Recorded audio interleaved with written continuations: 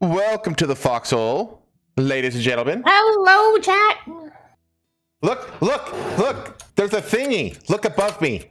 Look at that. Yeah. Look at the new thingy. Read sound off. You can't hear. What? You can't hear? Huh? Oh, who's here? Okay. Reminds me of Treasure Planet. Yes, that was one of the inspirations for my branding, actually. A very underappreciated Disney movie at the end of the Renaissance era, I have to say. I wouldn't call that movie underappreciated. That's a great movie. I adore that movie. I adore everything about that movie, except for one thing, which is the Martin Short robot that shows up on the planet in the third act. Like, that robot is the most annoying, insufferable, awful character that Disney has ever come up with. And it's like, right, it's just dropped into the middle of this otherwise amazing movie with amazing characters all around. I hate that character so much, though. But everything else about that movie I fucking love. Anyway, how are y'all doing out there? How y'all doing? Hello, NDA, Marku, Red Wolf, hello. Lord Peace, how are ya? Looks like that's everybody who sounded off at the chat. Let's see.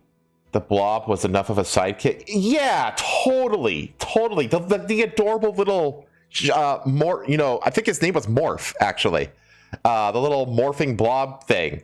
That thing was great. That was a great little, kind of sci-fi animal sidekick character. And they had to go fucking add in the damn treasure, the damn Martin Short robot at the end. Oh god, I hate it so much. You brought a grill for the summer to see the propane and propane. Wait, I have to say this is Hank Hill. I have to say this is Hank Hill. I bought a grill this summer. Just need the propane and propane accessories. There you go. Any mention of propane? Dang it, Bobby. God damn it, Bobby. Every mention of the word propane requires it to be said in the Hank Hill voice. You know, it's like, there's no other way to do it. By the way, chat, if you ever want to, this is the thing I got for the Game Grumps, but it works for other characters as well with across King of the Hill, which is if you ever get an angry message from somebody and it's making you mad, just read it. Just read the message using the voice of Dale Gribble. Dale Gribble, Hank Hill, read it as Bobby. Read it as, what's the Asian neighbor's name? Literally, pretty much any character from King of the Hill, if you read a message as the character, it just immediately inoculates any, venom or hate that is carried with the message. It works for everything, chat. You should try it. I actually tried it because, years and years ago, the Game Grump said, just read it as Dale Gribble and you'll just laugh and move on. But it works with every King of the Hill character, chat. Treasure Planet was based on Mutiny on the Bounty. It's based on Treasure Island. Which is that Mutiny on the Bounty? I have only known it as Treasure Island. So it's Treasure Planet in space. That's what it is.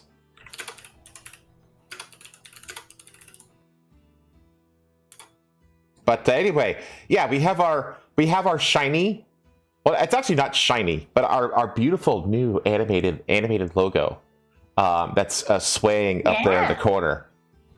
And I also, because the dimensions of the logo are it's much more square in its overall dimension, that I had to shift the chat box down a bit.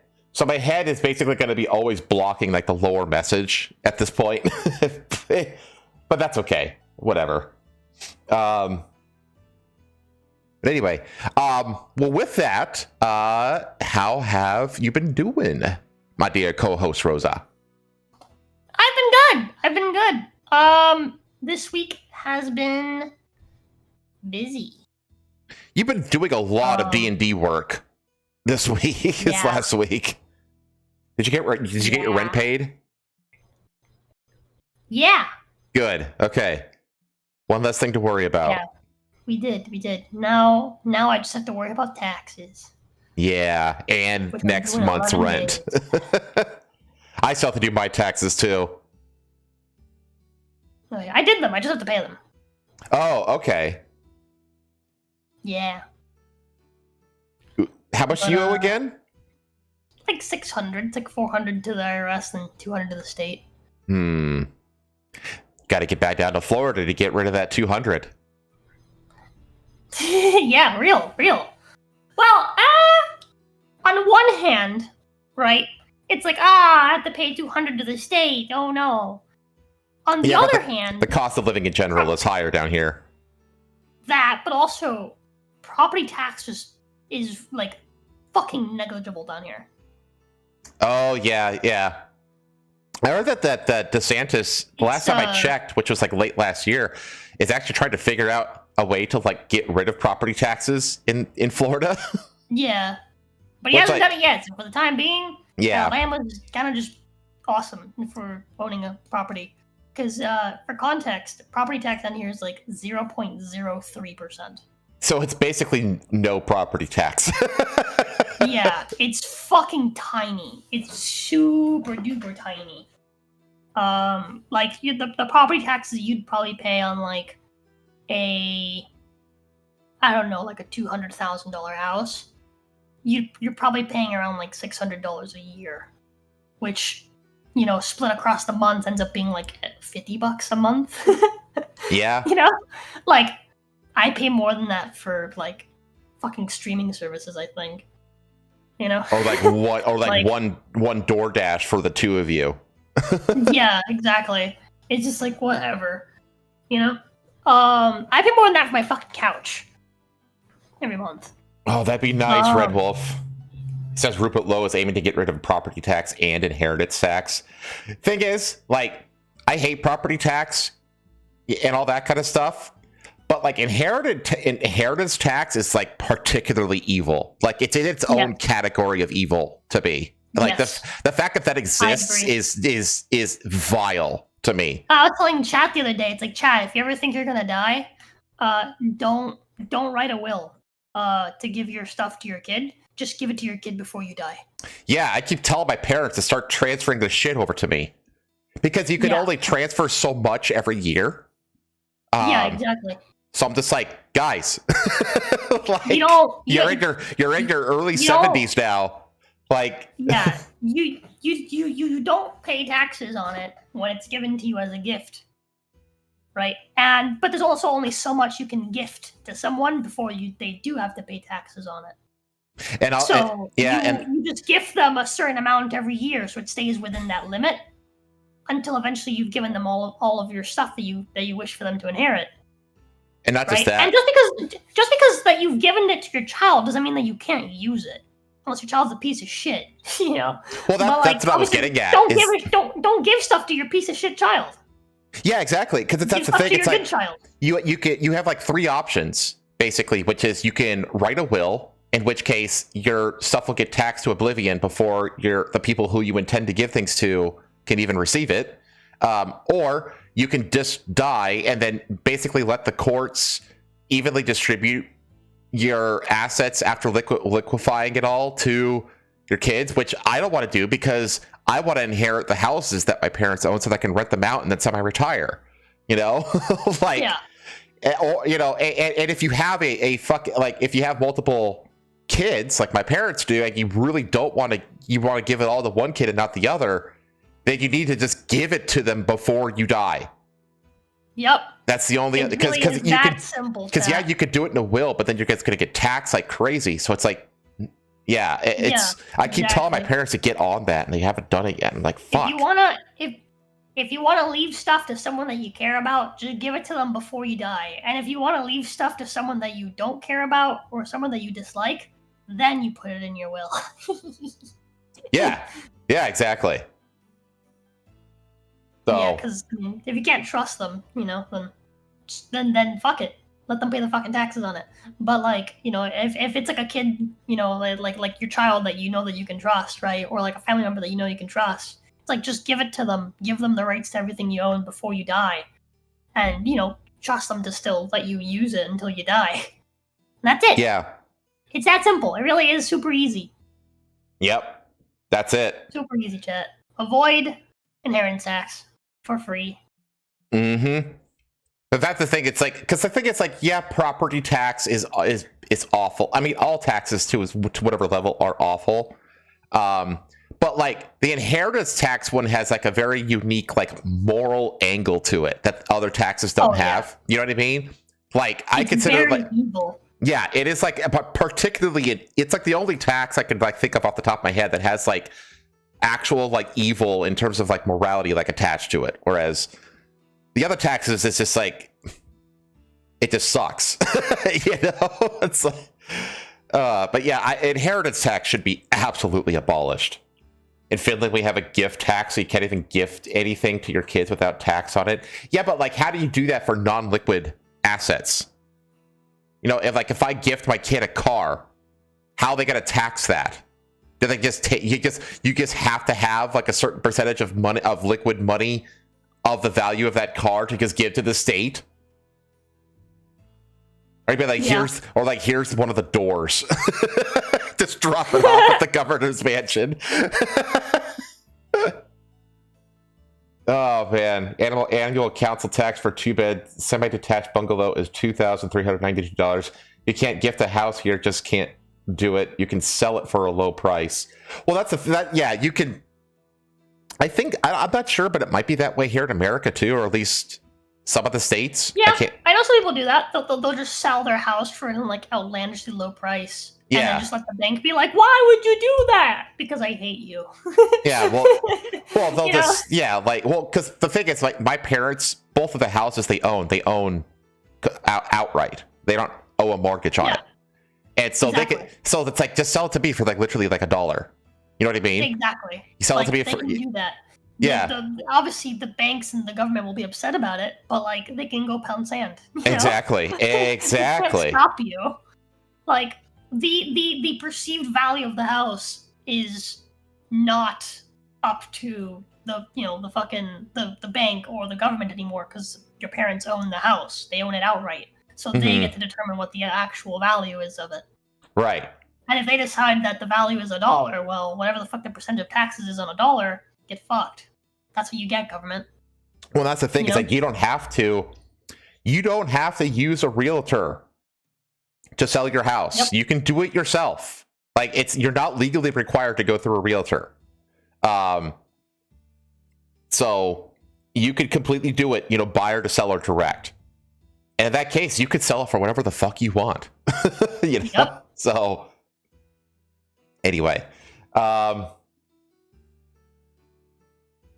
if the house is $500,000, you can sell it for $400,000, or you will get collared. Ugh, God, dude, the UK is so fucking cooked. Like, I wish the fastest of Godspeeds possible to Rupert Lowe and restore Britain, but I don't know, man. It's such an uphill fight over there. So, and there's a lot of stuff coming out of Britain and Europe right now that's like full, and America too, over Iran, that's like causing like a lot of like discontent between us. But I'm just sitting here just like, can we fucking just not do this? But we're not going to get into that at all. This is not a political show for anyone who's new in chat. We do sometimes cover politics, but... Well, we're going to cover Canadian politics a little bit today. Oh, wow! Yeah. But besides that, well, usually if we talk about politics, it's stuff outside of the United States. True. That is true. Like we'll talk about like when Malay winning in Argentina, or like with the woman who won recently in Costa Rica and stuff like that. Like, we'll talk about our hemisphere in terms of politics. And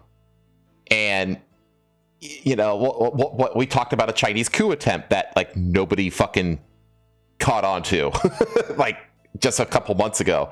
But we very typically don't really talk about political shit in the United States. It's not common for us to talk about it.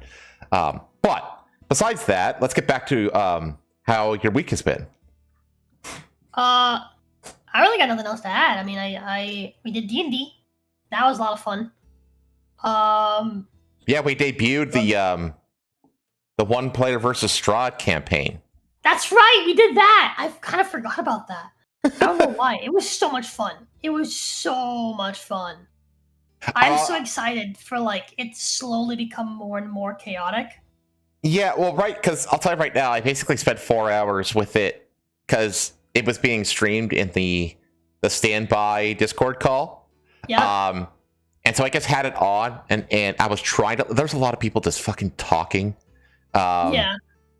But I was trying to pay attention to what was going on while I was chaotic. Yeah, while I was playing like Crimson Desert, but I was like still trying to pay attention. But I was like, okay, they're there now. It's like it's there. But yeah, it's gonna be. It was funny how the player character almost died within the first like 10 minutes. Oh yeah, dude, his very, very first combat. Everything was going great, and then he rolled a fucking nat 1, and then he rolled a nat 20. Yeah, it's crazy. Back to back. Yeah. Yeah, and then his second fight, he went down. So. He went down. It's crazy. That was almost very, very bad. Right. Yeah. Hello, Darkros. Yeah, that's Vulture. Oh, that's right. That's Vulture. But I'm super excited for people to like slowly get injected into the campaign. Mm-hmm. And just see how just insane shit gets. But yeah, I'm excited. I'm excited. Yeah, I would say it was a success. I kind of I think next time I'm pretty much going to just mute everybody in the standby call so that I can hear what's going on in the actual game. It's fair. So, but I get it. People are trying to pass the time. I understand that, Yeah. So, I just, I'm introverted. I'm not going to sit here and just like try to. Next session, you might. I might. I think there's a good chance. Like, it's pretty much guaranteed that Saturn is going to join. Yes. On the next one. Yeah, Saturn's joining at the very beginning of next session. Right. And then I think that's everyone in that town. Okay. I don't know if Noah's gonna want to go to attempt to do the Death House dungeon. Now that he's got a bit of a party with him. Okay. Or if they're gonna try to leave first thing in the morning. We'll see. Because I know that like Vasily's kind of guiding him away from town. Okay. Yeah. So we'll see. And then once they get to Vallaki, I don't know if they'll get to Vallaki like right away. Yeah, I have a feeling that I'm gonna be like introduced in the next one, but I don't think I'm gonna actually do all that much. Yeah, maybe. I don't know. So, there's a lot in Vallaki, and so in order to get to where you're at, they have to go through Vallaki out the other exit, and then go south because your little camp is like outside Vallaki, right? And like to the west of it, and they're coming from the east. Mm-hmm. But there are a few things to do on the way, on the road, and there's still a few things to do in the town that they're in. So I don't know if they're going to do them or if they're going to just bounce, or if they're going to go past those things. So we'll have to see. Okay. But I am very, very excited. Yeah. To see how things play out. I haven't like ran Curse of Strahd vanilla or like read through the Curse of Strahd book proper in like a very long time. So it's really fun reading through and being like, oh, This is how I it's actually see. meant to be. So you're gonna get jumped right now, regardless of I don't have to roll an encounter. You just will have an encounter here, and it's gonna be a random roll, and hopefully you aren't killed. Yeah, hopefully it isn't some like one-shot death Curse of machine. Strahd. Yeah, Curse of Strahd is very deathly. So it's kind of really fun reading through and being like, oh, I forgot how bad it was. How like imbalanced it is. Yeah. Yeah. I'm so used to running it like, like my own way, and like everything being like somewhat balanced, having like set encounters for certain locations, stuff like that. Okay. But like a lot of Curse of Strahd is like, hey, you're in the sandbox, and every time you go 30 minutes in any direction, you might get jumped. So they're in Chicago, basically. Yeah. Normally in D&D, you roll for encounters every hour of travel. Not in Barovia. In Barovia, you roll every 30 minutes. Right. Man. But yeah, so like that was fun. I also went ahead and set up all the mods for our Baldur's Gate crowd control campaign, which will be starting, I want to say, it's not next week, is it? It's the week after. And you're getting really busy on that channel. The 15th, so in like a week and a half. We get to start the crowd control Baldur's Gate, which will be a monthly thing as long as chat keeps hitting monthly. This is exactly what I wanted. I wanted for things to start to snowball. Right. Like we started off with Jacob's campaign, and now we brought back my campaign. Now we have the one player as a Strad, and we're actually hitting monthly on the channel. So, we've got the monthly reward. I talked to Asta about, because like how like I have the monthly set to be separate from the monthly for the main channel. Right. So the reason why I did that is because originally I wanted to use the money, the extra money from the D&D channel to commission animatics, which is basically like low quality sketch art animations of like stuff that happens during the campaign. Yeah, I mean, and so I talked to us about it, and we're gonna keep the crowd control as like the main reward for hitting monthly on the channel. But if we hit monthly on both channels, which means I don't have to use the D&D channel money to supplement my income to survive, right? And I actually have the extra money, then on those months where we hit monthly on both channels, I'll commission Asta to draw the animatics for like whatever moment I think is funny, like short and funny, and then I can turn it into like an edited short. Right. Yeah. Using the art. Yeah, that's why you kept the original channel. Like you didn't carve out 400 from the original channel and stick it onto the new channel, because you want those rewards to be unique.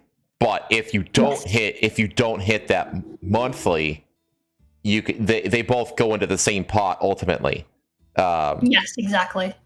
So, and so if I don't hit monthly on both channels, then I will just survive. There was still going to be a reward for hitting monthly on the D&D channel, right? There's still a reward, right, every month if they do hit monthly, right? But if we hit monthly on both channels, then I have the extra money to actually invest back into the channel, which is what I wanted. Exactly. So, yeah, we're starting at 400 for the monthly for that channel. As we keep streaming and making more content on that channel, it may go up in the future. But for now, that's where it's at while we, get the ball rolling, essentially. We've hit monthly for the first time now, so. That one player versus Strahd campaign had good viewership too. Yeah, I did. It had about the same viewership as our other D&D stuff. But right after the channel, like right after the stream ended. And it was also a much shorter stream. Like our other D&D streams get around the same viewership, but that's after like 10 hours. Right. They're like super long marathon streams. Yeah. Whereas this one's only like 4-hour streams, which is more digestible. Yep. So yeah. There you go. Very cool. Yeah, basically, like my entire week has just been D&D stuff, pretty much. Yeah, a lot of your streams on the main channel were like D&D working sessions. Yeah. Okay. Cool. What did I do? I got next month is going to be busy for me. I've got to my company decided that we're going to do an in-person team gathering for a week. And so that's happening in the first half of May. And then at the end of May, I got to drive up to you guys for a weekend. And then I have to get Archie neutered as well. Like, and I got to do that like within the next couple weeks. Yeah. So, because he's like effectively 1 year old now, roughly. Yeah. Like he was born. I think he's maybe a couple weeks from his birthday at this point. Yeah. He was born like sometime around middle to late April of last year. Yeah. So it's time to cut his balls off. Yay! So why? Because I am going to be adopting Spoon. Yeah. So We're giving Spoon to Helmsman. yeah. Feel bad. He's just so sweet. But I do think he'll be better off with you. Archie's closer to his age. So like Spoon's like really, really sweet. I feel really bad because like he's kind of like stopped bothering Jin as much. And like every now and then like I'll open my door and he's just like laying down outside the door. Because he wants to be in the room with you. Because he's like, yeah, Jin doesn't want to play with me. Luna's mean, right? You know, the humans are the only ones that are nice to me. Yeah. Right? And so, you know, he's just like, he's been really, really affectionate. He's just a generally affectionate cat, just in general. He's very, very affectionate. And like, I kind of feel bad for him, you know? Because like, Jin used to be playful like that. Jin used to annoy Tomoe exactly like that. Yeah. Right. Yesterday they were playing back and forth with the bug. Like Jin was showing him how to hunt it, and then they just started playing with it back and forth. It was kind of funny. Right. And like sometimes Jin will play with him, right? But like Jin isn't always in the mood. Jin's like an adult cat now. He's like a year and a half. Mm-hmm. You know. And so he's just over it, essentially. And so I think Archie will be a better playmate for Spoon, seeing as they're like similar ages, you know? I mean, Archie isn't that much younger than Jin is, but Jin's birthday. Actually, I think Jin's close to 2 years now. that's 2 years. Because I know that they mellow out as they get older. So yeah, because I know Jin's birthday I think is in like May of yeah, I'm pretty sure it's in May. And Pei got him like a month before we started dating. So yeah, he was probably born May. Every baby in this house is a fucking May baby, except for Sundrop. No, wait, no. Except for Luna. Sorry, except for Luna. Luna's an October baby. And I guess Spoon also isn't from May. Right. I don't think. And it's not only that, it's just like 3 cats and a dog is a lot, you know? Yeah. So yeah, I mean, I still want a cat. Another kitten. I talked to Pei about it though. Like if we get one, it's your decision. Like if you want to keep Spoon and like see if like, because like he'll mellow out too over a year or so. And it's like no. It's not just that, like Luna doesn't like him. Luna just flat out doesn't like him. Luna, like, if he passes by Luna will bap at him for no fucking reason. She's just a fucking cunt. And then, again, Jin is just kind of sick of him most of the time. So, like, when they play fight, Jin doesn't just play fight with them anymore. Jin will, like, straight up just, like, back him into a corner. and freak him out. And so it's just like it's kind of gotten to like the point where it's like They can't coexist with each other. they can tolerate each other, right? But you know, again, I just think he'd be happier. You know, I think he'd be happier with you. That, and you can finally have a cat that's actually affectionate. We already have one of those. We're like, Jin's super affectionate. Yeah, Jin is a cuddle bug. Yeah, 100%. Yeah. Now you can have your own cuddle bug too. Yeah, because Archie is not a cuddle bug at all. No. Archie is very like the stereotypical standoffish cat. Yeah. So, but I think they'll get along well. And honestly, if they don't, first of all, they will learn over time to be cool with each other. Yeah. But the house is big enough where they can kind of avoid each other easily, you know? Yeah. So that's the thing. Like the house we live in is like not super big. Like the rooms are pretty big, but like for the most part, the areas that they're allowed to go in aren't. Mm-hmm. And so they're constantly around each other. And yeah, the older cat's just like he just has too much energy for them. Mm-hmm. You know. But yeah, I did like talk to Pei about like eventually, like when we get our own place. Get a third cat. We want to get a third cat. And we're on the fence about whether we should get a kitten and raise it as a barn cat, or if we should get like an older cat. Either way, we're looking at probably like actually adopting rather than finding. Right. Yeah. You know, like we want to get a cat that we like know the temperament of, because Luna's also old. Luna's like 6 years old. Yeah, she's like middle aged, isn't she? She's a senior cat. Yeah, and she's not very good with change. I wouldn't call her a senior cat.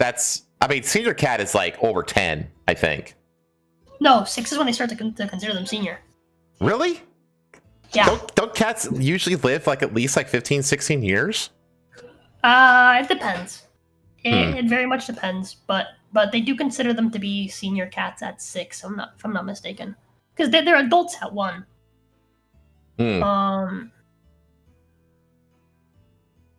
Okay. Well, that's the main reason I gotta get Archie snipped though.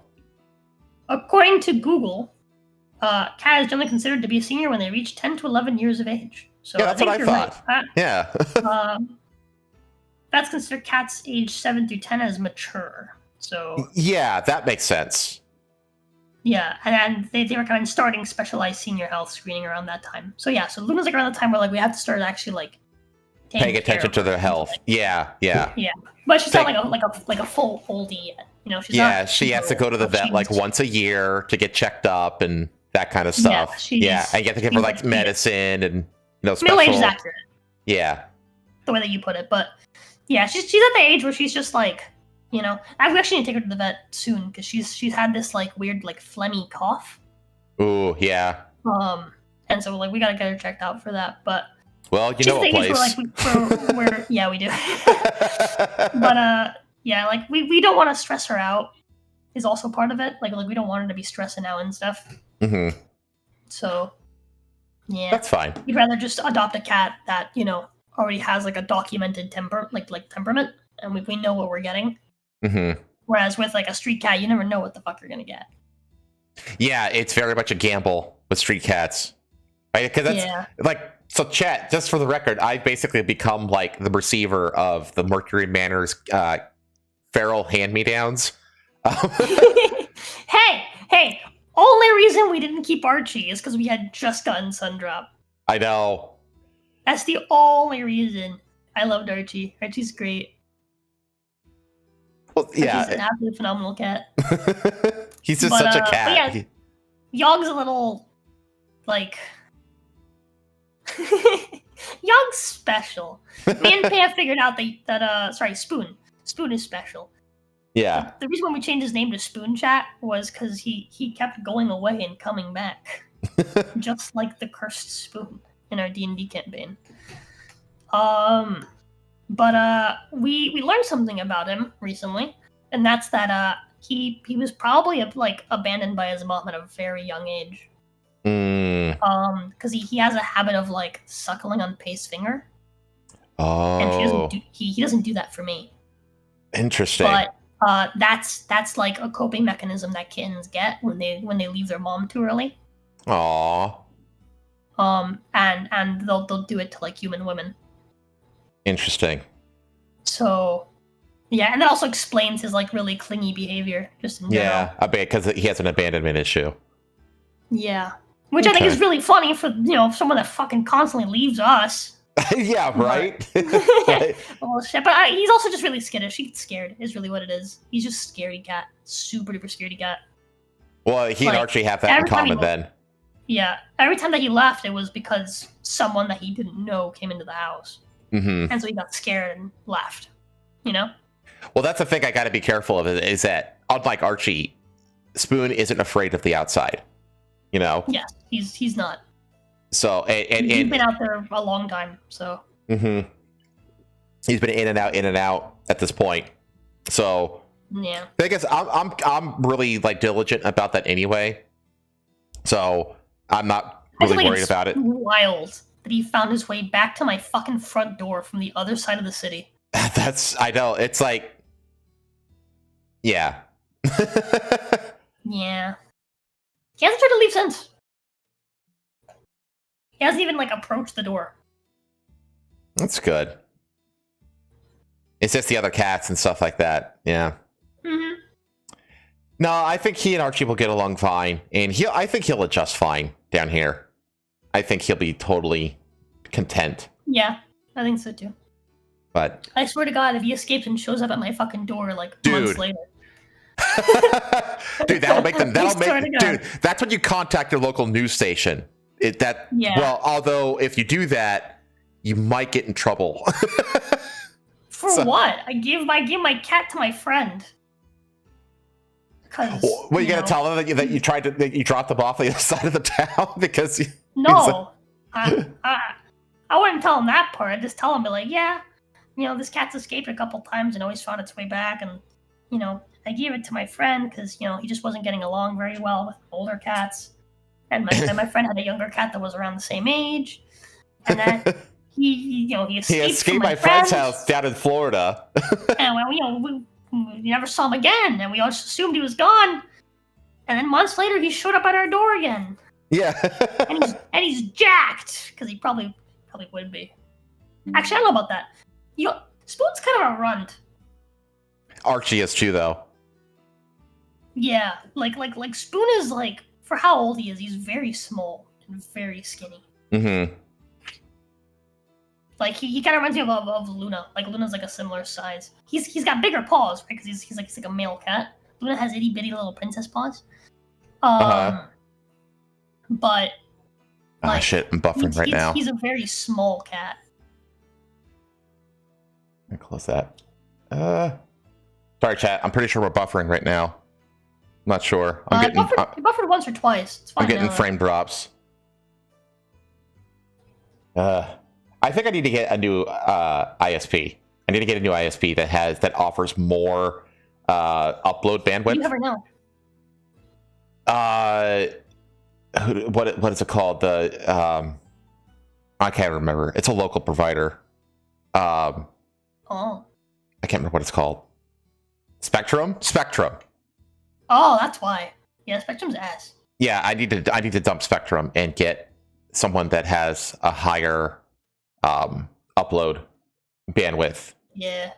So that I can actually stream this show reliably and everything else reliably. I could recommend AT&T. Really? AT&T? Because I keep getting offers from AT&T for like high speed. Yep, I've used Comcast. Comcast's fucking terrible. Yeah.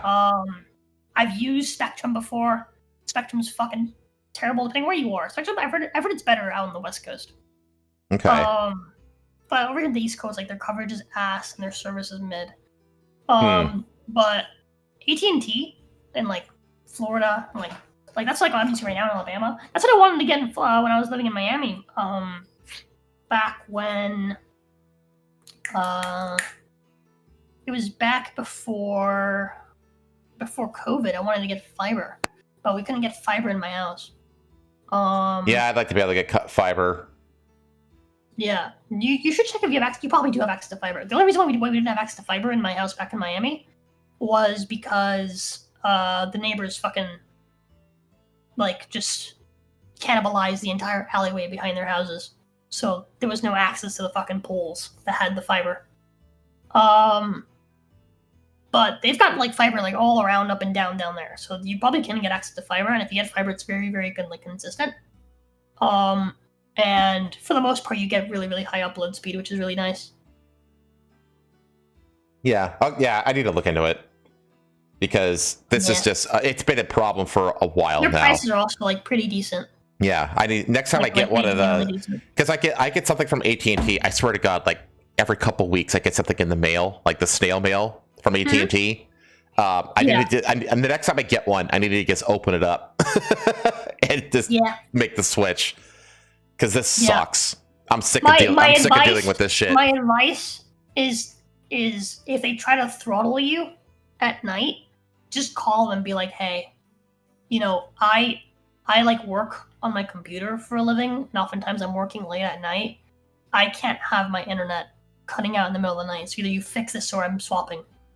And they'll probably fix it. And that like, well, I don't know if you remember, like back when I first moved here, we had internet problems. Mm-hmm. And like, we like missed a bunch of streams. Like that was like back when we were doing the Indiana Jones game came out. I ended up calling and being like, hey, like, I rely on internet for work, and I work from home all day, every day, late into the fucking night. I can't have my internet going out late at night. I don't know what you guys are doing, and I don't care, but if you guys don't fix this, like, I'm finding a new fucking provider. And the Indian guy was like, because at first I had like this lady, and she was like, oh, I don't know, it's just normal, it's just the way it is. Oh, you know, I can't fix it. And the Indian guy was just like, you know, I called the next morning. And he was like, don't worry, I'm going to, I know what the problem is. I'm going to fix problem. You will not have problem again, I promise. And I haven't had problem since. So I know for a fact they were just throttling it at night because they always fucking do that to save a lot of companies do that. I mean, hell, they throttle the water, the water pressure.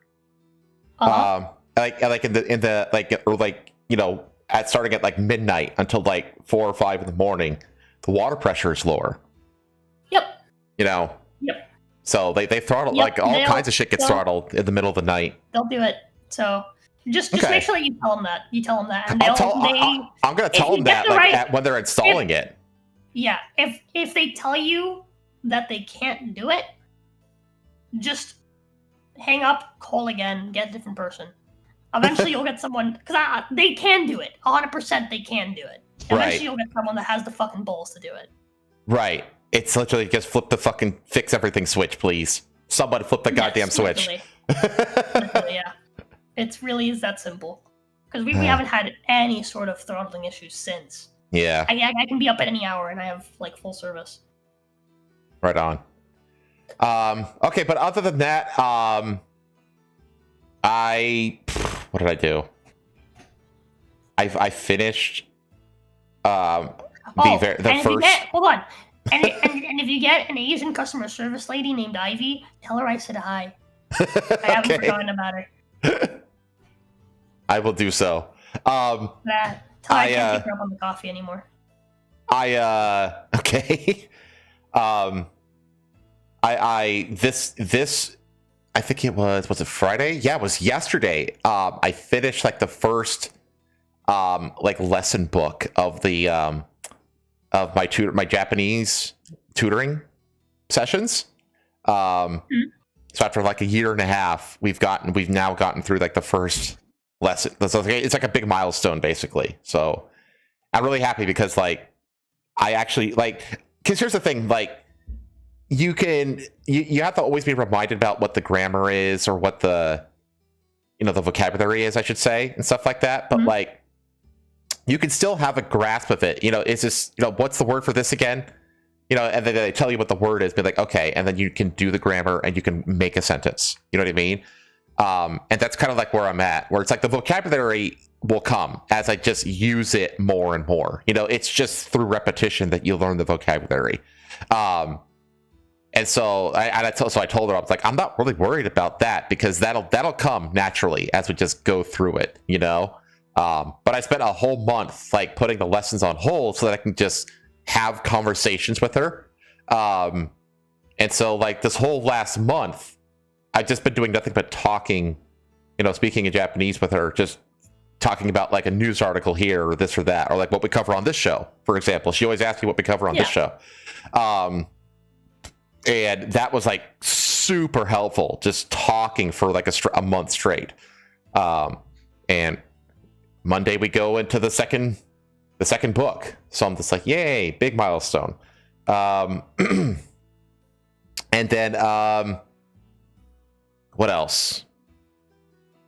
I mean, I played GT. I mean, gaming, nothing special, really. I just been, all of my gaming off stream has just been Crimson Desert. That's like the only thing I'm playing right now.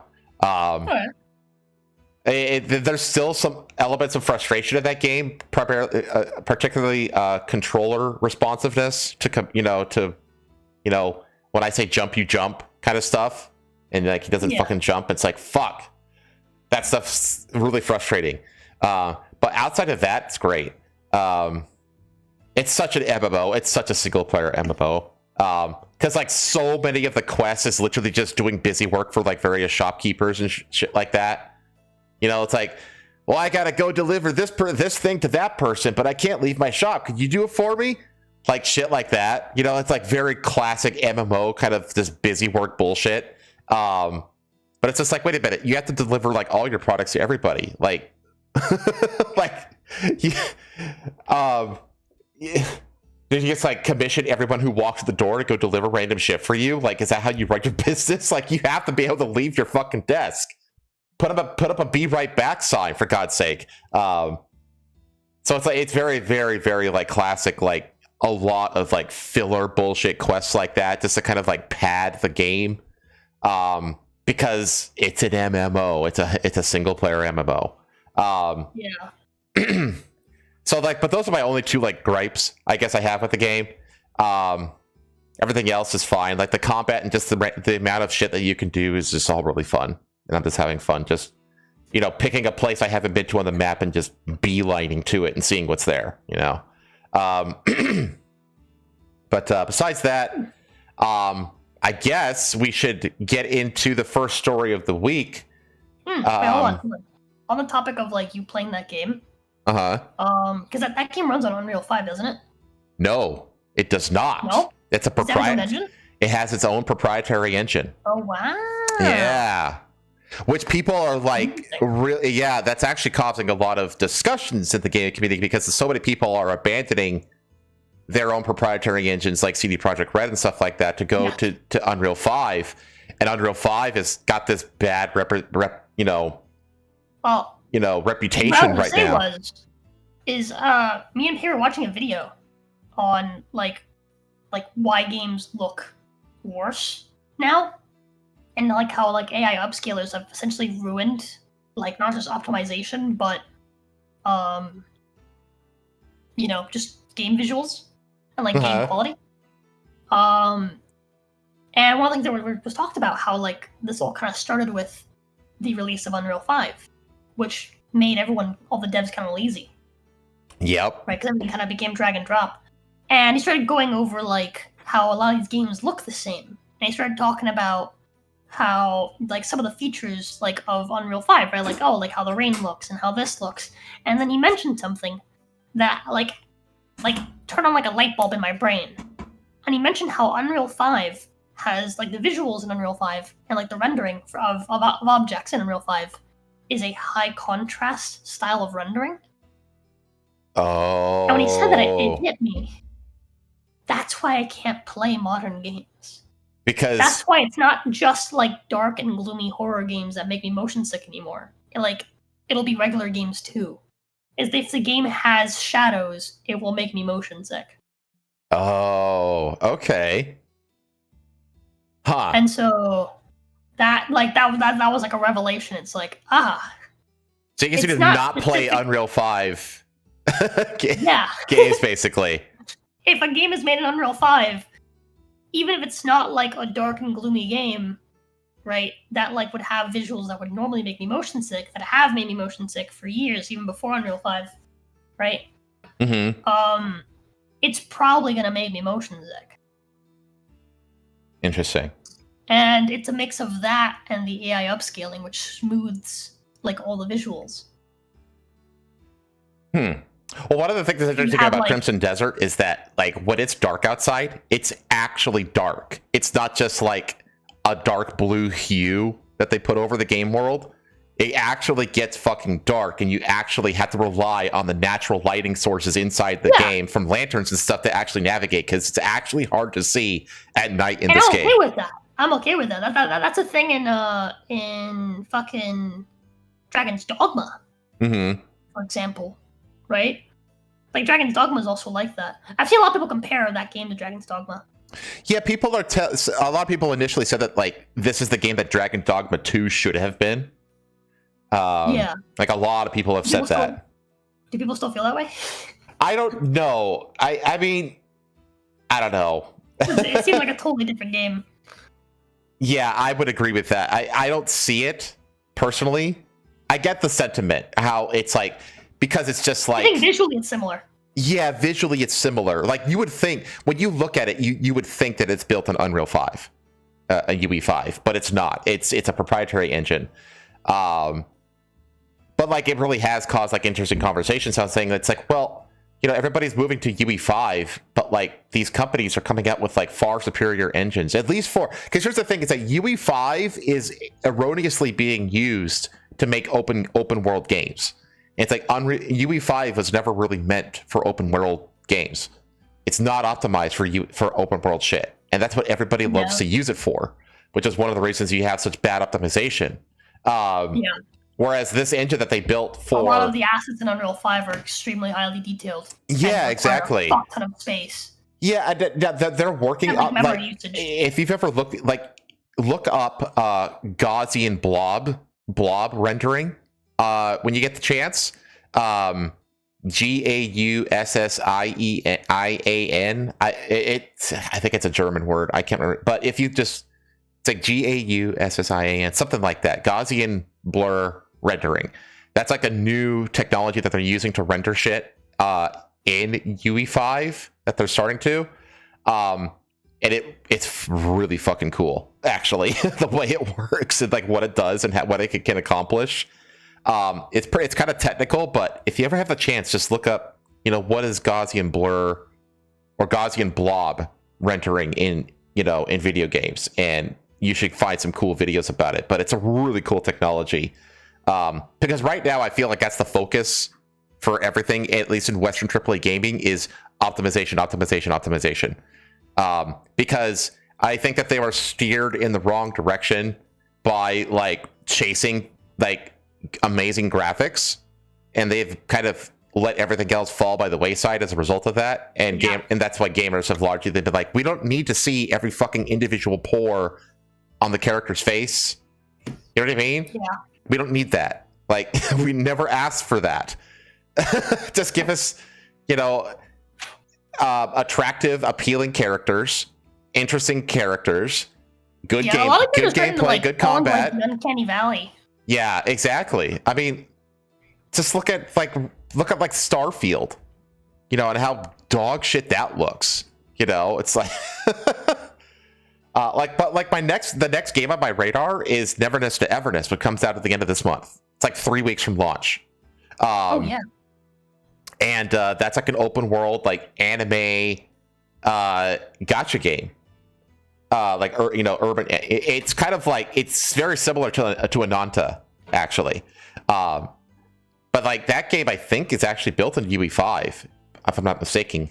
But it's like, it's obviously not going for like, it has an anime aesthetic. It's a cartoon. It's a cartoony aesthetic. It you know what I mean? It has an actual art style. Yeah, UE5.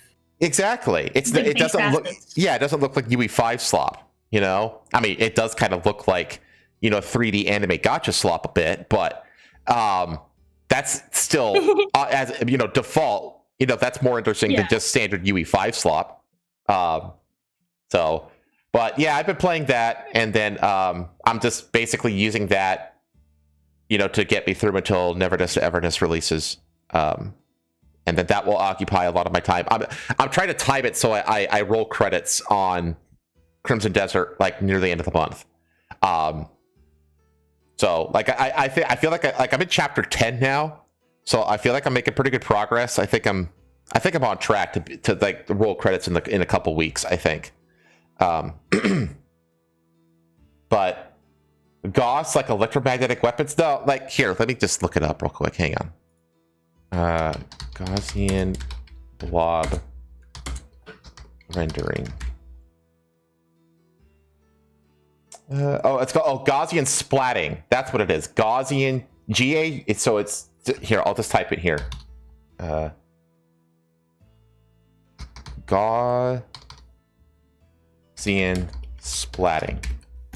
Just there. Look up that. Look up Gaussian splatting. And it's a really cool technology. But anyway, the other thing that I did was I watched the Artemis II rocket launch from my backyard.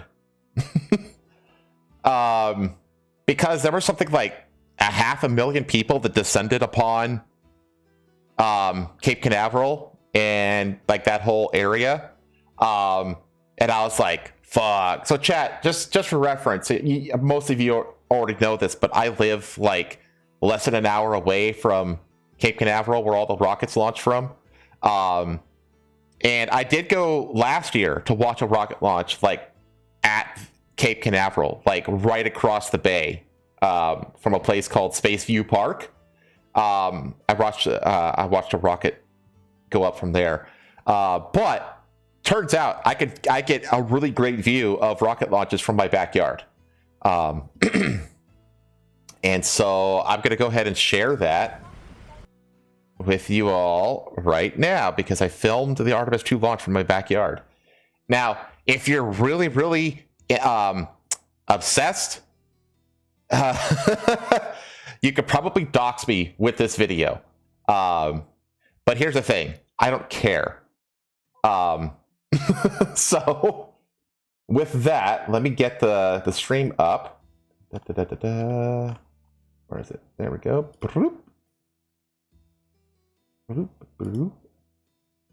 There it is. So I uploaded it as a short to my YouTube channel. It's actually got more likes than any other short I've uploaded, despite it not being the most viewed short I've ever done. But it got way more likes than usual for a short of mine. So here, you should be able to hear it too. Yeah, okay, let me play this.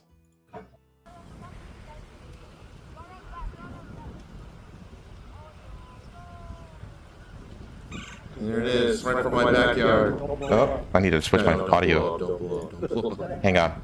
Let me switch my audio so you can not hear an echo. Yeah. I didn't realize it'd be that clear. I know. I thought it'd be like a little tiny thing. It's like really... We'll be able to hear it at some point.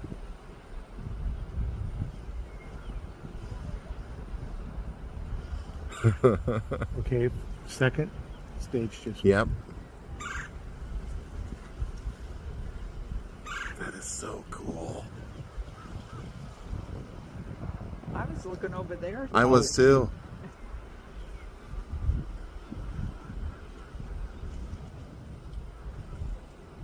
Just waiting for the sound to hit us. It never does. It might not. It's got a long way to travel to get to us.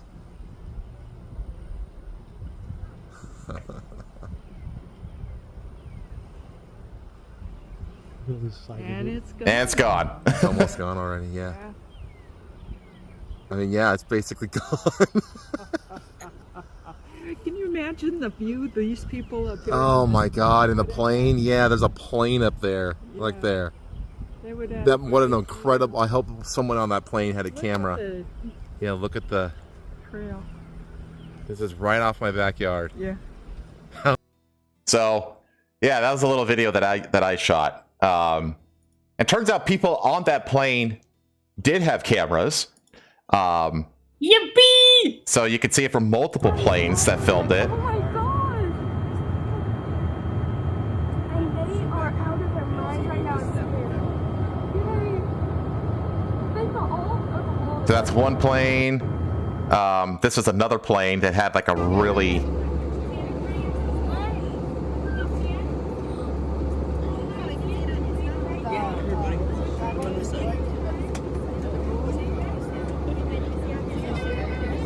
So, yeah, there are many planes that got it. And then, of course, we have the actual official NASA launch camera. 10, 9, 8, 7, RS-25 engines lit. 4, 3, 2, 1, booster ignition, and liftoff.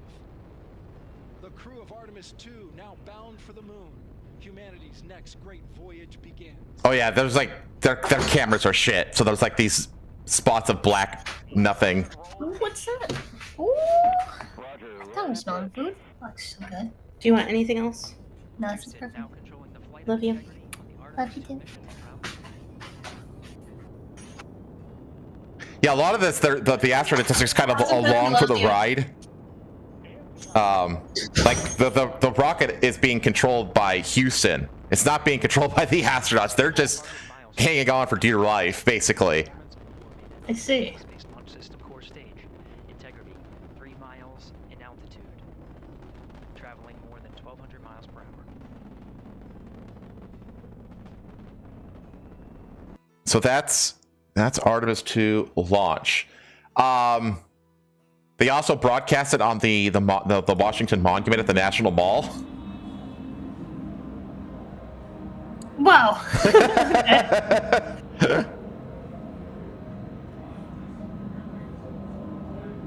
That's a fun little thing. I didn't know that was like a screen. It's not. It's a projected.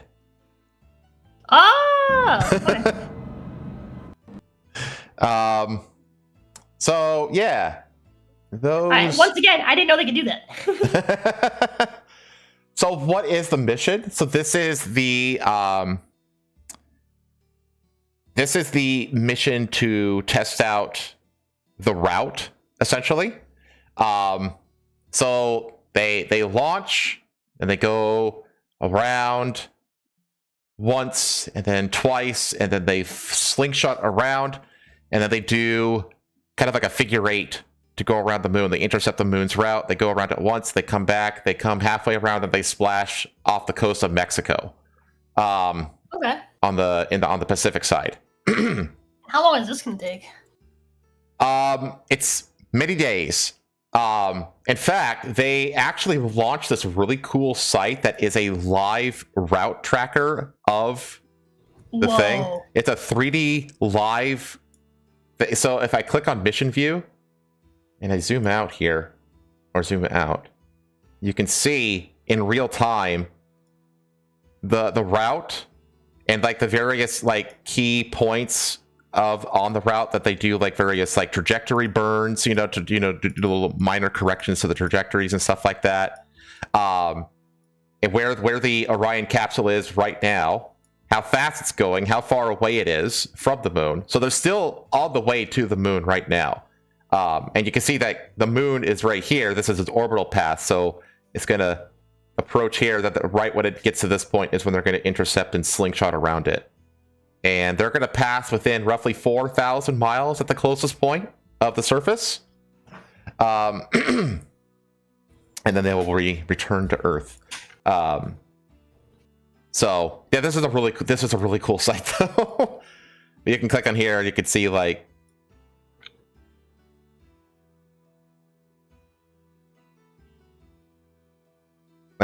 yeah, it looks like nothing's moving, but it's actually moving very quickly.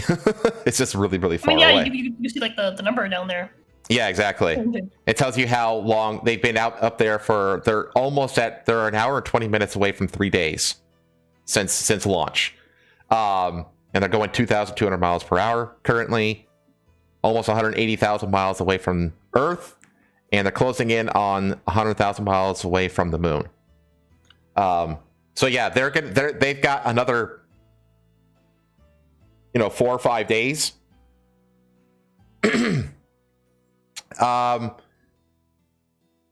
Put a Pokestop on the moon. Put a Pokestop up there. What if the aliens used it to bomb it? Yeah. So the Artemis mission in a nutshell is like NASA returning to the moon after 55 years. Twitter is a cesspool of retardation when it comes to moon-related activities. You know, we never landed on it. The moon doesn't exist. Yes, I have heard that. I have seen that on Twitter. The moon isn't real. And how everyone knows the moon is cheese. Yeah, and shit like that. But the mission, like the reasons why we haven't gone back in 55 years, and it's like, it's not difficult or implausible to explain that. It's really simple, actually. It's that we went to the moon initially primarily as just like as a matter of like national pride, essentially, because it was like a Cold War space race to get to the moon.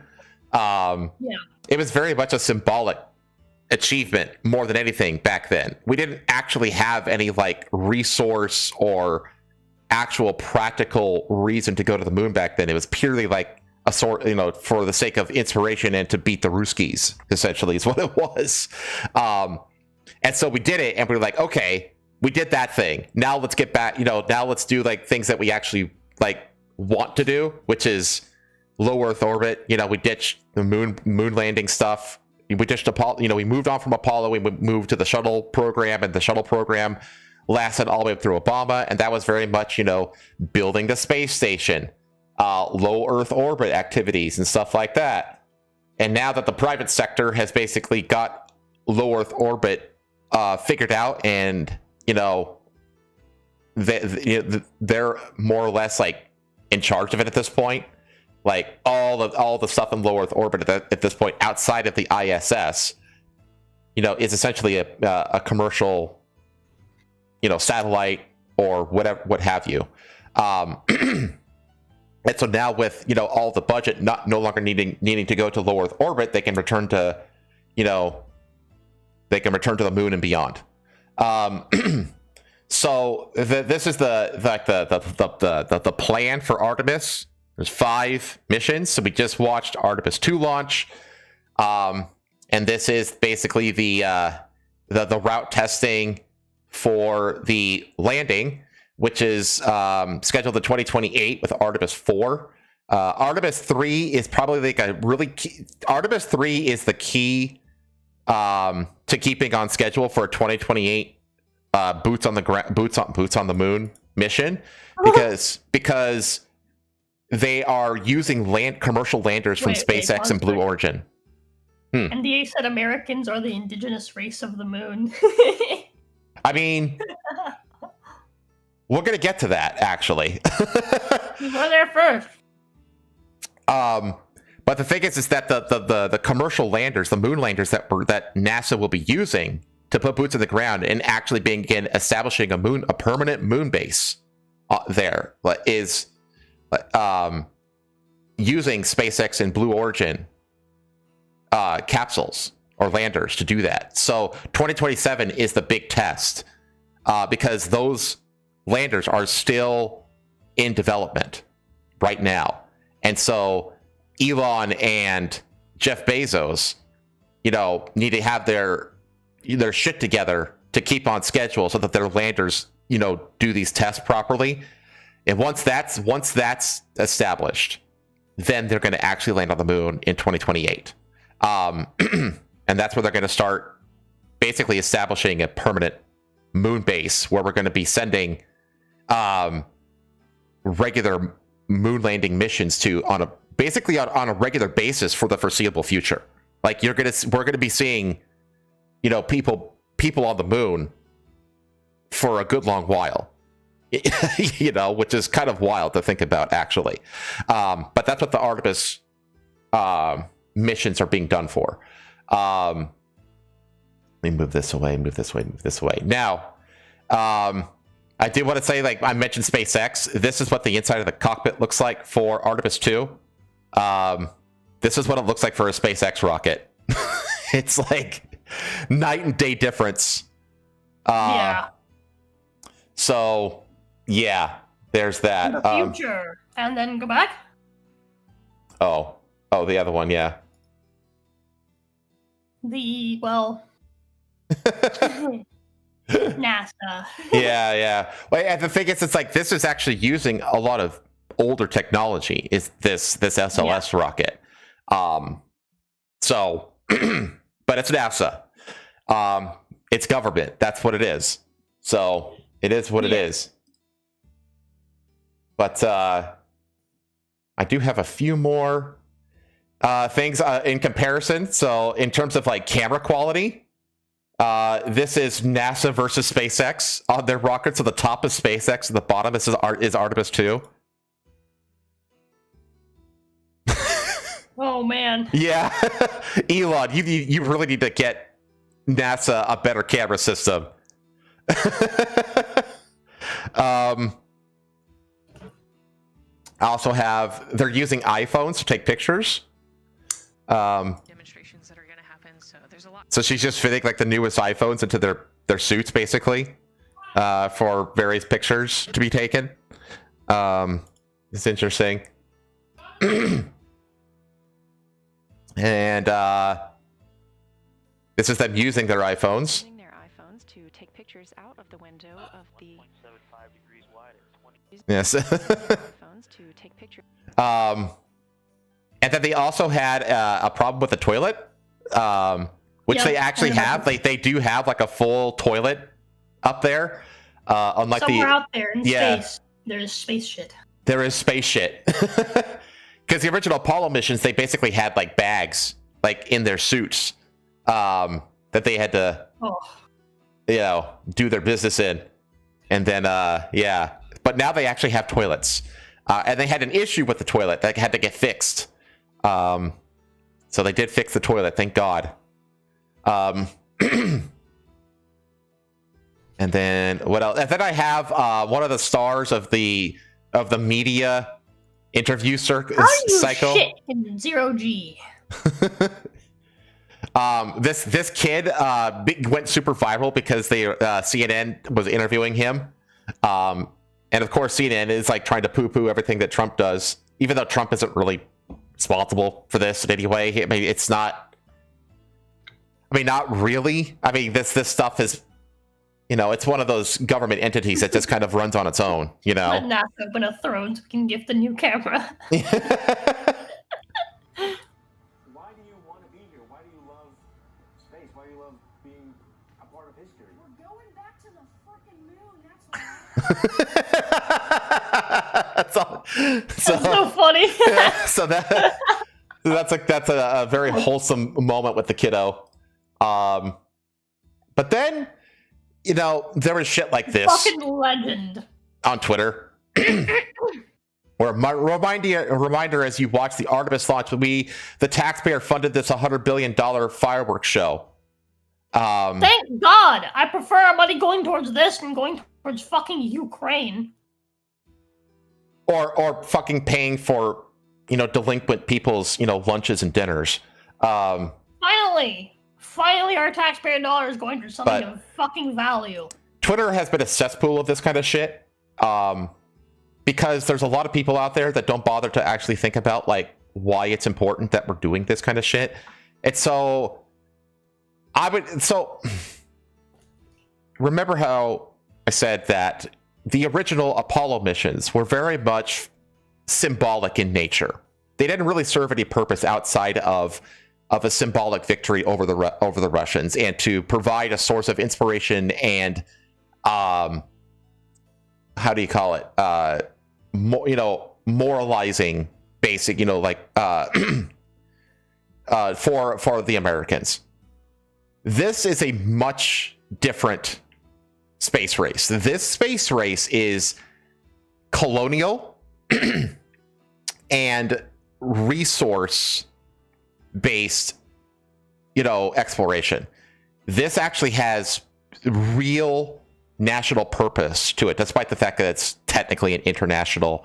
Like I know that the Japanese space program and a couple of them across Europe were involved in the Artemis missions to a degree. But we are in a new space race now, and that space race is against China. So I just wanted to read this, how NASA's Artemis program has drawn attention for its plan to... having a space race with the country that we're in a Cold War with? Yeah, exactly. Under interestingly similar circumstances, because remember back during the original Apollo missions, like we were in the Vietnam War, there was like assassinations happening, and it's like, interesting.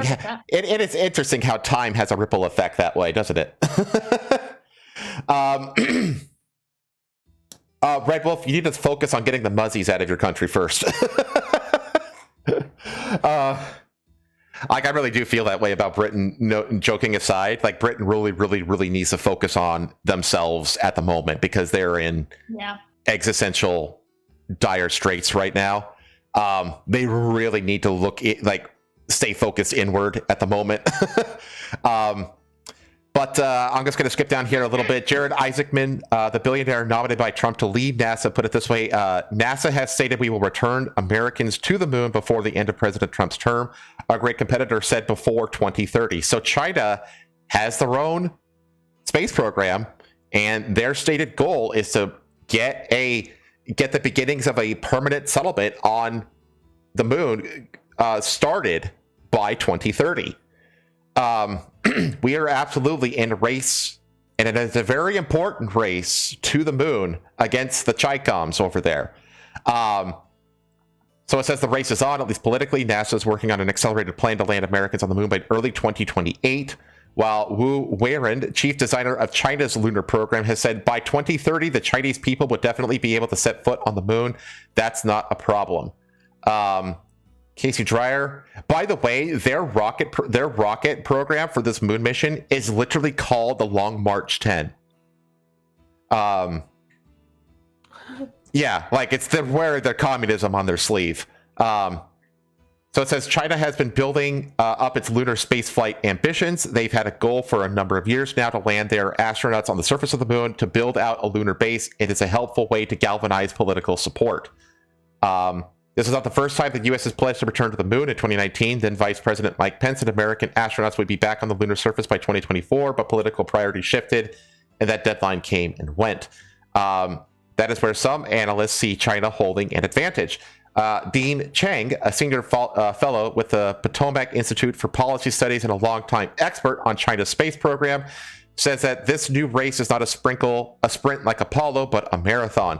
This time, the goal is not just to visit the moon, but to stay. One of the striking things about the Chinese space program has been that they don't make too many predictions, Cheng said, but the ones that they do, they absolutely fulfill. That is why he says China's 2030 target carries weight. And everyone sees the current moment as a true race. Kevin Olson, a Canadian research fellow of course he's Canadian, so he doesn't see the competition. Space Agency and Oxford's Department of Physics argues that Americans will always have been first to the moon, and that both sides are ultimately heading there anyway. This is such a Canadian global homo viewpoint. Yeah. Like, no, it's absolutely important that we beat them there because there are certain resources on the moon, particularly helium-3, that have, like, there are good spots to mine for it and bad spots like anywhere else. And like a football draft, you want to be the first one to pick. You want first pick. Yeah. You want to be the one who gets to make the first choice as to what the best, where you plant your flag to initiate resource extraction, because that's what this is about. This is about two things. This is about resource extraction, and it's about the primary stepping stone on the way to Mars. I have a question. Yes.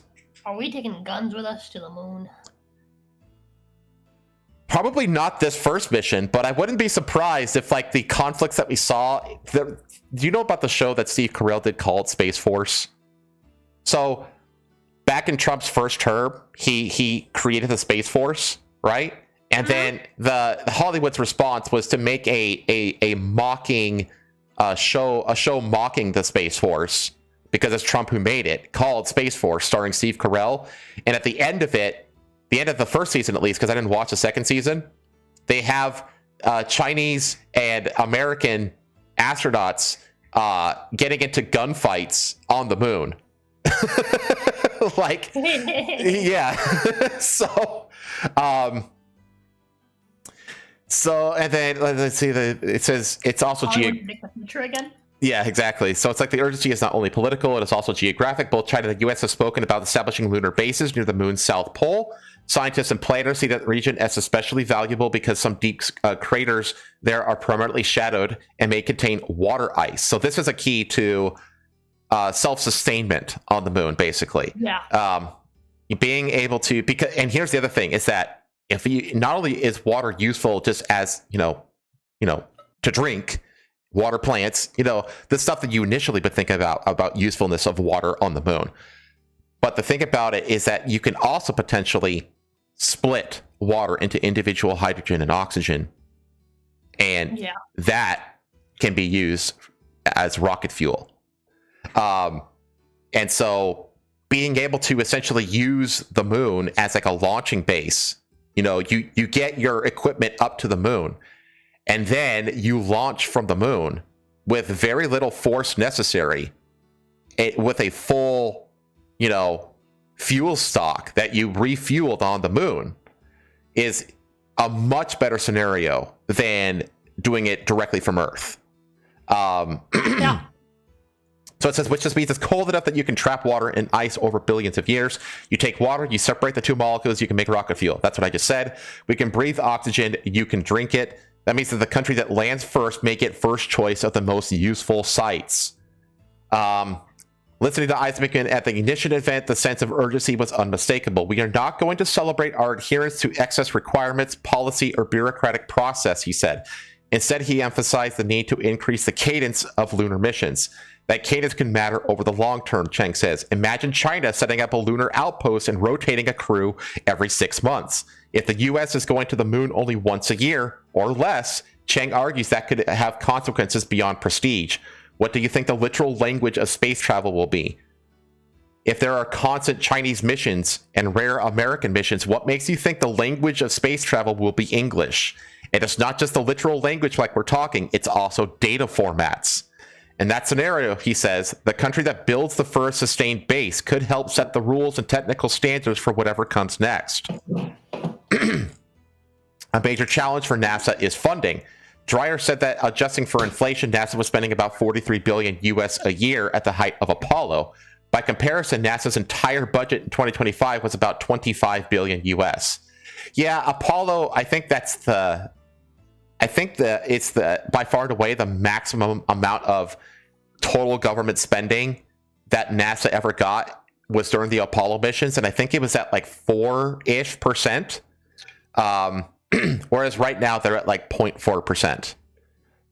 To close that gap, NASA is relying heavily on private industry, especially for the spacecraft meant to carry astronauts from lunar orbit to the moon's surface. This is what I was talking about earlier, how next year's mission is so important for maintaining the schedule, because that's the verify that SpaceX and or Blue Origin have got their shit together and got the lunar lander figured out. SpaceX, which is currently contracted to build the lunar lander, fell behind schedule. NASA then expanded the competition. Now Elon Musk, SpaceX, and Jeff Bezos' Blue Origin are both working to get their vehicles ready. SpaceX is developing Starship, while Blue Origin is building the Blue Moon Mark II lander. NASA has said it will fly whichever provider is ready first. Dreyer said that leaves NASA dependent on companies it does not fully control. If Jeff Bezos wanted to tomorrow, he could shut down Blue Origin and walk away from this entire thing, he said. Not saying he will or that's even likely, but it is a lot of power to imbue in a handful of individuals to achieve what is nominally a national goal. Yeah, and Elon is kind of notorious for falling behind schedule. So, yeah. Chen says Beijing sees the moon more than a destination. When they land, especially if they beat the Americans, the message is going to not only it'd be not only when we can not only that we can do this, but the Americans have lost their skill. For both countries, the moon is only part of the story. Any future lunar base is widely seen as a stepping stone for deeper space exploration. And it is true. Around the year 2000, NASA got wokeified. So there is a competency crisis. I don't say it's as severe as in other industries, but it does exist within NASA, the competency crisis.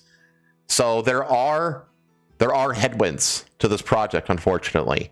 I think it's really funny that, like, for quite a while, space was this, like, liberal nerd thing to, like, care about.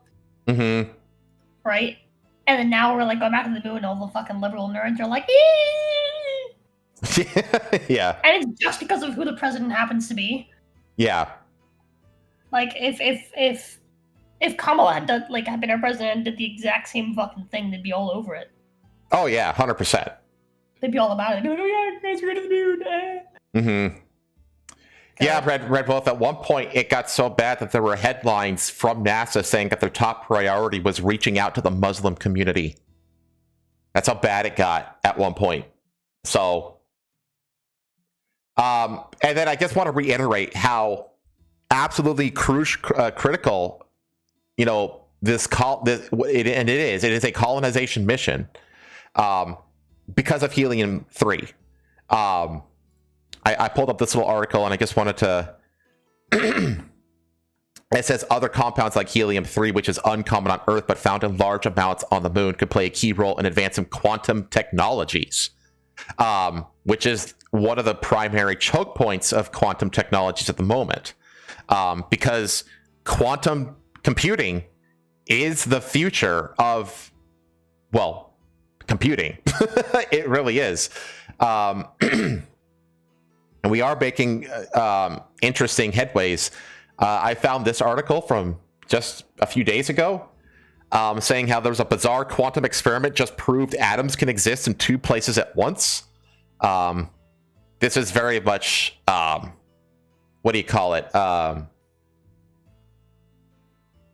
It's a theory that you never know exactly where an atom is in space, because it's like constantly fluctuating. I can't remember what exactly it is. I want to say it's an offshoot of string theory, which is like the whole like 12 dimensions of space theory and stuff like that. That's like really weird, and the quantum realm is really bizarre. So this happened, and it happened to helium atoms, because one of the things that they're researching, because, what the usefulness of helium-3 is how, it can basically be used as a cooling agent. Because a lot of quantum computing has to happen at like near 0 Kelvin, basically. Because like when stuff gets like close to absolute zero, there's a lot of materials out there that behave in very bizarre and interesting ways. That's kind of where quantum computing lives. It's in this near absolute zero realm. And so we're getting experiments, that are showing some pretty interesting and weird stuff. But the other place where helium-3 is going to be key is nuclear fusion. And I think that I'm not going to get political with Iran right now, but one of the things that the Iran conflict is very much showcasing is how the future is not in fossil fuels for, energy security. It is eventually going to turn to nuclear. Like, nuclear is really where the security is going to be in energy supply, and the future of nuclear energy is in fusion technology. And fusion technology is heavily reliant on helium-3.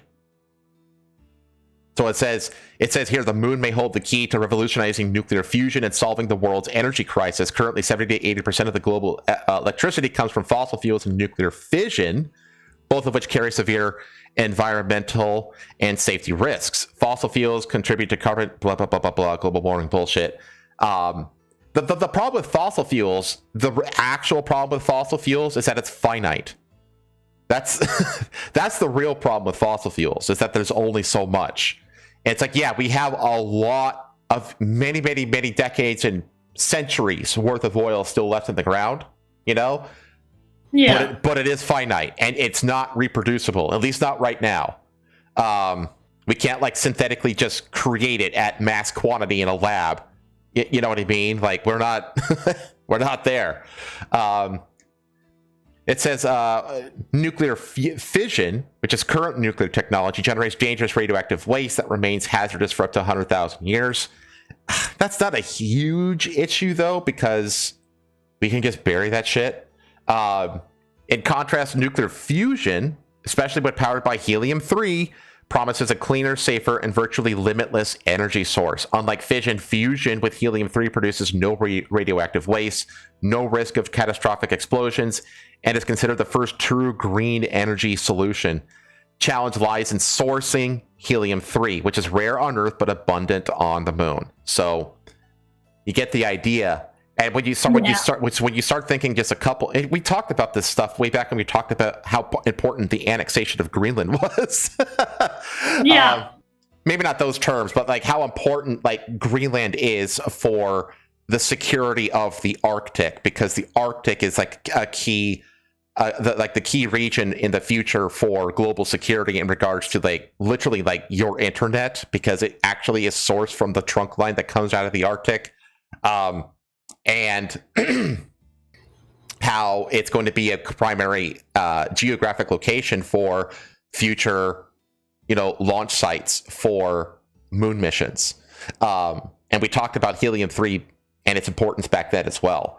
But so when you think like just a few steps beyond, like the immediate, this shit, we funded this $100 billion fireworks show. When you bother to think just a little bit ahead beyond what your eyes can immediately see. Yeah, exactly. You realize how important this actually is. So you can compress algae to make fossil fuels. Yeah, but the thing, I guess, but like, here's the thing though, like how much energy goes in versus how much energy do you get out of that process? You know what I mean? How to make oil out of water? I don't know, maybe. Because that's the other issue, Marku and NDA, is that like, okay, you've proven that this works. Okay, now scale it to support however much oil that we use in our day-to-day as a country, as a planet. You know what I mean? Like, scalability is also, like, once you figure out the technology, scalability becomes the next issue. And that's like, we are yet to figure out the scalability issue for fucking food distribution across the world. Like, technically, yeah, there is enough food being produced around the world to feed everybody and nobody to starve to death. It exists, but we don't have the distribution networks figured out to actually get the food to the people who need it. Like, it's not a quantity problem; it's a distribution problem. And like when it comes to like these technologies, scalability is also a problem. But anyway. Fusion is heavy molecules like U-235 being smashed. H3 is mushing together with other light atoms that want to bond, so no radioactive broken shit left over. Yeah, exactly. This is why stars initially form through helium. So yeah, that's all the tabs I had, by the way, for the Artemis launch. But I just wanted to go over like why, this is the mission and this is why it's important. So whenever somebody else is like, oh, I hate, I'm fucking over here like spending too much on gas money and, they're spending billions of dollars to go to the moon. This fucking worthless rock. This is a waste of my fucking money. I hate the government. It's like, here you go, chat. This is what you need to just tell those people to fucking get their head out of their ass. Like, if you want to find government waste of money. And not only that, but like find it. But it's all the places where you don't want to look at. Like, there's a lot of technologies that exist in our day-to-day life that you can accredit to NASA for inventing, like the microwave and fucking Velcro. Like, those exist because of NASA.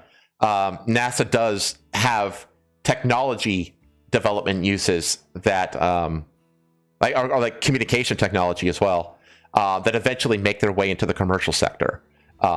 So there's also that. But anyway, that's everything I had for the Artemis launch. I hope you enjoyed that presentation. Okay, we're gonna stay in space though, because This is mine. because Matt Gaetz got told some stuff. Claims U.S. Army is using migrant caravans for alien hybrid breeding, as Australian senator stirs viral firestorm. U.S. They're Army dismissing- using migrant caravans for alien hybrid breeding. It's got to be 1, 2, 3, 4, 5, 6, 7, 8, 9. Some of the most incredible string of 10 words that I've ever read in my life. They're dismissing Gaetz and Babbitt's pronouncements as April Fool's stunts, citing the timing as suspicious. But they did say it the night before. It was the night before. Former U.S. Congressman Matt Gaetz has claimed a uniformed U.S. Army officer once briefed him on a secret hybrid breeding programs where captured aliens were being crossbred with humans abducted from war zones and migrant caravans.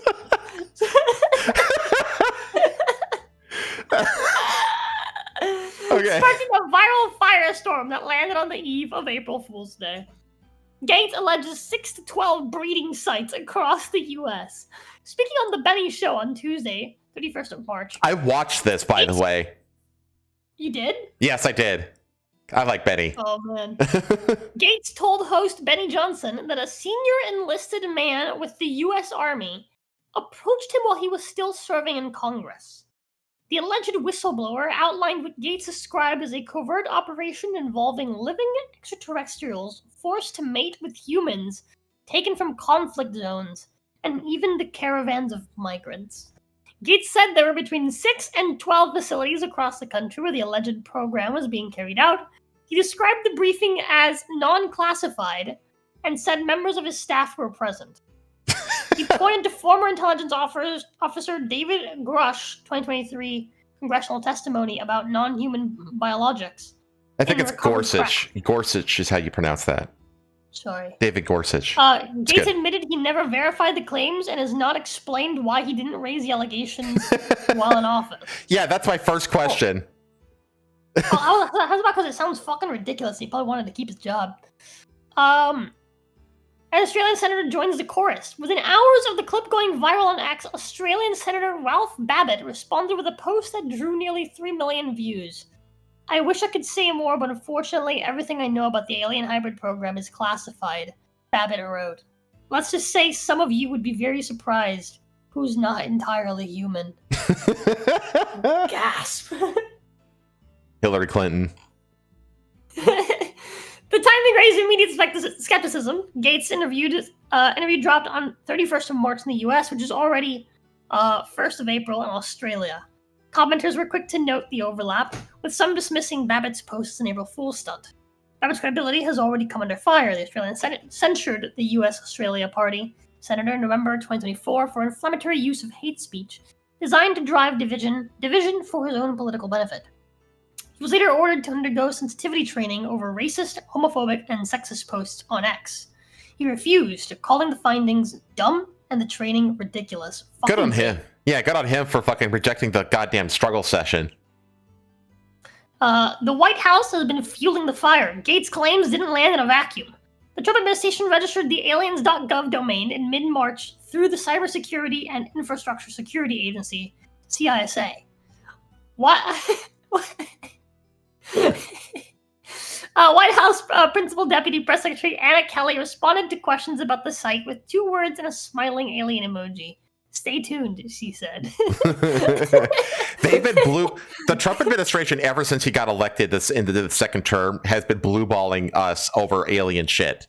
Like, they've been teasing, like, declassifying, like, all kinds of alien shit, like for months now. Vice President J.D. Vance, in a separate interview with the same host days earlier, said he was obsessed with unidentified flying object files and pledged to get to the bottom of the matter.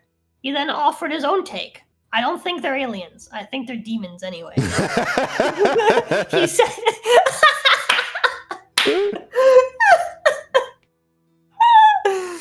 the timing matters more than the claims. Babbitt's framing follows a pattern familiar to disinformation researchers. By citing classified knowledge, he makes his claim impossible to verify or refute. His post generated millions of impressions regardless. Whether Gaetz or Babbitt believes that what they're saying is almost beside the point. The political mainstreaming of alien disclosure talk now involves a sitting vice president, a former congressman, and an Australian senator sanctioned for inflammatory behavior.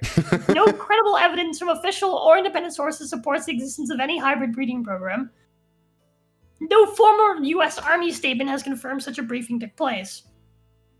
But on a day that straddles 31st March and 1st April across two hemispheres, the line between spectacle and statecraft has never been thinner. I have to say though, like, here's the thing.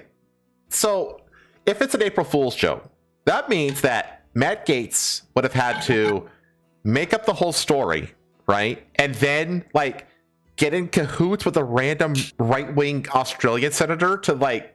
I don't think so. I think the Australian senator just saw it. And decided to run with it as, like, a prank? Yeah. Yeah, that's... Okay, that makes sense. That makes sense. Okay. Because here's the other thing, though. It's like... Because Gaetz is saying that this happened back when he was still a senator. So... I mean... I don't think this actually happened. I'm pretty sure it didn't either.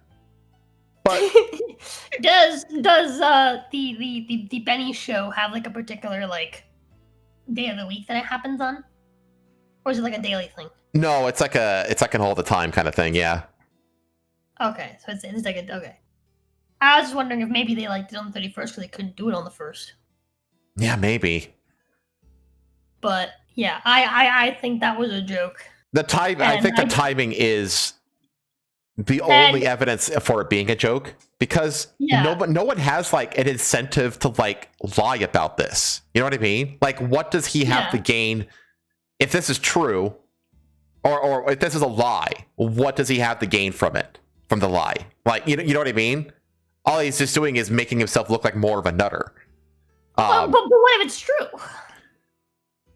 What if it's true and he said it on April Fool's just to make people not believe him so that he could state the truth but not get in trouble for it? Maybe that's the conspiracy. It's like, oh, I'll say it on April Fool's Day so nobody takes me seriously. Then I can get it out there, and I have plausible deniability because, you know, if I can get in trouble, I can just say, oh, it was an April Fool's joke. You know, but then if I don't, I can be like, yeah, I'm the one who broke the story. You know what I mean? Like, maybe that's what it is. I remember April Fools back in 2022, just a couple months after I debuted. I made a joke about having a penis, and then I did a voice as Jin for the joke, and it wasn't a joke. That's right. You did. I remember that now. I remember back in the days when you were like, when you just started kind of like the front hole. You just tail, I think when you first started like teasing chat. You know what I mean about that? Yeah. But you kept it up for a long time. For a very long time. Yeah, it's been a long time. This is such a JD Vance thing to say, by the way. It is. That is a very like him thing to say. But yeah, like I had to prove that I can maintain the voice, so I didn't lose my job. Mm-hmm. Yeah. But I also wanted to have fun with it. Yeah, exactly. So yeah, but here's the actual clip. There it is. Will be the biologics that are not human that have been discovered, and like even some of the briefings that aren't classified just need to be out in the public. I mean, I had someone come and brief me who was in a military uniform, worked for the United States Army, that was briefing me on the locations of hybrid breeding programs where captured aliens were breeding with humans to create some hybrid race that could engage in intergalactic communication. An actual uniformed member of the United States Army briefed me on that. Non-human biologics, interracial alien mating. what the F is going on? Look, wait a second. You had whistleblowers tell you this kind of thing? Can you please unpack that? I had a guy who was uniformed. He was a senior enlisted with the United States Army. Came into my office in Crestview, Florida, in a non-classified setting. I had members of my staff there, and what they explained is that the military ran a very secret program where aliens that were living were in forced breeding programs with humans that had been abducted from war zones and from even the caravans of migrants. Now, again, I didn't verify this, but what the whistleblower was telling me is that there were like between 6 and 12 locations around the country where this happened. That's a fucking lie. This guy's bad lying. A group members of Congress to all show up at the same time at all of these different locations so that any of those activities could not be moved. And of course, it's a physical impossibility to get members of Congress to simultaneously show up at like 8 locations at one time. And so that never occurred. What do you mean non-human biologics? Like this? Well, that was the testimony of David Grush before the House. Oh, you were right. It's Grush. It's Grush. I joined, and the testimony was that in crashes of craft that had been recovered by the CIA and through a special program that the CIA had for crash recovery. The MIB. It wasn't just the hard materials; it was also biologics, but that they couldn't identify a human source of those biologics. So that's what we're talking about here. There's an alien hybrid breeding program.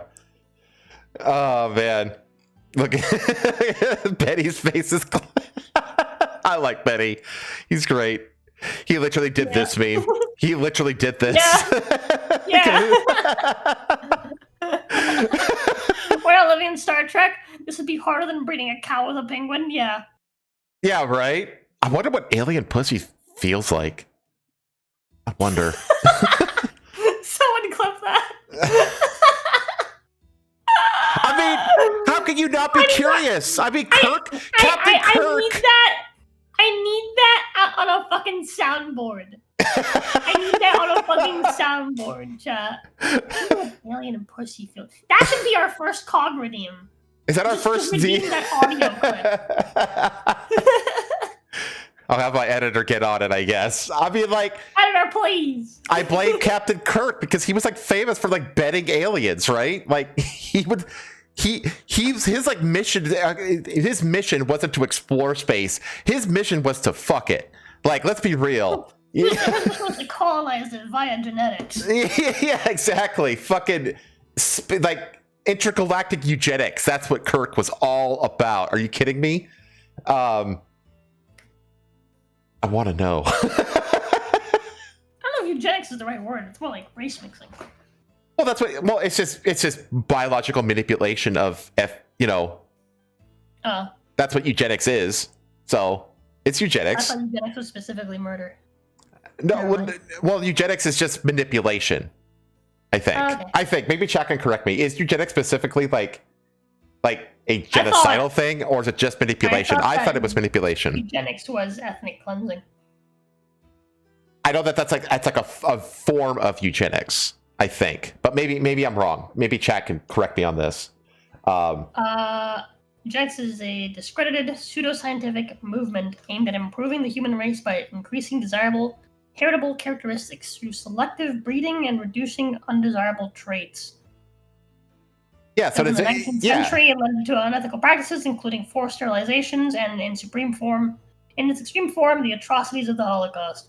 So it's discredited pseudoscientific. We know that eugenics works. We do it to animals all the fucking time. We do it to plants. Like every time you see, every time I say GMO, it's genetically modified. Like almost every plant that you eat is a GMO. Like like what the fuck are they talking about? The fuck you mean discredited? We know that this shit works. Yeah, we did it to dogs endlessly. Like the guy who figured out he did it with plants. He's the guy who breeded plants. I remember learning this way back in high school biology. I can't remember anything about it though. But he was basically like proving how you can modify genetics in plants, like through like selective reproductive control and stuff like that. But anyway, Mendel, is it Mendel? Yeah. Okay. Eugenics is dog breeding for people. It can lead to genocide when sterilization is introduced. Yeah, like the genocidal part of it.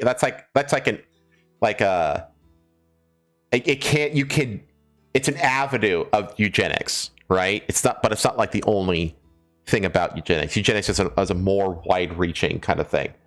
But anyway, I don't know. Post your comments, chat, as to what you think about the possibility of there being alien human hybrid breeding programs across the United States. Oh man, maybe the aliens are the key to unlocking the greatest, like the most epic females imaginable.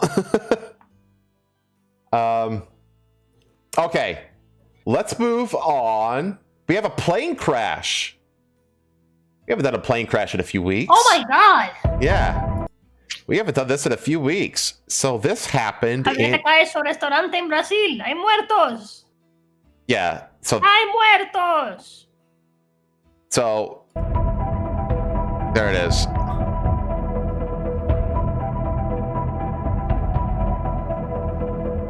Family, look what happened here.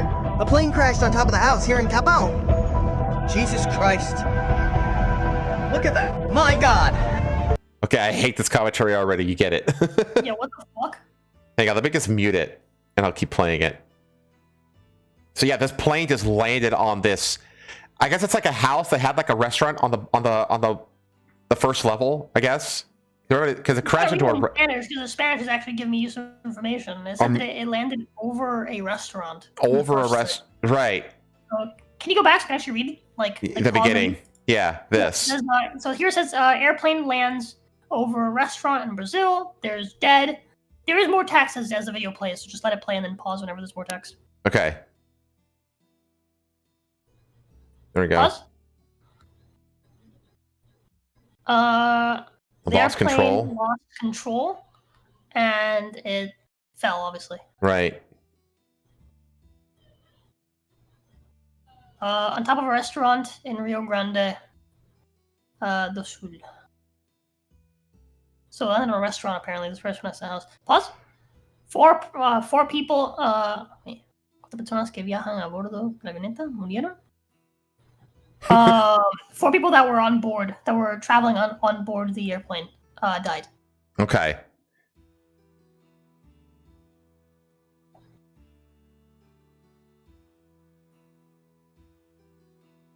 Pause. Los vecinos de la casa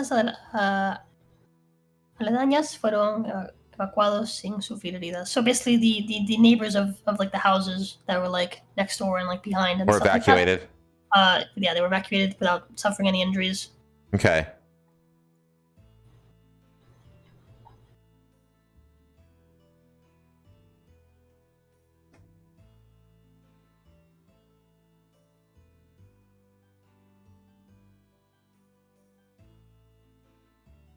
Wild. So that hawpened. So 4 dead after a plane crashes and erupts into a massive fireball instead of a restaurant. Giveaway. At around 10:30 a.m. local time on Friday, April 3rd, a Piper Malibu aircraft crashed onto the Dom Ignacio restaurant in Capallo da Canoa. Capallo da Canoa. On the coast of Rio Grande do Sul. I don't speak Portuguese. After taking off from Capallo da Canoa airport bound for Sao Paulo, according to Brazilian news outlet G1 in Terra, Brazil, all 4 passengers of the plane were killed, per the Aviation Safety Network. The aircraft lost altitude and hit a restaurant that was closed. Civil Defense of Rio Grande do Sul said in a statement. Yeah, so the only people that died were the ones, because I guarantee you that if there were people in there, like, they'd be fucked. There'd be way more than 4 people. Like, can you imagine if this happened like in like the middle of like the lunch rush or something like that? you'd have had like 20 people at least. We arrived immediately at the scene of the incident and evacuated neighboring residences and isolated the area. Teams are investigating the victims who were on board the aircraft, both crew and passengers, the civil defense added. The 4 victims of the crash have since been identified as business people Deborah Belanda Ortolani and Luis Antonio Ortolani, and the pilots Nerio Maria Batista Pesanja and Renan Eduardo Saez, per G1. The 6-seater plane was owned by the company Jetspeed Holding Ltda, according to Terra Brazil. Aircraft is believed to have collided with a pole near the end of the runway at the airport before crashing into the restaurant directly opposite. The restaurant was empty at the time of the crash, and no ground injuries have been reported. G1 reported, citing Lieutenant Sabrina Ribas, communications coordinator for the Civil Defense of Rio Grande do Sul. Aviation news outlet Heroin posted a footage on X at the moment the plane appeared to be flying low before crashing into the restaurant, which is what I just showed you. A huge fireball formed that narrowly missed pedestrians and cyclists in the area. Military, police, and fire department responded to the scene and evacuated residents from the area. Area has already been evacuated by civil defense, preserving the surrounding residents, and remains under control with the action of the military fire department and the military brigade. I have ordered the full commitment of the teams in responding to the incident. So, yeah, there you go. Plane crash. Again, this is one of those that happened kind of stories, chat. So yeah. Let's see here. This is what that Pay sent me. How the West isn't the only place. The West and the East, actually, I should say, aren't the only places where the birth rate is plummeting. So it says there's a Latin America generational shift. What's causing record low birth rates across the region? So it's happening to the Browns now too. Are we just doomed as a species? No, I talked about this before. How like on the stream where it's just like, this is super normal. This is just super fucking normal. This happens to every fucking species on Earth. You know, and we've just been smart enough to circumvent, right? To use technology to essentially erase or extend what our limit is, right? And it's really just as simple as we've reached a point where it's like growth just isn't sustainable. Right. We haven't advanced technology enough to, you know, supplement, right, in an increasing population. And yes, we obviously need an increased population constantly to keep the machine going, but that doesn't mean that we need to keep the machine going. That means we maybe should stop the fucking machine. That's what that means, right? And that's okay. That's okay. You don't need the machine going to... Because here's the thing, right? Everything that we have is, for the most part, mass-produced. Why? Because we've had a consistent, ever-growing population for a very long time, which means constantly all these businesses have to expand and expand and expand so they can, you know, support a growing population that needs more products, right? Because every single person on Earth is going to buy fucking, like, millions of dollars worth of product in their fucking lifetime, right? That makes sense, right? But if you're reaching the point where resources are so scarce or so uncontrolled or whatever it is that people aren't having kids because it's not affordable, right? And you can't blame people for that, right? I fucking hate when like rich people like Elon Musk are like, oh, just have kids, it doesn't matter, you know? It's like, yes, it does fucking matter, Elon. Not everyone wants it. A lot of people have grown up poor and know how much that fucking sucks and don't want to fucking do that to their fucking kids because that's how you end up with fucking more little fucking NWAs going around committing fucking crime. So like, oh, like a lot of the problems that like, you know, people like Elon will be like, oh yeah, there's like a problem. It's a lot of right-wing people agree there's like a problem, right? With like the quote unquote poor and disenfranchised being fucking hoodlums and criminals, right? But regardless of what race they are, or what their background is, or what their ethnicity is, people that grew up in fucking poverty are more likely to fucking be little shitheads. That's just fucking normal. And so it's not stupid for people to not want to fucking have kids that they can't fucking afford. Right. Right? On the contrary, if they did, they would just be exacerbating the very problem that these same people are complaining about. Well, it always blows my mind that we need to keep breeding, population numbers, blah, blah, blah, crowd is the same crowd that's always complaining about fucking,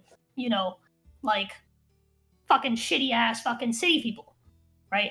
And black people, and fucking ghettos. And it's just like, well, that's what happens when you fucking have a bunch of people who can't afford kids fucking having kids. That's how ghettos are born. Well, it's just... Every single time, it's always poor people that have nothing better to do than fuck. I've always, it's always been an issue with me how like people just have kids, just have more kids. We need to have more kids. Some whatever a random right wing podcast is to say. It's like here's the thing though. It's like what you have to do. You can't just tell people to have kids. That's not how it works. You have to basically reestablish conditions for it that basically facilitate people to have kids. You need to reestablish a culture of family building, which we have abandoned for a long time now. Once you do that, then you don't have to tell people to have kids anymore, which doesn't work anyway. They'll just naturally have kids. People instinctively want to have kids. The grand majority of people will want to have kids. That's normal. A lot of people want to have kids. Yeah, whether they're successful or not, the vast majority of people actually do want to have kids. Exactly. A lot of them don't end up having kids, but they still want to. Exactly. And so it's just like, if the economy, for whatever reason, can't sustain the average citizen being able to afford a family, then what does that tell you? Right. We need to tell them to, have more kids. We need to give them incentives and blah, blah, blah. No, you need to fucking fix your fucking economy. And if the economy can't be fucking fixed, well, you're just gonna have to fucking buck up and just slow down the machine. You have to fix your economy, you have to fix your culture. Yeah, all of it. And it's just like, the only reason why we even give a fuck, why the government gives a fuck about us, like how many kids we're fucking having, right? Mm-hmm. Is because you need fucking bodies to fucking spin the cogs on the fucking machine. That's the only actual reason they care. They don't give a fuck about you or me. That's bullshit. All they care about is whether or not we have enough bodies, enough, working hands to spin the cogs. That's it. And it's just like, well, I'm sorry, but if the government isn't doing a good enough job at, allocating or maintaining resources, right? The value of resources to where the average citizen can actually afford to have fucking kids, well, maybe you should, either fuck off or slow down the machine. That's okay. Mm-hmm. I'm perfectly content with not having an ever-growing population number. On the contrary, I think we should actually just blow up half of India. Right? Half? But half. But, see, here's the thing, if you got rid of half of the fucking people in India, India would be a significantly less shitty place. Because you have about half as many people shitting. Yeah, but that half of the remaining people would still be shitting on the beach. Maybe. I strongly believe that the worst human behaviors come from an excess of humanity in a small landmass, which is why places like New York are just India, but with skyscrapers. Tell me I'm wrong. No, it makes sense. So, again, it's just like, I'm okay with having less people. And if that's a problem for the government, because they need more hands for the machine, well, maybe you should strip down the machine a little bit. Maybe we should slow down. Maybe we should think about how we fucking spend our resources among the people that we already have, instead of constantly betting on making more resources for people that don't exist yet, for people that we need to have. Mm-hmm. Right? And I think that's fine. We don't have to keep fucking expanding. Well, that's the thing. Like there are so many economies and countries, especially in the West, that have basically sacrificed their birth rate, in service to the holy GDP. You know what I mean? Like Yes, like GDP line must always go up. there's always has to be growth, essentially. But it's like that. Just listen, like endless growth is like obviously unsustainable. Like there has to be, every flow has to have an ebb to accompany it. Like Correct. It's ridiculous to think that endless growth is sustainable or even possible. And yet that's how economies operate, is this assumption that they have to always have positive GDP. Or if they don't have positive GDP, then the whole world's going to explode. You know what I mean? Yeah. Which is fucking ludicrous. I think population's the same way. We've reached the point where now we stabilize. We stop the constant ever growing, and we're gonna have some decline. And after some decline, when things get a little bit easier, because you have less people, now you have less demand for resources get cheaper, right? Then you'll have a grow again. And that grow will coincide with increase in technology. And humanity will expand further than what it was before it dipped. And then one day, we're going to reach a point where we hit that technology wall, where technology isn't advanced enough to push us forward, to extend the limit, and we're going to descend from that limit a little bit again. Until we can afford to grow. And then when we can, we'll grow again, and we'll grow past the existing limit along with the increase of technology, and that's just the way it's going to be. Yeah. We've hit the point where we've hit a bit of a wall when it comes to technology. Mm-hmm. I mean, think about it. How much actually brand new technology, other than fucking AI doesn't help? How much actually new technology have we had in the last decade? Yeah, I mean, AI. If anything, AI is actually hurting things because it's furthering the atomization of people away from each other. Yeah, the only new technology that we've had is that we've made things smaller, which is good, right? For the most part, that's good, right? Things are smaller, things are more efficient for the most part, right? We can fit more tech into a smaller item. I think we got better with some efficiencies as well, like battery, like battery technology is. Yeah. Which I guess goes. But we're not getting anything new, and nothing that's going to cause a paradigm shift in the future of humanity. None of that has happened in recent years. Outside of AI. Outside of AI, I wouldn't call it a positive. But I wouldn't call AI a positive. Well, right now there's a lot of dust in the air when it comes to AI. I mean, they're talking about, and they're actually going forward with this, with actually building data centers in space. Because if you build a data center in space, you don't have to worry about cooling and energy spent on cooling the data center. And so and right now the cooling is done with water. You know what I mean? So it's like this massive power and water and overall resource drain on the planet. Yeah, that's a good idea. If you build that up in space, well, all of a sudden the cooling issue isn't a thing anymore, and then you literally just beam the info down through long wave radio waves. It's like so, but there's a lot of dust in the air. We've talked about this many times before. Over AI, and there's a lot of buyer's remorse when it comes to AI. There are a lot of usefulness things out of AI. I think it was literally on the last show how we basically said that AI is essentially the mass consumer what do you call it, like market demand for AI has basically it's basically a toy. It's essentially a toy. That's where the market demand is. It's a toy. And in very small cases, it's a tool, but mostly it's a toy. So we're going to see how AI plays out. And it is going to be it is going to cause some shifts to happen. But I don't think they're going to be as big as a lot of people are saying. And there's a lot of people out there like, oh, AI is going to replace anybody whose job requires them to stare at a screen all day. Is this going to be made obsolete by AI? It's like, that's fucking bullshit. Yeah, AI is too fucking inconsistent. That's fucking stupid. It's just not nearly. I am around AI enough, and I talk to enough AI people, and I've seen too many fucking things to know that that's bullshit.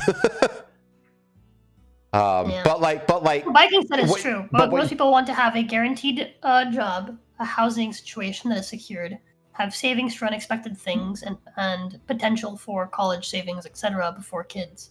these things are getting harder to get. Yeah. Yeah. It's just, Hang on. I'm going to look it up right now. But what is the average age of a first-time home buyer? it's like 40 something.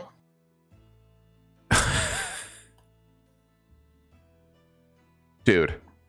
Yeah, a first-time home buyer share falls to historic low of 21%.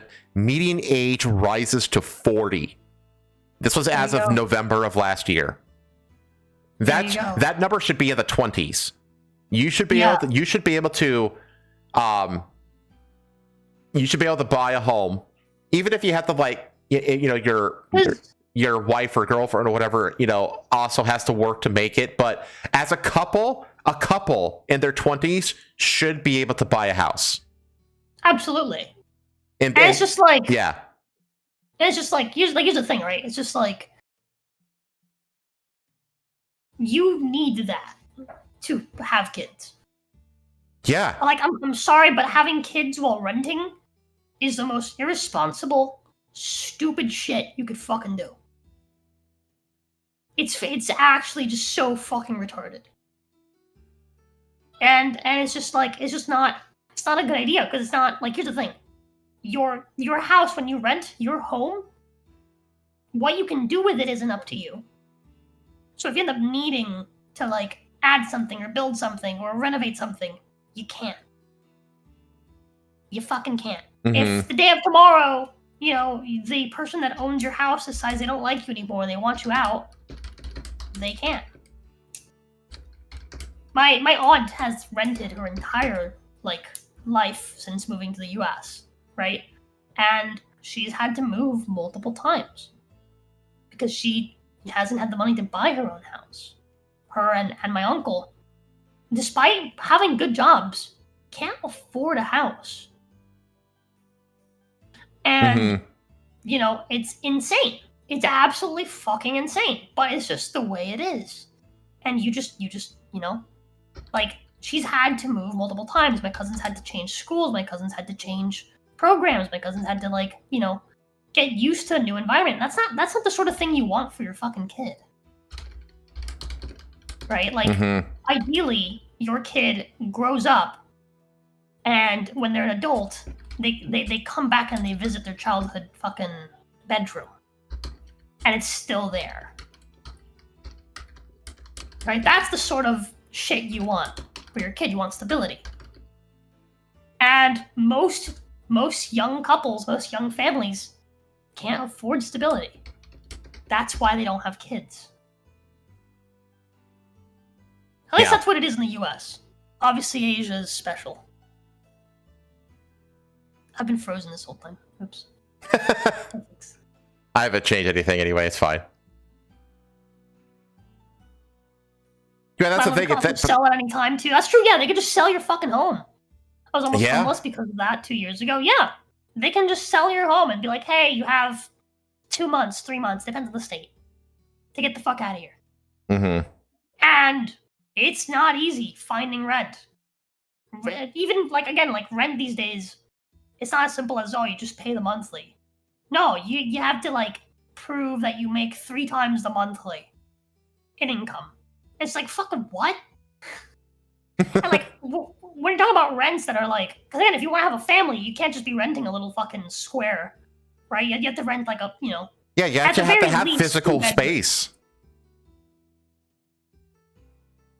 You have to have, at the very least, fucking 2 bedrooms, 1 bath. The very minimum. Right? And in places like Miami, right? Like, and in cities, which is where most people live, for some god-awful fucking reason, right? You're looking at, you know, $2,000 minimum to rent a space, which means you have to be making $6 fucking grand, you know, a month. Like, not everyone is making that kind of money. My aunt, for example, I think she's an assistant dentist. She's like a dental assistant. Like, she makes decent fucking money, but she doesn't make that kind of money. Yeah. You know? Yeah, it's because like this article, it talks about how like one of the indicators is how like in Latin American, like there's like they're basically like beginning to humanize pets the same way like we do in America,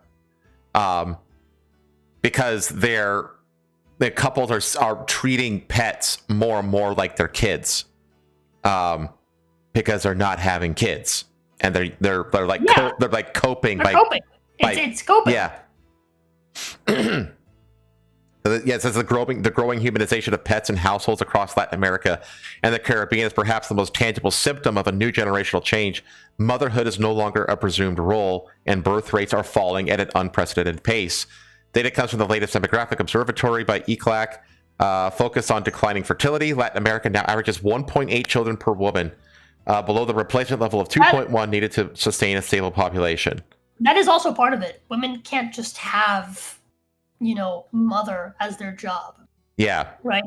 If your wife wants to, take time off to fucking raise your kid, right? The government isn't going to magically pay you double the wage. Oh, sorry, you're still dealing with an economy that's based on both genders working. But Rosa, that's what that's what the Quality Leering Center is for. I suppose. Wait, well, that's another thing. It's like I'm firmly anti-daycare.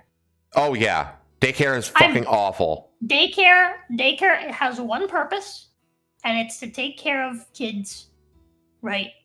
Like to the bare minimum for poor parents. That is it. That is its purpose. It's there to just cannibalize money from poor parents. Yep. And I'm not a fan of it. Not a fan of it. It's not good for your kids. Anyway, right? And so it's just like that. I feel like that's like a big crux of the issue, right? Is that we introduce women to the fucking workforce, right?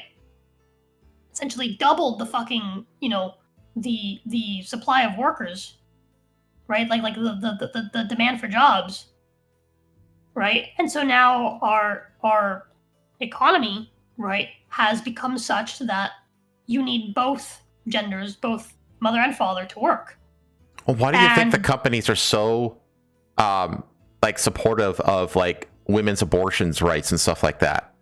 Because the thing that pulls women out of the workforce by bar none more than anything else, and it's a blowout, is getting pregnant and having a kid. They always say like, oh, I'm gonna have my baby, and I'm gonna take my time, my maternity leave, then I'm gonna come back and everything's gonna be good. And companies, they what they witness is that they go on maternity leave and then they just quit.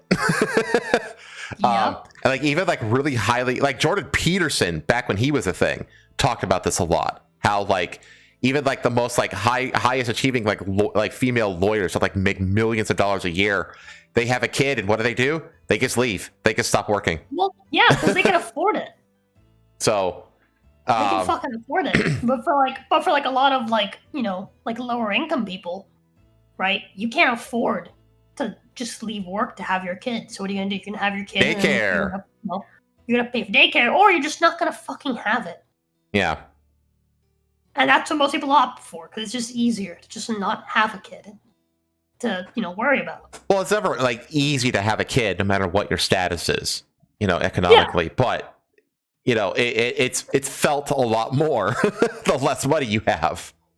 Yeah, absolutely. And obviously, a lot of the older generation is like, oh, well, it's fine. You just just be a man, just make more money. And it's just like it doesn't work like that anymore. And it's not even just economic availability; it's also like literally parental availability. If both parents have to work, they're going to be less inclined to want to have kids, even if they can afford it, because they're not going to be there for them.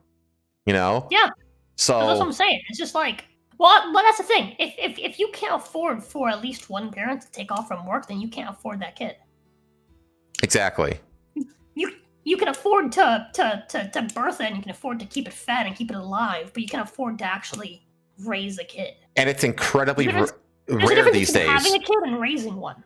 Yeah, and it's incredibly rare these days for a couple to be able to afford for one of the people to drop out of the workforce and raise a kid, and then have them be able to survive on that one person's income, like it used to be, but it's not anymore. And then it's even more rare on top of that, for that same couple to meet all the other criteria. So it's just like the My economy dad, a and the construction worker, bought his first house in the 90s, 3-bedroom, 2-bathroom garage, a freshly built house, when he was 23. Oh, and 2 years later, he had 2 cars and a summer cabin. Yeah, my dad has a similar story. Mhm. He came to Cuba with fucking nothing but like the fucking shirt on his back, right? Started working at a fucking tire shop, learned everything he had to know, opened his own, right? With the money that he saved up by living in his car, right? And then bought a house, had a kid. Actually, correction, had a kid first, then bought a house. And, you know, had multiple, like, fairly new cars, all while being, like, 24. And I was 24, I want to say, when I was born. Well, no, he was 23 when I was born, I think. His birthday's, like, a month after mine. Like, a couple weeks after mine. So, yeah, it's just, like... Yeah, it's just, You know? again, the culture, the economy. Like, there's not a single aspect of Western and now Latin American society. You can't just start a business on some money that you saved up from your fucking day job anymore. No. You know? Like, it doesn't work that way. Renting a building doesn't cost a couple $100 a month. It costs, like, thousands of dollars a month to rent the space to even open a business. Jesus, Puerto Rico's birth rate is less than 1.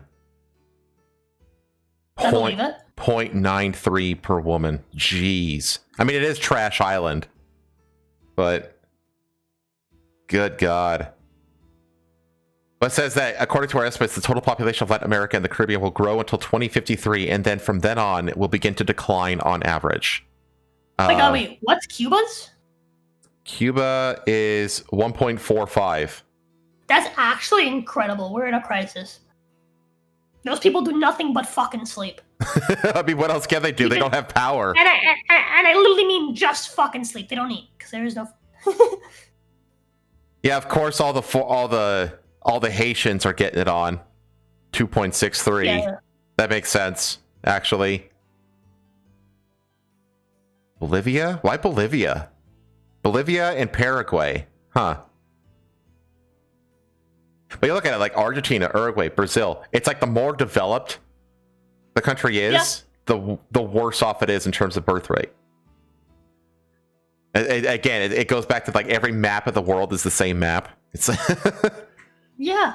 Because every morning on our way to the Pontifical Catholic University of Chile, sociologist Martina Yopo Diaz looks at the Vespucio Sur housing billboard as symptomatic of how children and reproduction in a broader sense are occupying an increasingly marginal place in the life projects of younger generations. In demography, a fertility rate below 1.3 children per woman is considered ultra low. Chile's rate has fallen to 1.1 children per woman, the lowest in Latin America and among the lowest in the world, according to ECLAC data. Costa Rica 1.32, Uruguay 1.39, and Argentina 1.5 are not far behind, while several Caribbean countries are also at ultra low levels. While Yopo Diaz describes it as a multi-causal phenomenon, a key change has been a decline in teenage pregnancies. In Chile, teenage pregnancy rates have dropped by nearly 80% over the past decade, a public health achievement linked to policies promoting reproductive autonomy and greater access to contraception. Yeah, that is probably a big part of it for Latin America, especially. Yeah. If they're actually putting in programs to like reduce the odds of teen pregnancy, then yes, it's going to significantly reduce. You know, like I mean, this really just comes down to again public health. You know, like public health policies promoting reproductive autonomy, greater access to contraception. Yeah, it's like if people have more access to like not just sexual like contraceptives but knowledge, they're gonna have less sex. Yep. They're gonna be more careful because they know that they can be, and they actually know what the potential bad things that can come of just having random sex is. And that's like a thing that's like rampant across like not just South America but the Caribbean especially. I was gonna say I think that's more rampant in the Caribbean than it is in Latin America proper. I told you guys about like how I have an aunt that's younger than me, right? And she's like my uncle's second wife that's younger than me. Fucking gross. But yeah, that's like a super common thing. Yeah. Like something like I've talked about with like Pay a few times is like how like because she's like oh like you know if we ever have kids when we have kids right like are you gonna give our kids the talk and I was like I don't think our kids are gonna fucking need the talk baby I'm gonna be honest with you. Yeah, no kids need the talk these days. Because well it's not even that it's like because like we plan to homeschool our kids we don't plan to fucking put them in public schools but even outside of that it's just like the way like the culture that I grew up in is very different from the culture that she grew up in. Mm-hmm. For context, her mom never even had the talk with her. She had to figure everything out on her own. There's a lot of things that she didn't know till like way later. Mm-hmm. Right? Whereas I never had to have the talk be given to me because Cuban parents just talk about it regularly, openly, when you're still a kid, and they don't care. Sex isn't seen as this like forbidden thing. It's seen as just like a natural, normal thing. Right. In Cuban culture. And so like that's like I told Pei, it's like, I'll be honest with you, I don't think our kids really need the talk because I'm not gonna fucking shy around with them. I'm gonna pull off a Hassan here and ask, is that like an island mentality? An islander mentality? Yeah, dude, it's just the island party mentality. Yeah, that's all it is. It's just the islander mentality, man. Well, it's not that. It's not even that. It's just like you have to think about it. In Cuba, right? Like, your kid doesn't just stay at home and fucking sit around their fucking iPad all day. Right. They're going out. They're talking to people. They're meeting people. Mm-hmm. Right? They're experimenting where you have no idea where the fuck they even are. Right. Like they're aware of this shit, and like no one really cares. Right? Like a lot of it's just very like. Again, it's just like it's very much seen as like a natural thing, right? Sex is seen as a normal, natural thing. Everyone knows that's where babies come from. I'm talking like when I went to Cuba last time was in 2018, okay? And I remember like literal children, like itty bitty like 8-year-olds trying to flirt with my cousin who was turning 15. Yeah, see, they're claiming all the stuff that we've been bringing up. I have to say, oh yeah, education absolutely. plays a role. It's more of a burden for lower income families who are less likely to be able to afford childcare. Women's participation in the workforce, gender inequality, and fertility form a complex knot. Experts tend to be cautious globally. Countries that have implemented pro-natalist policies, bonuses, generous parental leave have achieved at best modest or temporary increases. Yeah, we've seen that in Hungary. They have like implemented a bunch of like pro-natalist stuff for like they give you like financial incentives and stuff like that to have children and stuff like that, and it's only resulted in marginal increases in the birth rate. Yeah, that doesn't fix the problem. Yeah, because you can't. Like, you can't just, like, directly incentivize people to have kids. You have to just recreate the culture and the economy that facilitates having children. You know, and because biology will take care of itself when you give it the opportunity to. You know? You just have to reproduce the conditions for the biology to flourish. It says in Europe, what we've seen is that these policies often bring forward the age at which women have children. This is not insignificant, as delaying parenthood tends to affect the number of children a mother has.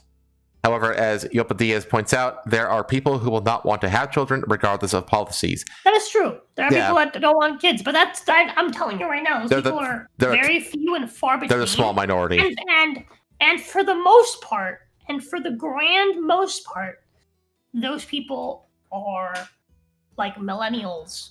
Like millennials and fucking Gen Zers who grew up seeing how shit the fucking economy was, grew up, right, like dealing with, you know, fucking going through this bullshit, right, all this early 2000s bullshit, and are like, yeah, I don't want my fucking kids to go through that, so I'm not gonna have any. Mm-hmm. And it created that culture from, like, teenagehood for a lot of us. Because for the longest time, I told my mom, I was like, I'm not gonna have kids. I don't want kids. Right? Paige told her parents the same thing. But then, right, and that's like a super like normal thing. That's a normal thing. Like, yeah, for young people kids especially. would talk about like kids my age at school would like we would talk about stuff like that. It's like, yeah, I don't really want kids. Not the world how it is and the economy going to shit, and like we understood that as teenagers in high school. That is just like it's just not feasible. And then now we're reaching the ages where we would have kids, and now the world is noticing our response to it is really what this is. Right. And if this is the last thing, which something we haven't brought up yet about this is the last topic, then we'll move on here, is about how the boomer generation is stifling economic prosperity for the young people because they literally just won't retire from their jobs. They won't open up the opportunities in the job pool for young people to fill.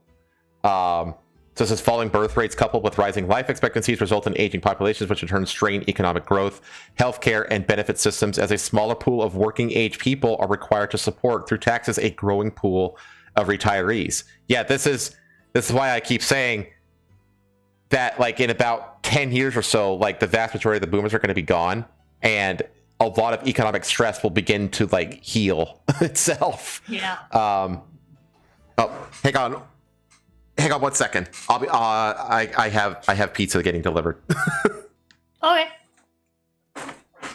Some of the article mentioned was like the whole like older women don't have very many kids. Like yeah, no shit. We have the fucking medium age of like first time home ownership being 40. Well, guess what? You have women who first get their house when they're 40 and are probably not going to have a kid.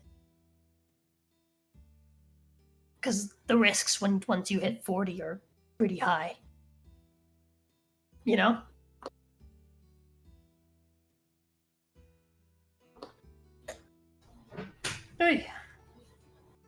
Once Hamza gets back, I'm gonna drink some water.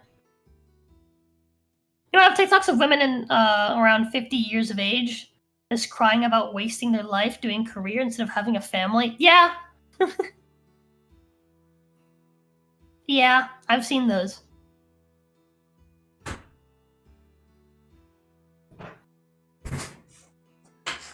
False alarm. False alarm. They're not here yet. They will be. They will be pretty soon here, though. I'm gonna get water real quick. Okay. Something I had mentioned while you were gone was that like the article mentions that like older women tend to not have very many kids. And it's just like well, no when shit. The median age of homeownership is 40. You have women that are too old to have any kids. Yeah, by the time they're in a situation where they can actually facilitate raising kids, they physically can't have them. Yeah, and it's just getting worse and worse. Mm-hmm. So you're having women that previously maybe would have had one kid and are now having 0. But yeah, I'm gonna get water. Right back. Okay. Hungary did massive tax cuts for families with more than 3 kids, subsidies for houses. It has been very successful. Okay. What is the success rate of it? Because I heard that it wasn't super. I heard that it was successful, but just not like a huge success. And let me look at it. Increases. Let me see here. Okay, so it went from 1.25 in 2010 to over 1.61 by 2021. Largely driven by generous pro-natalist policies. However, the trend has stalled, with fertility falling to approximately 1.38 to 1.55 by 2025, challenging long-term effectiveness of family tax breaks and laws and reversing demographic decline. What? I said I think my wife is making me more autistic. How is that possible? Where previously I would like raw dog my ADHD. Now she's given me like this like really nice like soft plastic pen that has a little rolling ball on it that I can roll with my thumb.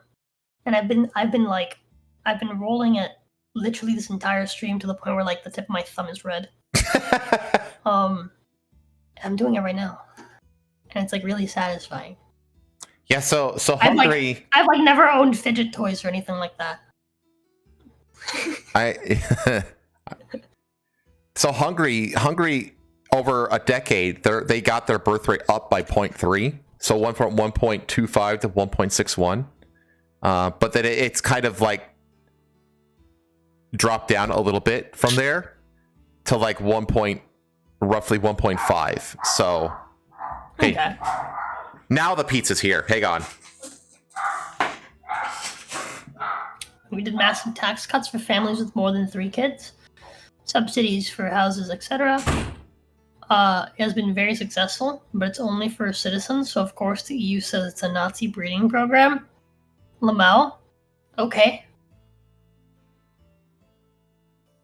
If having a fucking program to facilitate your own citizens, populating your own fucking country is Nazi, then call me a fucking Nazi. Being a Nazi sounds fucking intelligent and logical.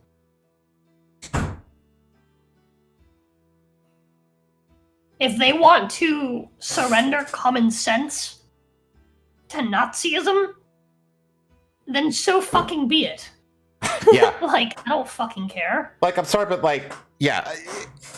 Stop making increasing the birth rate to sustainable population levels and making families more amenable, more possible, and making your society safer. Stop associating with all the good things with Nazism. Yeah. Like, you're making Nazism look awesome and to be desired. Yeah. Idiots. I want to be a Nazi now. Yeah, right? You know what? Maybe, now I think about it, if you really think of, like, Nazism, the way that the left views Nazism, then, like, the symbol, right? The Nazi symbol actually hasn't changed its meaning from what its original meaning was. It really is all about peace and prosperity. Yeah, it's just a plus sign doing cartwheels. Yeah, dude. 1.5 is still a lot better than any country in Western Europe. The True. original, Buddhist, the original, Buddhist symbols, it's like a symbol of, like, peace and, like, prosperity and shit, right? Right. So what I'm saying is, like, oftentimes people are like, yeah, that symbol, it was, like, adopted, co-opted, and, now it means, like, death, and blah, blah, blah. It's like, well, No, it doesn't. from the Nazi perspective, no, it didn't. Yeah. When you think about it. And, like, the more that the left is like, taking care of your own is Nazi, it's like, well, man. And it wasn't like they really were right. It wasn't stolen from Buddhism either. It's a different symbol. Like, they still use the Buddhist symbol to mark Buddhist shrines, like, Yes, all over Japan and stuff like do that still on use maps. it, but it's not a different symbol. It's the same symbol. They just like flipped it on the fucking. They mirrored They it mirrored so it and then tilted it. Yeah, That's exactly. They mirrored it and It's still rotated it. Yeah, it's still like an adopted / co-opted symbol, But I mean, as far as I'm concerned, from the perspective of the Nazis, it still means the same fucking thing. Mm-hmm. Because I mean, they believed that getting rid of the Jews would bring them peace and prosperity. And to be honest, I'll be honest with you, they were fucking right. They really would have. We should have let them. Well, who was it? Was it MacArthur? The general that after the war said that we made a grave mistake and that we should have sided with the Nazis against the communists first and destroyed the communists and then turned around and took care of the Nazis. We did the whole thing backwards, basically. Yeah. So that would have made a lot more sense. he got a lot Honestly, of trouble for that. If we had, well, he's right though. If we had He is sided right. with the fucking Nazis against Russia, Russia wouldn't be what it is today. Mm-mm. Like, obviously the fucking Germans were never going to be able to take down Russia, but with U.S. help. Thank you, Viking. Yeah, it was Patton. Patton was famous for saying that we should have sided with the communists or with the Nazis against the communists first. Yeah, with U.S. help. Mm-hmm. Unironically, that actually might have been successful. Hell, who knows? We could have taken care of the communists, turned around, destroyed the Nazis, and then allied with Japan and taken over the world, and we'd have one glorious white Japanese world.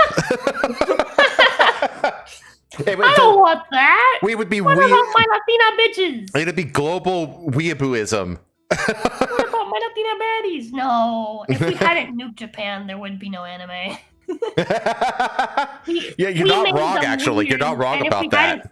If we hadn't made them weird, if we hadn't put the fucking the fucking radiation to their fucking brains, they wouldn't have become weird.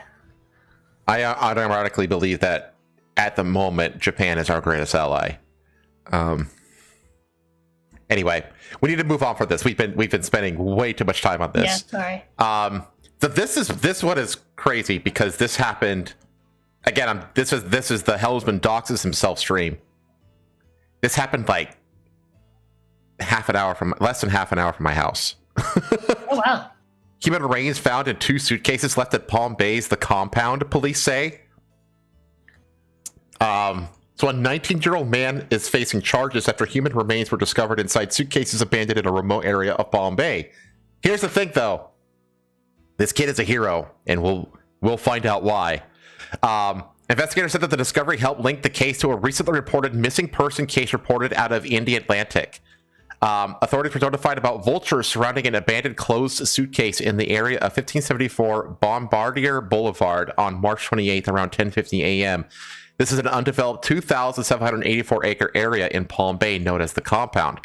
Authorities said that the suitcase was partially open and officers detected an odor before confirming it contained human remains. A second suitcase found nearby also contained remains, along with personal belongings and a package addressed to Lucas Sander Jones, Rookie 19. mistake. Investigators said that they discovered the discovery helped link the case to Coley Lee Daniel, who had been reported missing on March 22nd by the Atlantic Police Department. Authorities have not officially confirmed whose body was found in either suitcase. However, Palm Bay police said Jones was associated with Daniels from Atlantic, who was previously reported missing. Police executed a search warrant at Jones' home, where they made contact with Jones and his girlfriend. Authorities noted Jones had visible injuries and he declined to speak with investigators. In a statement to police, the girlfriend said she last saw Danielle on March 20th at Jones's residence, appearing unconscious. She said Jones later told her Danielle had left the home. The following day, she said Jones asked her to drive him to the compound where she saw him discard containers and other items. Investigators said license plate reader data confirmed the vehicle's presence in the area. During a search of the home, officers found bloodstains and a knife similar to one recovered from a suitcase. Jones was arrested on March 28th. His girlfriend just fucking had to speak. Yep. Again, even with all the technology we had that we didn't used to have, it used to be like really easy to get away with murder. It's much less difficult now, but the vast majority of murder cases catch a break because it's a lot more difficult, but it's still possible. The thing is that the vast majority of murder cases are still solved because somebody just can't keep their mouth shut. Tampering with evidence and improper disposal of human remains. He's being held at the Brevard County Jail. Now, what you're not being told, and put in suitcases, is that the guy whose body was in the suitcases was a registered sex offender. Now, of course, this article completely left all of that out. But parts of a registered sex offender's body were found in his suitcase. So, basically, this 19-year-old knew that this guy was a sex offender. And basically took the law into his own hands. Yeah, exactly. That's why I called him a hero at the beginning. They told her I killed somebody and cut him up before placing him in 2 suitcases and 2 Rubbermaid totes. The girlfriend told police. What a fucking whore.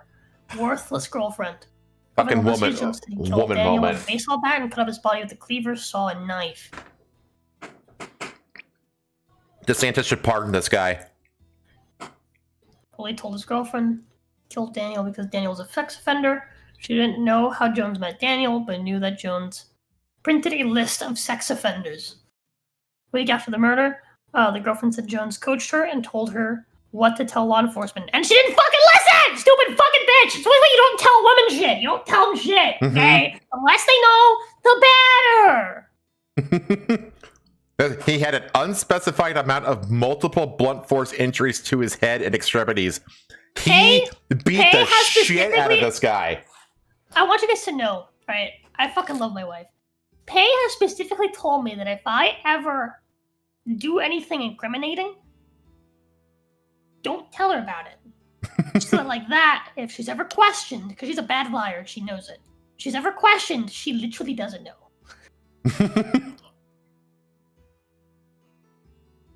I love my wife. But it says that he explicitly said that he told his girlfriend he killed Daniel because Daniel was a sex offender. He's still a person. I'm gonna call the cops. And that she knew that Jones printed a list of sex offenders. This guy was fucking going hunting. His biggest mistake was telling his girlfriend about it. If he just didn't tell his girlfriend about it, we'd have a whole list of sex offenders crossed off by now. I wonder why. Like what pushed him to want to do this? Because people don't just go out and do this. Well, it did say that he printed a list, which indicates that it's not like personal, you know? Yes. But there was just one person. Well, hold on. What I'm saying is why? Hmm. Why did he decide to take it upon himself to go and get rid of these people? You get what I'm saying? Yeah. So it makes me wonder if he has ever had any sort of, you know, like if there's any like attached trauma. He's like, yeah, I can't stand sex offenders. I'm gonna. This one, let's see, but 30 said he. Last one is Jones that are taller than him.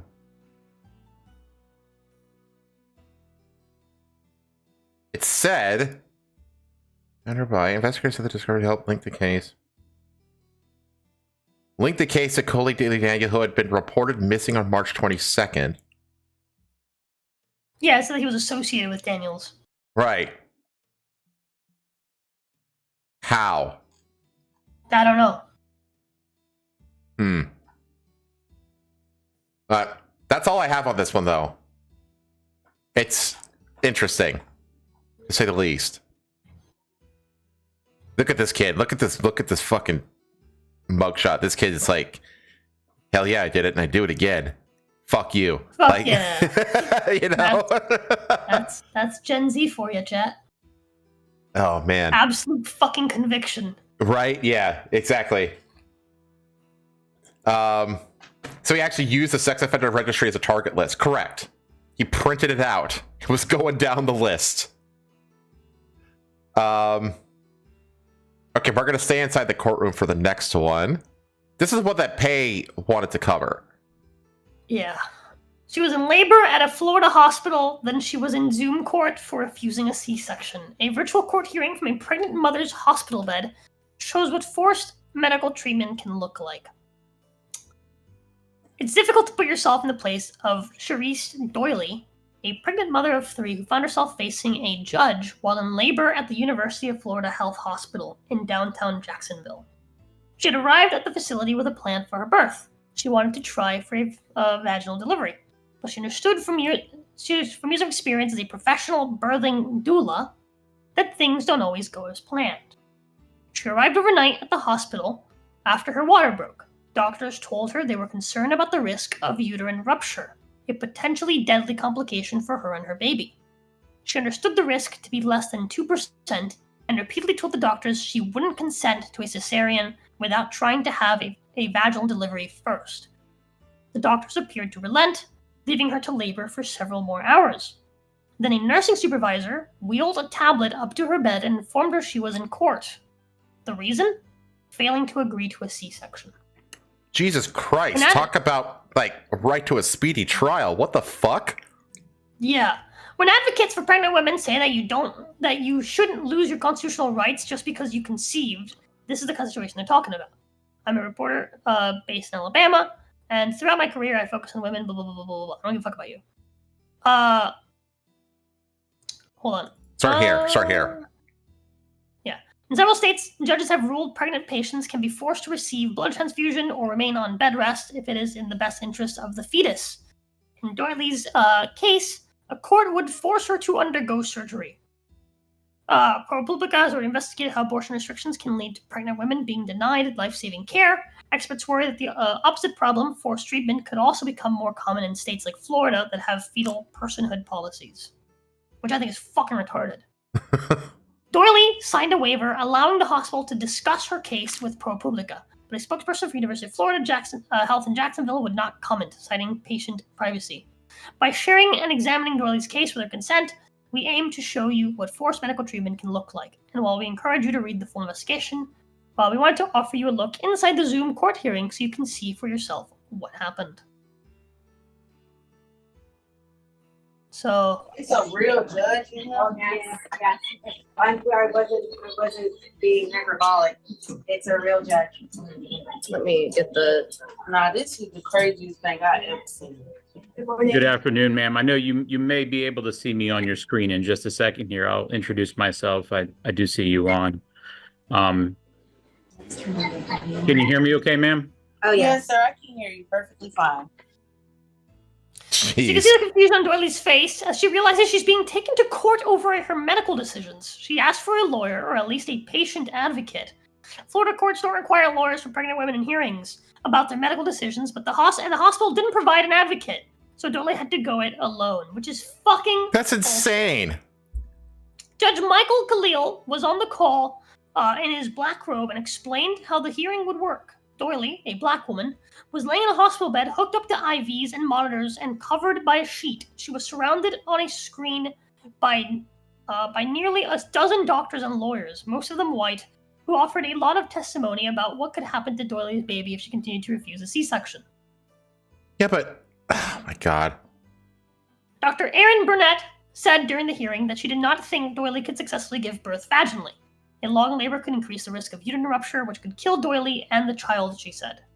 Dr. John Davis, the chair of the OBGYN. And yeah, there you go. Said that in the hearing, the hospital had been recognized for its low C-section rate and did not perform unnecessary surgeries. Doyley's condition required intervention, he said. Everybody was very concerned about the baby's welfare, Jenny Van Ravestein said, Director of Women's Services at the hospital, during the briefing. Burnett and Davis did not respond to requests for comment, and the hospital declined ProPublica's request to interview them and others involved in Doyley's care. The research on the risks of uterine rupture after prior C-sections is unclear. Studies have found that 0.15 to 2.3% of these labors resulted in a rupture, depending on a number of factors such as body mass, history of successful vaginal births, and whether the labor began spontaneously or had to be induced. Either number felt pretty low to Doyley.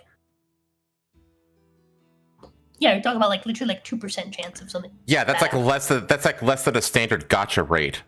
I mean, yeah. What that does include, though, is much of the downsides Doyley faced from having another C-section, which could entail a long recovery, infection, and other complications, along with the risk of death. But she couldn't explain her reasoning until the judge decided to unmute her. Oh my God. I don't want to be a statistic. And I came here out of precaution. However, I still have rights as an American citizen and as a patient that I am allowed to decide what goes on with me and my body and my baby.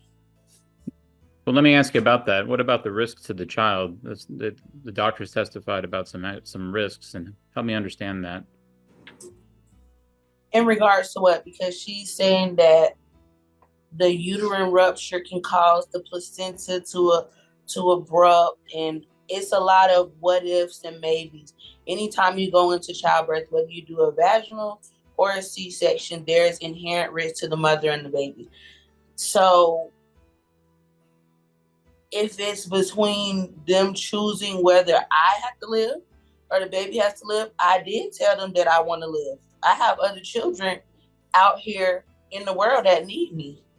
And that is my right, because at the end of the day, if I die from a C-section, nobody on this call is going to take care of my children. And that's just being frank. Okay, so I am concerned about the well-being of my child, but at the end of the day, with my background, I can read a trace just like they can. She's in labor right now? There's nothing that is saying that this is an emergency situation that I have to be rushed into a C-section within an hour. She's like incredibly level-headed, actually, for somebody who's in labor. Well, she's been trying to push this baby out. And now she's being forced to go to fucking court. But also, this is her job. She like, her job is as a, I forgot what they're called. Dora? What are they? Dooley? Dooley. Dooley, yeah, that's it. Her name is Doily. And her, which I think is really funny. Her occupation is a, Yeah, Doily the Dooley. It's like Dwella or something like that. Where does it say what she is? Doula.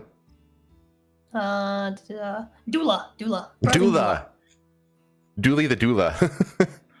But yeah, it's just like, so she knows, right? Dooley had her reasons to want to avoid major abdominal surgery. She had difficult recoveries from her previous C-sections. A hemorrhage after a prior C-section had sent her back to the hospital for almost a week.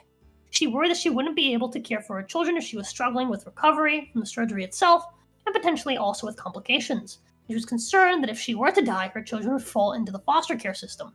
Dooley said she didn't see surgery as a low-risk option. She wondered aloud in the hearing if her other children's lives and her own mattered to the hospital and doctors. Kimberly Mutcherson, a law professor at Rutgers University, said that women who want to opt for care that seems risky to doctors often face accusations of not caring about their babies. You're somebody who's a bad mother, right? Mutcherson said, which is a huge part of what the thought process is here. This is not what mothers do. Mothers sacrifice, including allowing somebody to cut you open. That's... And it's just like... Wait a minute. Even the most ardent, pro-life people agree to the exception of, aborting the child if the mother's life is in non-zero danger. You know what I mean? Like, that's an exception that's always been there among the pro-life crowd, even. So, well, sorta. So, something I was talking about with Pei is that, like, a lot of these, like, religious doctors, right? And then these, like, a fetus is a person, right? Mm-hmm. Doctors will actually put the life of the fetus before the life of the mother because, quote unquote, the mother has already lived and the fetus hasn't gotten the chance to. Hmm. And it's a really fucking weird, backwards fucking mentality. Like, I got so mad when Pei was telling me about this last night because we were talking about it. And I was like, dude, I fucking dare a doctor to try to fucking, like, do a procedure on you that you don't fucking want. I swear to fucking God, I will send them to their fucking maker myself. Not just that, but like, dare them. You don't. you being a Christian as a doctor doesn't just give you the right to just override. Yeah, the patient's desires. It's that a lot of these like more right-leaning states are essentially allowing doctors to make these decisions based on their own ethics because you also can't force the doctor to go against their religion. Right. So then you end up in a fucking catch-22 here. Well, there's more than one doctor. Right. I mean, well, that's the thing, right? And so like, it's fucking ridiculous that like a lot of these doctors in a lot of these southern states are absolutely just forced. And not just the doctor, but the laws themselves are just not allowing women to fucking choose their own medical treatments over what ultimately comes down to religious worldview. And it's so fucking retarded. It actually pisses me the fuck off. Yeah, like, I mean, so fucking much. Because here's the thing: for the fucking longest fucking time, all right, humans have fucking had children in all sorts of unstable conditions, all sorts of, horrific situations through fucking communist starvation, whatever. And throughout all of fucking humanity, humans have understood that if you can't afford to fucking feed your kids, you don't. You feed yourself, and when things are better, you just have another one. That's the way that the population keeps going forward. And so now we have all these doctors in the modern era where we have all the fucking knowledge of, like, we understood this fundamental fucking, like, fact of survival, right? Before we had fucking schools. Yeah. And now we have all this fucking education and all this fucking knowledge, and this fucking egghead with fucking 8 years of fucking, like, studying under his fucking belt is gonna sit here and tell you that the life of a child is worth more, and it's more important than the life of the mother? Are you fucking retarded? What the fuck am I gonna do with a child with no fucking mother? Yeah, it says right here, like, the obstetrics care for 2 interconnected patients, the mother and her fetus. Sometimes their needs conflict. When that happens, the ethical guidelines for the American College of Obstetrics and Gynecologists, which has a huge amount of Christians that make up this group, say that doctors should prioritize the well-being of the mother, which I agree with. Like, and the thing is, like, it's not like this mother wants to abort the kid.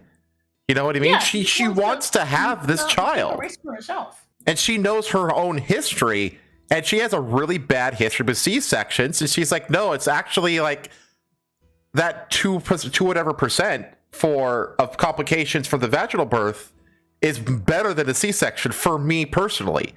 You know, like, I'm trying to tell you, like, the best, most highest chance of a good childbirth to have with me, and you're not listening. And I'm being forced to not follow that, which is ridiculous. It says, however, these cases show that doctors sometimes elevate the welfare of the fetus over the mother. Yeah, it's like, it's insane. I don't agree with that. Like, all I can, like, as a Christian, like, I am a pro-life person. We disagree in that regard, but yeah, all I can ask is that they actually, like, want to try to have the kid. You know what I mean? I'm not going to sacrifice the woman to, you know, to maybe save the kid. No. That life is already established and it's precious. Like, that should be, like, this is the correct ethical position that this has. And these doctors are going fucking rogue. It reflects a deep understanding of women as the incubators, women in their role as childbearers. The hearing dragged on for more than 2 hours. At one point, Doily asked for a transfer to another hospital because she did not want anyone involved in the hearing to operate on her if she needed a C-section. Hospital officials said that that wasn't likely to happen since another hospital would have to accept her as a patient first. Doily agreed to stay at University of Florida Health, but asked if the hospital would assign a black nurse or doctor to her care. She wondered aloud if the hearing, in the hearing, what would happen in the morning after the 6 a.m. deadline imposed by the court had passed. They're going to tie me up and go give me a C-section against my will? That's fucking awful. The judge did not order an immediate C-section, but he said the hospital could perform one in an emergency without her consent. And that happens, though. That's common. Yeah. That's actually common, like emergency C-sections. So. Yeah. Well, yes, but emergency C-sections often happen when, like, the woman goes into, like... Yeah, when the kid is, like, crowding. Yeah, but the kid is, like, crowding, basically. Yeah, like, when something is happening that's actually going wrong. Like, for example, I was in emergency C-section. Because if I had come out out of my fucking mother's vagina, I would have come out with a fucking umbilical noose around my fucking neck. Right. Yeah, it's like something like that. And then they like, we have, you know, we're gonna go in and save this kid because, you know, there's already like a you know, death is imminent already. You know, it's like, okay, because of what happened to me, my mother just prefers C-section. She prefers to just go under, not fucking be awake, and then wake up and have a baby. She says it's the easiest thing in the world. Right? And that's fine. My mother has never had any complications with C-section. You know? This woman is great. She said, I appreciate you spending 2 hours on a Sunday going through my medical history and fighting for my vagina and my baby. I have to say, though, this woman really kept a cool head throughout all this. Fucking props to her. Oh, yeah. And then afterwards, after it all happened, she, overnight doctors said the baby's heart rate dropped for several minutes. They rushed Doily into surgery, and she once again gave birth via C-section. So they forced the C-section. The next morning at 8 a.m., nurses again put Doily in front of a tablet for a final hearing. Doily said the baby was born at 2 a.m., and she still hadn't been taken to the neonatal intensive care unit to see her daughter. Tell them I don't want to be on, she said. Y'all can have your own meeting. I want to see my child. Once Khalil heard the baby had been born, she wished Doily well and closed the case. Now, again, said that the baby's heart rate dropped for several minutes. That could be grounds for an emergency C-section. Yeah. So I could see that being a justification, but I have to say that this whole thing is pretty fucking ridiculous. Yeah, fucking insane. Yeah. In response to questions from ProPublica, Khalil wrote in an email that the Judicial Code of Conduct prohibits judges from commenting on cases. These ethical standards exist to protect the integrity of the judicial process, ensure fairness to all parties, and preserve the court's neutrality, he wrote. For a year, Doily and her family tried to forget about the case and move on, but she couldn't shake the feeling of violation. She said if the hospital could force her to undergo surgery, it could happen to anyone. When we use the courts to basically strong-arm, bully someone into an unnecessary medical procedure against their will, it's akin to torture in my eyes, which is fair. Yeah, I think that's fair. That's not the point of the law.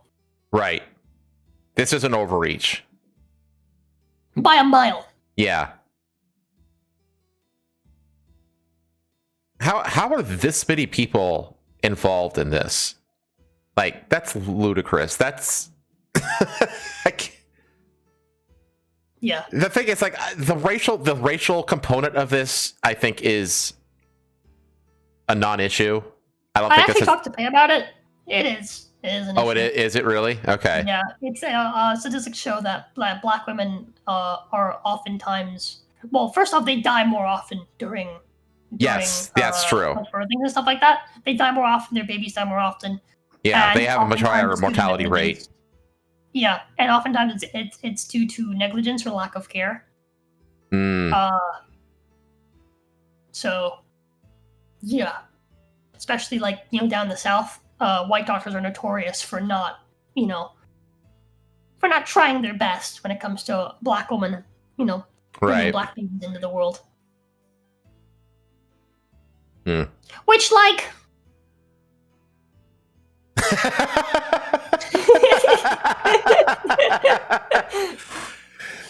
maybe that should be the last. Maybe that should be the last comment for this article.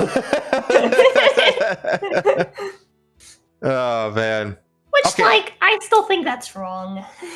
Yeah, it's not. It's like time and place. Time and place. He'll probably grow up to get killed by another black man before he gets to the voting age anyway. Okay, this next one is something that I found. So you know how like fraud is like rampant across America, right? I saw a post reading how we're not $31 trillion in debt. We're $31 trillion defrauded through scams and stuff like that. Well, it turns out it's not just the United States. In fact, fraud has reached the literal highest place in the world. Poisoned truckers and phantom flights. Nepal charges 32 in massive Himalayan rescue scam.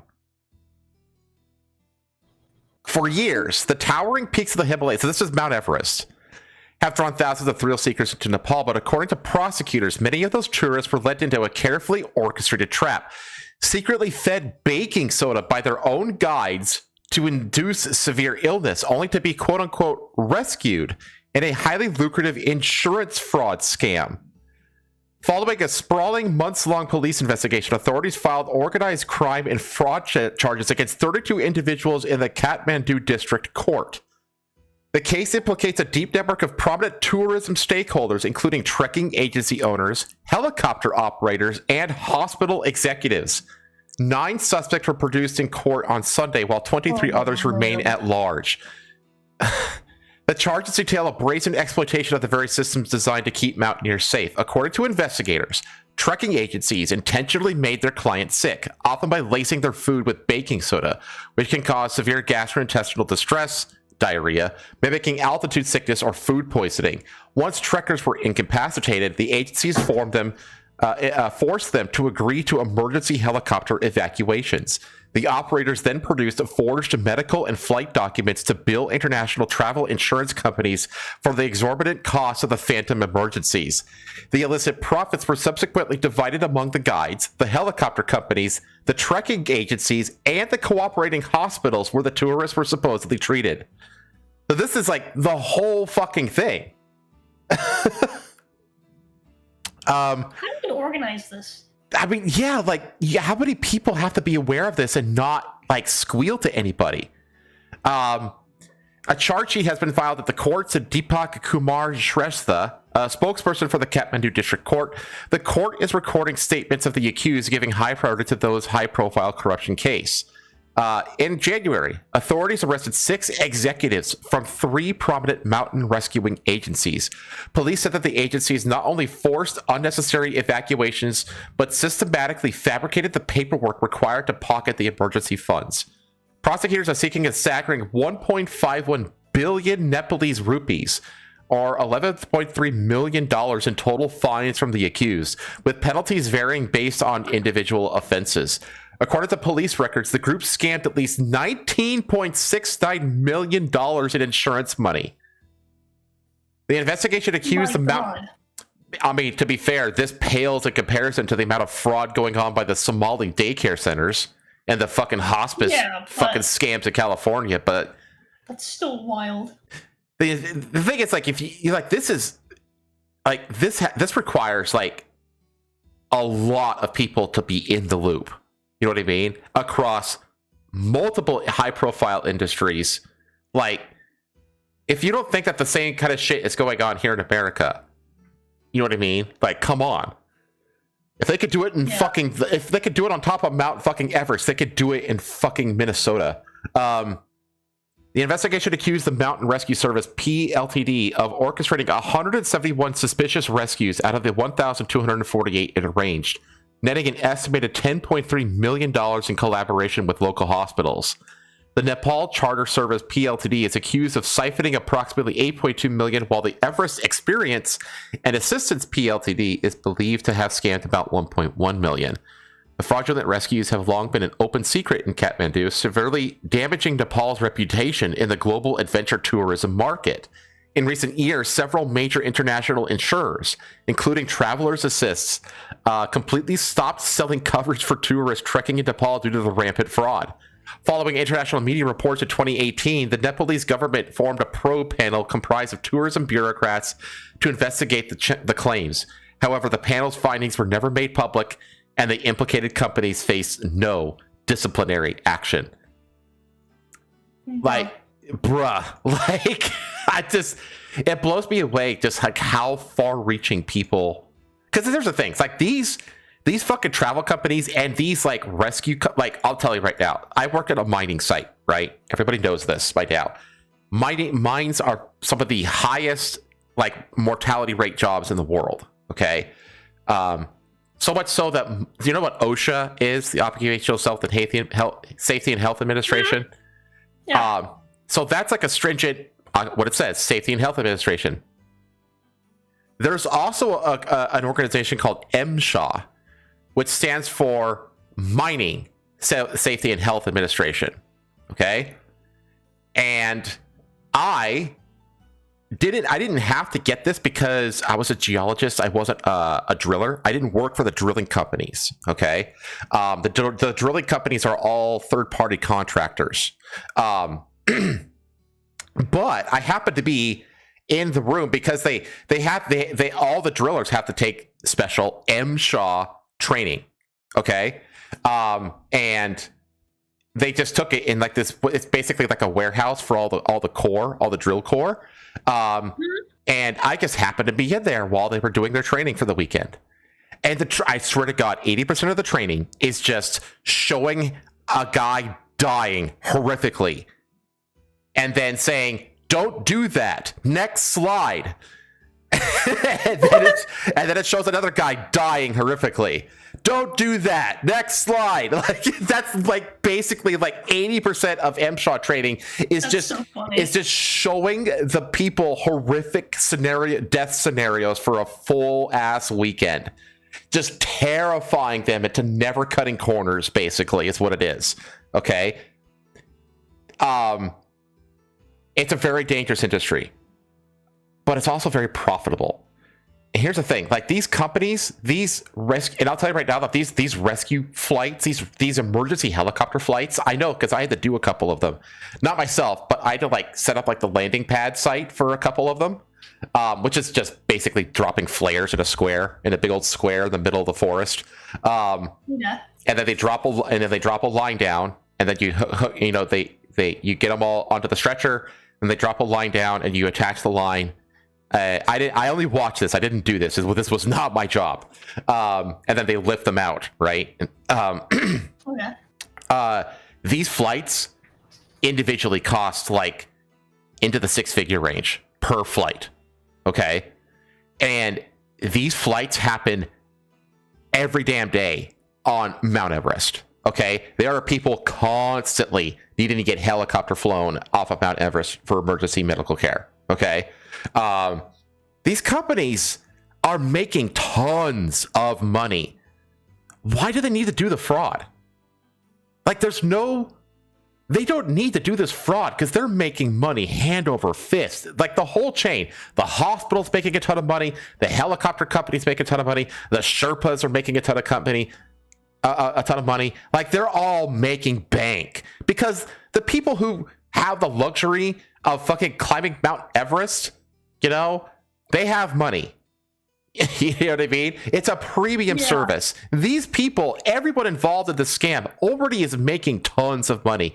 Why do they need to do this fucking elaborate insurance fraud scam? It's beyond me. And the other thing, it's like, of all the people to defraud, you do not want to try to defraud the insurance companies because they're really good at finding fraud. Like insurance investigators are extremely good at discovering fraud, because they put the best detectives imaginable on the case to basically find a reason to not pay out. They're phenomenal at sniffing out fraud. So it's like they didn't need to do this. They already had plenty of money, and they're defrauding people who, like, I guarantee, like, they had to have known that they would have eventually gotten found out, especially with how many people must have been involved in this scam. Like, it's got to be like over 100 people.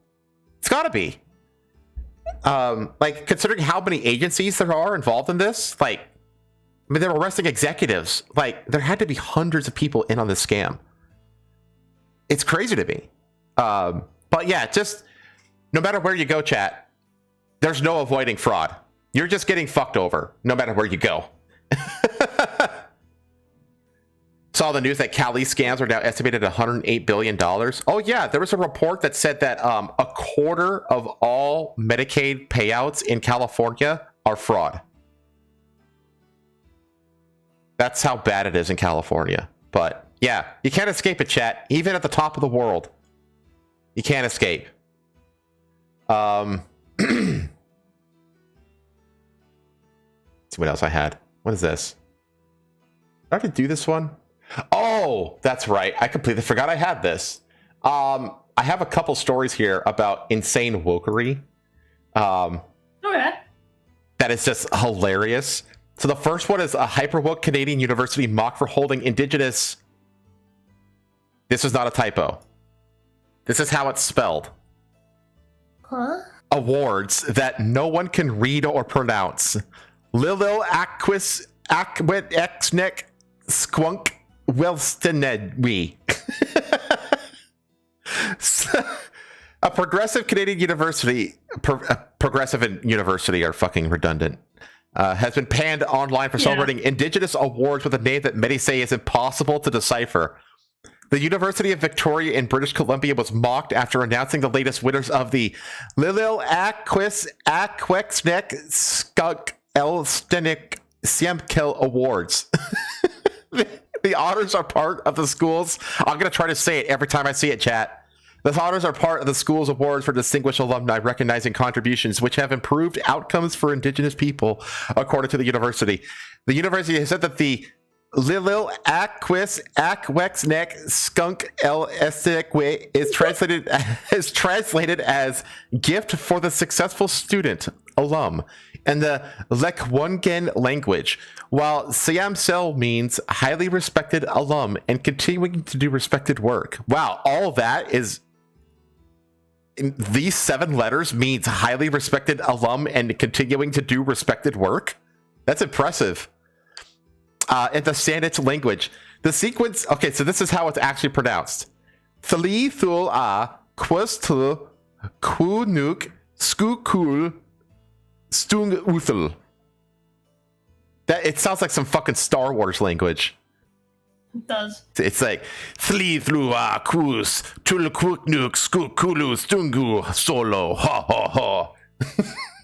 However, online commenters quickly pointed out the award's unusual name and spelling. This is stupid. One user on X posted, "No one can read this, and you know no one can read this, and everyone knows that you know no one can read this." Another commenter called the awards absolutely ridiculous and accused the university of mocking its students and alumni. It's a radical left-wing woke institution, a third user said. That says, Cree or Inuktitut on signs makes sense because it's usually done in areas where literacy of the language is equal or greater than English. But in this case, UVic is using a script understood almost exclusively by linguists. Basically, they're saying that nobody actually speaks this language. It's like a dead language. The number of indigenous people who can read it is close to the single digits. I like to use my imagination. Another user on X said about the awards. Both languages are North Straits Salish dialects native to British Columbia. They may also be used in Washington state in the US. However, they are rarely spoken today, even among Canadians of indigenous backgrounds. One of the last fluent speakers of the Lekwungen language, Elder Dr. Elmer George of the Songhees Nation, died in November at 90 years old. There were only 7 fluent speakers of the Saanich language alive as of 2022, according to Seaside Magazine. Cree or Inuktitut on signs may... Oh, I just read that. I just read all that. Another online commenter joined in with a similar critique of the University of Victoria. I guess they got bored of creating incomprehensible word salad jargon in English to make themselves feel smarter than everybody else. Let's see. God. Anyone presenting a degree from that place should be laughed out of the interview. The university specifically points out that the awards are held on Likinik territory, a land with ongoing significance to both the Likinik and Wisanic peoples. Anyone presenting a degree from that place should be laughed out of the interview. Such people are far too dangerous to hire. I truly hope this virtue signaling BS affects your alumni fundraising. What the fuck? Others suggested that while the university may have good intentions in mind, its message would not get through to people. Consequence of this kind of stuff, annoyance/resentment among regular folk and no one using those words they can't read. They said that they would renamed the award last April. University said that the new names came from the Lekwungen language, also spelled Lakwingik, and the Sandwich language, also spelled Senkonten. This fucking thing. Thing is, like, I've seen these letters before. Like, have you ever like tried to add a symbol in Microsoft Word and you like it goes to like the symbol library and you see like all of the characters that are in the system? That's the only place I've ever seen this kind of shit. But anyway, it says in 2023 the university named 2 new student housing buildings to reflect local indigenous culture. One of the buildings was named Kek Wenin ?E Len, while the other was called Snikke ?E Len. The Daily Mail has reached out to the University of Victoria for comment. Here's the thing though, like Canada is like obsessed with bending the knee to their indigenous population there. Like dude, they do this thing in Canada where like before like government meetings and stuff like that, they make, I think they're called like land declarations, where they pronounce like that they're on stolen land and like what indigenous tribes own the land that they're on. They do that before like every government meeting and shit like that. So yeah, the Canadians are fucking retarded. Sumerian has no living speakers. An award named in that language would therefore be extra super duper prestigious. Now, continuing Canadian stupidity, the NDP has a new leader in Avi Lewis. So this guy won the New Democrat Party of Canada. Okay. But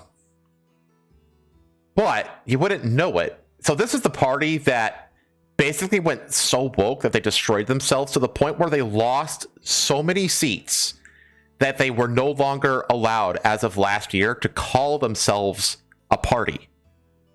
You have to have 12 seats to call yourself officially a party. And they lost so many seats because of this shit that we're about to witness that they went down to 7 and lost their official party status. Like, that's how in the gutter this party is. So it's like, okay, hooray, Avi Lewis. Now, you'll notice that Avi Lewis is a white guy. Is he? Looks Asian. No, he's white. He's a white guy.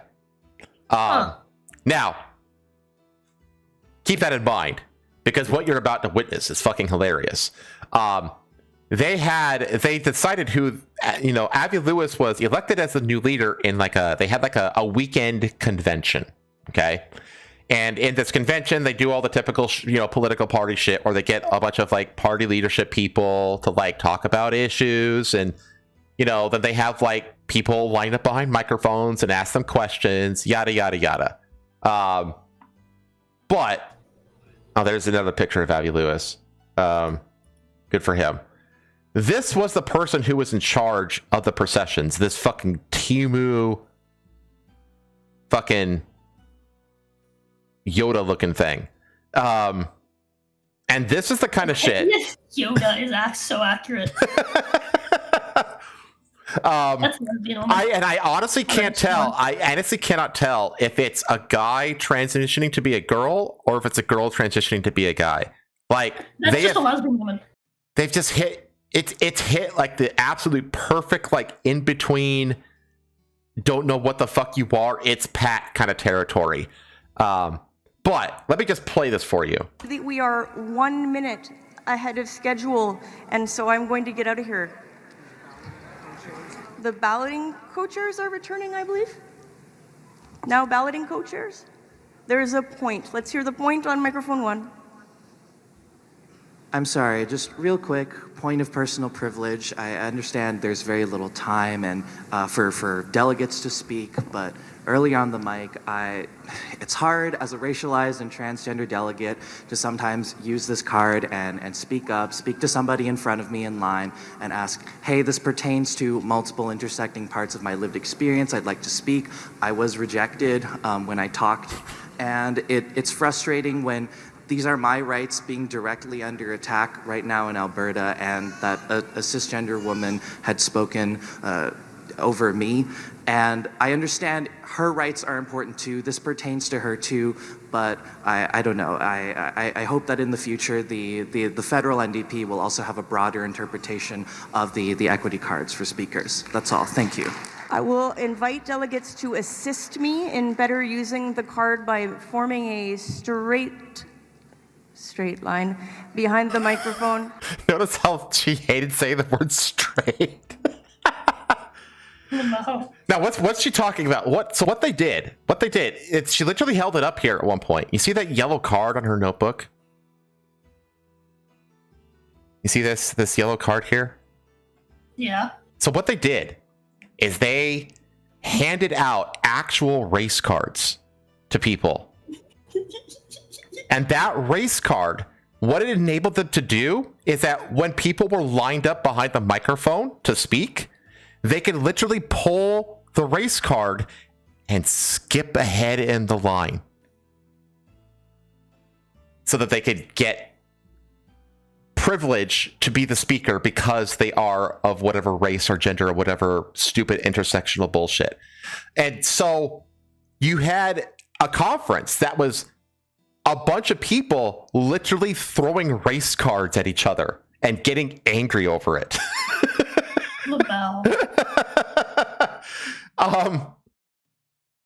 I have to say it's like a parody. Like if you were to make a parody of like 2020 era like woke nonsensory, like this would be it. This is the kind of shit you'd make. He had this guy. Go ahead. It's got point of privilege. The microphones seem really low today. It's hard to hear everyone at the mic. Between the background noise and the volume in here with the microphones, it's really hard to hear. And the closed captioning also is slower to make it hard to keep up with what's going on. Thank you, delegate. I have a hearing impairment and I'm struggling to hear the delegates, and I know that you are too. Let's have some order. We'll hear from the delegate on microphone 1, please. I did want to bring attention to the fact that a fellow delegate is holding the gender parity card. Let's take the microphone to that delegate. We'll hear from them right now.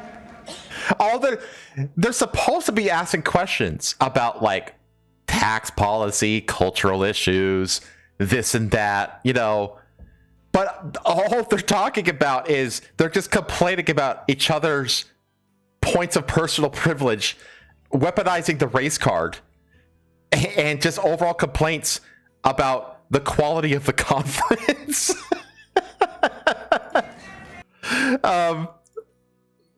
There was even... Oh, come on. Come on. You can't save these people. Oh, you can't. There was even at this point where... I'll just let it play. Name is Nicholas Torno. I come from Kingston in the Islands. My pronouns are he, they. And I have a question about the video we just watched, the tribute to Jagmeet Singh. I want to know how much money it cost. I want to know how much time it wasted out of the convention. And I want to know who decided on it. So Jagmeet Singh, by the way, is the founder of the party. Okay, and they played like they did a segment where they did a tribute to him, and they played this video about him and his life and his like success with the party, which, by the way, he's the guy who was responsible for losing them all their seats and losing their official party status in the first place. Okay. So this guy gets up with all of his badges of flair, pieces of flair or whatever around his neck. That's an Office Space reference, chat. And complains about the video that was just played about Dear Leader. S'il vous plaît. Hi, Thatcher Ethan from Scarborough North. Rising on a personal point of privilege, that comment that was just made is absolutely unacceptable. I'm in my house of party where I belong as a racialized person, and we paid a tribute that is incredibly fitting for an incredible leader. And that comment is so harmful in this space. I think the people that are here that are racialized, that are people that have never been seen before, deserve... That, by the way, is my favorite voice that you do. How dare you do that? How dare you say that? That was a comment. That was harmful in this space. It might have not been harmful in other spaces, but in this space, we're all very, very weak. We're made out of wet paper mache. How dare you? And our leader that looked like us and changed the politics for us as New Democrats, as Canadians, as Ontarians, as people from all across this world, as people that have survived genocide, deserve goddamn respect in this house. We survived genocide. Okay, we survived genocide. Okay, we deserve him. Okay, What we deserve Canadian the guy that fucked up genocide? for us. What Canadian genocide? We survived genocide. Okay, we survived genocide. Okay. Lazy Viking says hearing impairment with those ears. Dude, like at this conference, I think being hearing impaired is like a blessing. It's like the greatest blessing you can ask for at a conference like this. And then you have, okay, then you, then this was like the big controversy. I'll just let this play out as well, and then I'll retroactively explain what happens. There's a point of... By the way, if you watch this creature's face, she always looks perpetually terrified of the audience in front of her. Like at all times, she looks like she's just like scanning for threats in the audience. Privilege on microphone 1, then we'll go to microphone 3. Go ahead, delegate. Look at the stack of race cars that have been cashed in front of this lady. Look at at them all. Oh my god. And that's just one mic. There's like at least 3 of these mics where they're just cashing in the race card, man. Here with my gender equity card before you called on the previous speaker. That's my point of privilege that I would like to raise. I will explain the speaking order, which is fixed, that I cannot amend, which is the pro-con rotation. You can move yourself up a line that you're standing in. I am pro, and I was... We went... You went pro, con, We went pro-con, pro, and my plan was to go con. The speaker at con mic 3 also has a speaking card. Yesterday... It's like, the other microphone girl has a card too. What now, bitch? Like, now this is the great controversy right here. Because what she's about to complain about the usage of a privilege card. Today, this card was used in an inappropriate manner. And while I understand in Ontario we note this as equity, even if that, this was also used inappropriately in terms of gender.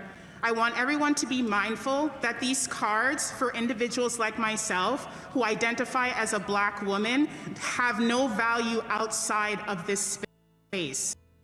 Number one, I like how they're self-aware enough to know that the race card game that they're playing at this conference is completely dumb and worthless outside of the conference.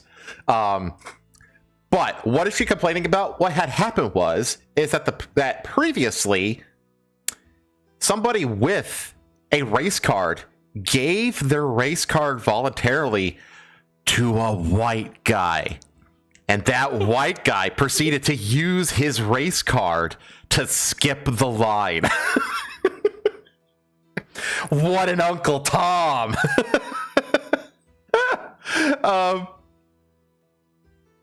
And then, as a result of all this, they had an emergency resolution. What was their emergency resolution? Pronouns he, him. Point of information. What information do you seek, delegate? Why do they talk to each other like aliens? Like, talking through a communicator or something? What information do you seek, delegate? Like, like the Starship Enterprise just like beamed down to like a primitive planet on the other side of the galaxy or something. Can I ask an election about, or can I ask a question about executive elections to the chair? As I understand it, what more election results we have are going to be announced at the end of the day. I have a point of information for the elections committee. The elections committee has gone to do balloting and they're not available to answer your questions. Thank you, Chair. Sorry. Microphone 4, are you on a point? Sorry. Point of order, Robert Alley, he, they. My understanding as an equity-seeking delegate is that these cards are to help the chair hear equity-seeking persons and that we don't only hear from white male delegates. Now, this is my first convention, so I could be wrong, but the reason for my concern is that yesterday during the housing resolution, after a white man spoke, someone at this mic waved their equity card only to give their speaking spot to a white man. Now, that white man being a leadership delegate, notwithstanding, I had lined up for a long time to discuss They're all the housing. talking like they just learned how to debate in middle school. Right? They sound like children who just like learned this concept, and it's like a class assignment to like carry out a conversation in this bizarre alien style. You know? Resolution, like many others, including my fellow delegate Akua. I just want they're still wearing masks. Us as a body to understand the spirit of these cards, because we are a party governed by processes and not by any sort of shock doctrine. Like I said before, it's my first convention, but I can tell tensions are high with the leadership contest, and I just want us to make sure that we remember our values that brought us here. Thank you very much. Merci beaucoup. Merci beaucoup. I have a little bit more. We're almost done. I wanted to take the opportunity to adjust the equity card systems, which I understand is a rule that's already adopted. But given that we're dealing with human rights and Canadian identity, it seemed like appropriate time. So I apologize for interrupting this resolution, but I have suggested wording for the equity card system, if we can hear that. Okay. That the standing rules of the convention be amended to expand the equity card system beyond gender to include racialized, indigenous, two-spirit, LGBTQ, IA delegates and persons living with disabilities, and to include a directive for their use based on the impact of resolutions. I have wording, if it's seconded, I think, or should I read the whole thing? So this guy doesn't think that they've gone far enough with the equity cards. They need to have more, and he's even taken the time to write up all the language to facilitate such action. And he's asking if he could give them the language and implement his ideas for expanding the card system beyond the hilarious joke that it already is. That's his problem. His problem is they're not race carding enough. And of course, Marco Rubio elected chair, non-gendered, of the 2027 NDP convention. That's funny. And that is the state of Canada as we know it. My God. I know. I don't really. It's just. It's a parody. It's self-parodying. It really is. Like, because the thing is though, this isn't the first time we've seen this. Do you remember the Democratic Socialist Convention? The Convention of the Democratic Socialists of America, the DSA convention. They did this exact. They didn't have the cards, but they did the exact same thing minus the cards, where they were like calling out points of personal privilege and all this other shit, and like saying like, as a black gay, goat fucker, whatever, I get the right to say this, and he, that white guy shouldn't have been able to do that, and that's what the DSA was, right? This is actually not the first time we see this happen. But yeah, luckily this party doesn't really have any power, the Canadian government. But unluckily, I do think that the current government is like sympathetic to this party, because the current government is like led by Mark Carney, who is a socialist. And I could totally see them like buddying up with this party. But yeah, that's the state of Canada, chat. Okay, I know you hated that, so we're gonna move on. Thank God.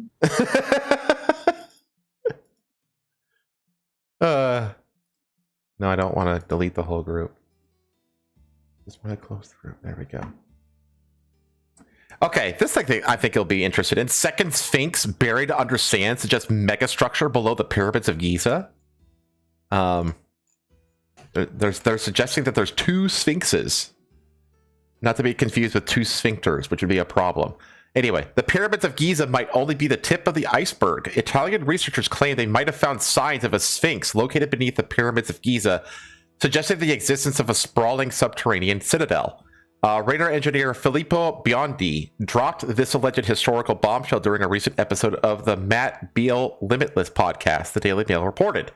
He said, "There is something very huge that we are measuring beneath the Giza Plateau, which features the Great Pyramid of Khufu, the Pyramid of Khafre, the Pyramid of Menkaure, and the Great Sphinx."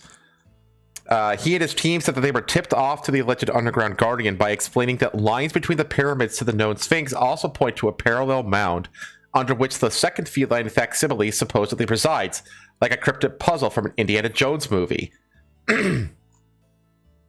Satellite images of the Giza Plateau have reportedly captured this dune, which the signal processing researcher claims measures approximately 108 feet tall. The first Sphinx sits slightly below the surrounding surface in a shallow depression, so it is possible the second Sphinx could be hidden beneath this higher mound, he said. That this mound was made of hardened sand that would facilitate its existence rather than an impenetrable bedrock as well. Biondi said that the precise geometric correlation between the visible structures and this mysterious dune has made him about 80% confident in his theory. The researcher also referenced the fact that the dream stele, a granite slab sitting in front of Sphinx number 1, is carved with a pair of the mythical cats, suggesting that there were always supposed to be a second sculpture. His theory implies that there was an actual function to the propagandist symbol, which was constructed by Pharaoh Thutmose IV around 1401 BC, when the civilization was at its zenith, to ostensibly justify his divine right to the throne. So here's like the geometry. So you have the two pyramids, and you have one Sphinx, and then they have like the doppelganger, like I can't believe they're doing this, but they're. Do you remember high school geometry? Vaguely. Do you remember the symbols that you use to indicate what angles are equal to each other? Yeah, the little lines. Yeah, that's what they're doing here. The little double lines to indicate equal angle length. The hieroglyphics reportedly describe how the Sphinx was a deity that appeared to a young prince, Thutmose IV, as he slept in his shade, promising him the Egyptian throne in exchange for clearing off the sand that had entombed it. To get to the bottom of the matter, the team scanned the ground beneath the first Sphinx, all the pyramids, the conjunction between the Sphinx and the Khafre pyramid, the second largest on the Giza plateau. He claimed that they found vertical shafts, horizontal passages that pointed to an underground megastructure. The lowest shaft had tunnels that branched outward, per the researcher. These reportedly mirrored a network of shafts and passages beneath the above-ground Sphinx, illustrating an incredible symmetry. Coincidentally, Biondi is not the only researcher to claim the existence of a second Sphinx. Egyptologist Bassam el-Shamma first raised the theory more than a decade ago, citing ancient Egyptian records and mythology that described a lightning bolt striking the Sphinx. He postulated that the image also could allude to a second monument that was destroyed after being cursed by a powerful Egyptian god. In 2021, Egyptian tourism official Rida Abdel Halim told local media that they had not only found a second Sphinx, but that it measured 246 feet high, with a head 67 feet high, and hands extended over 50.8 feet, similar to its visible counterpart. Egypt's former Minister of Antiquities, Zahi Hawass, has thrown cold water on such theories, arguing that extensive excavations of the area have yielded nothing. Biondi stressed the need to study the phenomenon more carefully. We are still analyzing the data, said the engineer, who is currently awaiting permission from Egyptian authorities to dissect the mound. I will believe it when I see it, is how I feel about this. Yeah, kind of same. Do you remember last year we covered the everybody covered it actually, the supposed giant pillars that were like used for like producing immense amounts of like electrical power that were fucking pylons. Yeah, the giant pylons and that like amounted to nothing. So I'm like, okay, it's cool, but give me a picture. Give me a picture of it and I'll believe you. So yeah, there you go. I got another one here for you. Harnessing semen-derived exomes for non-invasive fundus drug delivery. This is basically curing cancer with pig cum, chat. Chinese scientists published a study showing that tiny natural bubbles, or exosomes, extracted from pig semen can be turned into safe eye drops. These exosomes temporarily loosen the tight barriers in the eye, like the cornea and blood retinal barrier, thanks to a protein called EGF on their surface. This allows a loaded anti-cancer nanozyme drug to reach the back of the eye, far better than regular drops. In mouse models of retinoblastoma, a rare childhood eye cancer, the eye drops dramatically shrink tumors to just 2.35% of the size in untreated mice, while preserving vision, causing minimal toxicity or immune reaction, and working through multiple cell-killing pathways. The researchers highlighted that this is a promising non-invasive platform, not just for eye diseases, but potentially for crossing similar barriers elsewhere in the body, such as the blood-brain barrier for Alzheimer's treatments. It's still preclinical, cells and animals only, with no human trials yet, but the approach uses abundant, human-compatible pig material for better biocompatibility and scalability. So there's your chance, chat. You could be the guinea pig. They don't have human trials yet. You could be the first one to fill yourself with pig cum to solve your cancer problems, chat. It could be you. Never waste a good opportunity.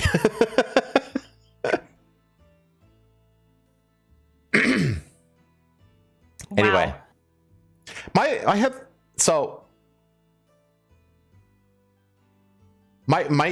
only real question here is, what brings you to test this? Like, where do you get the idea? I mean, one has to wonder. This pig, by the way, in this picture, looks like he's been getting fucking milked for like the last 3.5 days. Like, he's just been laying down on that thing, just coming nonstop for like a week solid. That's what he looks like.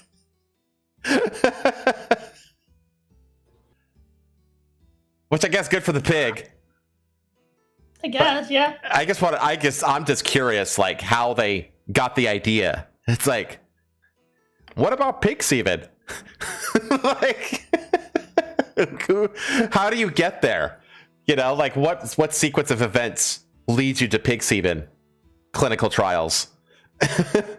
Was it Chinese? Yes, these were Chinese scientists.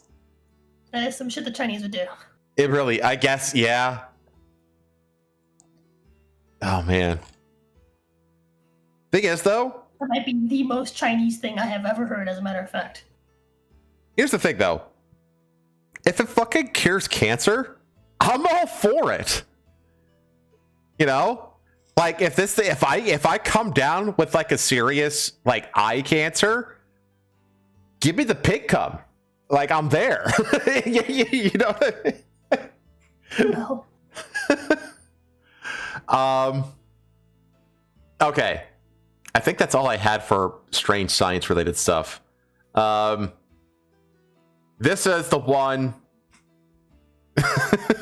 I'll let you read this one. Yes. I can't believe we Police missed this. respond to a wild viral story about Florida man kidnapped by Gerald the Dolphin. I didn't miss this. Pay show this to me. Yeah, okay. Everyone is obsessed with the viral story about a man who was kidnapped by a dolphin called Gerald. And now the local police have even responded. If you missed this entire saga, a post went viral claiming a 33-year-old man called Ricky James Hollowell, he would be Ricky James, Yeah. was found on a beach in Lee County, Florida after being kidnapped by dolphins for 3 days. According to the crazy story, a dolphin called Gerald took him 40 feet underwater and forced him to help them build an underwater city. Florida man found sunburned and disoriented on Sanibel Causeway, claiming he was kidnapped by dolphins and forced to build an underwater city. He experienced heat stroke, Jet. Yeah, I was gonna say, it's heat stroke. Lee County Sheriff's deputies responded to the Sanibel Causeway early Monday after a motorist reported a man standing on the shoulder, soaking wet and drawing blueprints in the sand. It's gotta be the funniest case of heat stroke I've ever seen, though. Yeah. That's incredible.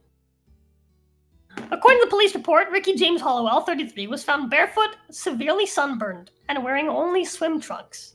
He told deputies he had been taken against his will by a pod of dolphins 3 days ago, and forced to work on what he called an underwater construction project. The whole thing is obviously fake, and it actually came from a satirical Facebook page called The Dude Humor Report. No! Which posted the fictional story on the 4th of March. However, the story went so crazy viral that even the Lee County Sheriff's Office has now responded and confirmed that a man wasn't actually kidnapped by dolphins. I mean, obviously the story is fake. Well, obviously the man's story is fake, but now we know the whole story is fake. Like, there wasn't Hollowell isn't a real person level. Yeah. In a Facebook post, the Florida Sheriff's Office wrote, "While living in Lee County is paradise, we can confidently confirm the underwater real estate market has not been tapped into. Yet. We checked with our newly implemented underwater construction investigation team and learned the dolphins of our oceans deny any involvement." They hilariously ended the post. Disclaimer, no dolphins were harmed in the making of this rumor. Well, I'm glad I cleared that one up. I don't Oh my know. God. I don't think the dolphins can be trusted, chat. I mean, they're notoriously rapey. You know that, right? Like, you know that about dolphins? Yes. Yeah, like they can't be trusted. Like they're rapey. You can't trust rapists. Also, apparently, like dolphin. I remember this being like a rumor, like growing up. I don't know if it's true that dolphin pheromones are so strong they can make a monkey jerk off to death. What? Never heard about that? No. The dolphin pheromones. Yeah, I think it was something like the smell of like dolphin cum has like such intense pheromones that they tested it on monkeys and the monkey literally jerked off to death. But I don't know if this is a real thing or if this is like, you know, one of those stories. Well, I looked up. Man, my search history is so fucking borked. I looked up, quote, dolphin pheromones so strong they can make a monkey jerk off to death, end quote. And one of the first things I got on Facebook is it's dolphin. Fun fact, female dolphins have vaginal secretions that make a male dolphin just come over and over and over. From this point on, I will call these secretions dolphin pussy jelly. Scientists were like, holy shit, dude, we gotta test this, you know, for science. So the scientists collected a sample of said dolphin pussy jelly and had a test primate. They swabbed it on the male primate's dick. I'm going to put this up here. On a male primate's dick, sat back and watched the show. Now you see it worked, but it worked a little too well. The monkey straight up had a heart attack because it used all of its energy into fucking coming. I want to live in a world where this is a commercial product. I want to say, you know what? I want to die and I know what to do about it. I want to live in a world where I can go into my local grocery store, pick up a bottle of Smucker's Dolphin Pussy Jelly, and just fucking cum myself to death. Basically, dolphin pussy is a forbidden fleshlight. Did you know that Vaporeon is?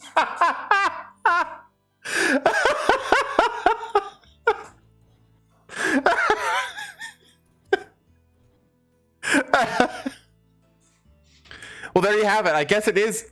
I mean, that's a story. That's the exact story that you heard. It was literally like one of the first things that came up, actually. Came up. Oh, God. Yeah. Okay. Yeah, and the Dolphins aren't rebuilding Atlantis anytime soon, chat. Okay. Okay. Do you want to go to Barbie Land? Do you remember the Barbie movie? And yes. how they actually did a pretty good job of creating like what a Barbie world would actually look like. Well, they had a Barbie convention recently. And people doled out up to $450 to go to this convention. And I would expect for $450 to see something at least kind of similar to what I saw in that movie. But alas, they got Dashcon 2.0 Barbie Edition. Oh my God. They got a combination of Dashcon and do you remember that Willy Wonka experience from like a year ago? In Britain, I think it was in Britain. We covered it on the show, like way early on. Yeah, I do remember that. Okay, yeah. It's like that, but for Barbie. So it says, if I could dream it, then I could do it. I've got my girls with me. There's nothing to it. Fifth Harmony sang at their official Barbie anthem, anything is possible. Unfortunately, it turned out to be true for today's Barbie Dream Fest, which is currently running in Fort Lauderdale, Florida from March 27th to 29th. Fans are comparing the event to notorious convention disasters like the Glasgow it was in Scotland. Okay, the Glasgow Willy Wonka experience, Dashcon, and Firefest. Mattel hyped the event as the first festival dedicated to all things Barbie, a festival that would explore the legacy, evolution, and boundless imagination of the Barbie brand. Promised attractions included a walk-in interactive dream house, an 80s disco roller rink, a marketplace, and a bike course, among others. Instead, fans got a cardboard cutout of just the front of a generic pink house with a sad little square of turf for a lawn on a vast bare concrete floor, a 20 by 20 foot pen of a roller disco hemmed in by metal concert barricades covered in some depressingly low effort banners, again on a bare concrete floor, random vendors including one from a window and door company, and a bike course sectioned off with some cones seemingly discarded from a local elementary school's gym class, and unbranded pink bunting. One attendee posted a particularly unflattering comparison of the convention's marketing versus the actual event on X, writing, "At one point, I was comforting mothers who bought 3-day passes and flew from different states, booked hotels, and rental cars." So this is, let me just go to this. So this is what it was. So just a bare concrete floor. Not a lot going on here. And there's your dream.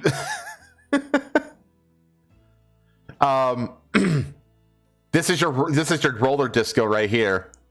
All 20 feet of it. Oh my god. And then they had, I think there's more.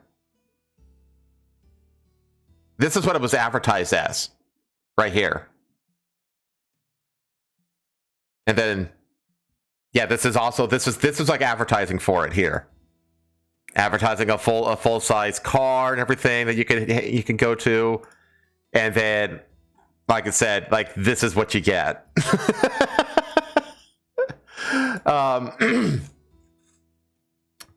Let's see. So the Dream Pass was $452.50. All general passes include priority queue for main stage programming, priority queue for marketplace, $50 coupon for autograph and photo op experiences. Man, who showed up for photo ops on this? What fucking celebrity showed up for photo ops? Shortcut queues for celebrity autographs and photo ops, access to a 2027 pre-sale. Oh man, can you imagine if you got there and you also bought the pre-sale for the next year's fucking Barbiecon? That's like $900. This is so expensive too. I know, like, that's a swag bag. I wonder what came in that. Exclusive badge and lanyard. You get that with your normal. You get that, okay? Admission to Barbie the movie in concert on Friday, March 27th. What if I just find the nearest cliff? So this is the bike. This is the bike course. We got Dashcon, y'all. And while some of the dispatches and comparisons are objectively pretty hilarious, many attendees walked away devastated after having spent a significant amount of money on tickets. Because you have to remember that, like, people came in from, like, other states to come. So they booked hotels. They bought plane tickets. That's on top of the $450 entry fee. Single-day adult passes, which you can still buy if for some reason you'd like to see this train wreck in person tomorrow, started at $72 a day, with 3-day weekend passes going for $152.50 and VIP packages costing $252.50 and $452.50 depending on the tier. One person who paid for the less expensive VIP package wrote on Reddit, $250 for no extra perks, and all we received from merch included in that was a spray hand sanitizer. So the goodie bag, this swag bag, all that the swag bag contained was a bottle of hand sanitizer. Oh my god. According to another attendee, so egregious. The coveted swag bag for the folks who paid over $400 was a plastic brush and hand sanitizer. Oh, so the $400. So for another $200, you can also get a plastic brush. No exclusive merch. It's also worth noting. This is some child's like Barbie birthday. But like even then, it's like that would still be better than this. Yeah, because at least that would take place on a lawn and not concrete. The company that partnered with Mattel to stage Barbie Dreamfest. Yeah, Mattel sponsored this thing. Has a checkered history with other disappointing conventions it has put together in the past, including Romance Con. The one bright spot that fans have consistently called out is the special guests and speakers who seem to be trying to make the best of the bad situation. That's what, just like the actors that were hired for the Willy Wonka thing, like they were fucking troopers just getting through that shit. Even Serena Williams actually showed up to receive the Icon Award, whatever that is. But that's a small comfort to anyone who traveled and spent money to attend Barbie Dreamfest, the reality of which ended up being about as far from its marketing as Fort Lauderdale is from Malibu. There you go. I had another article here, but it's the same article pretty much. It just has some different photos. Yeah, this is the Barbie Dreamhouse dollhouse experience right here. So it's just a cardboard cutout. And that's it, with a chair in front of it on a AstroTurf green lawn. I think it's like you get like it included like all of these like skip the line kind of perks for the VIP packages, but it's like there's nobody here. Like there's no line to skip. Yeah. Here it is. So this was Michaels. Michaels was also the sponsor of this thing. Oh man. Oh god. Man, companies, you got to be more careful. But yeah, they spent like $2,000 on flight, a combination of premium tickets. Yeah, some people paid out like fucking $2,500 to do this thing. Oh man. So that's Barbiecon. You're not even registering what you're hearing. I know. There's like a history. This company has a history of this though. Like I said, like they put on Romance Con before, but yeah. Okay. Last thing I got are both yours, actually. Already.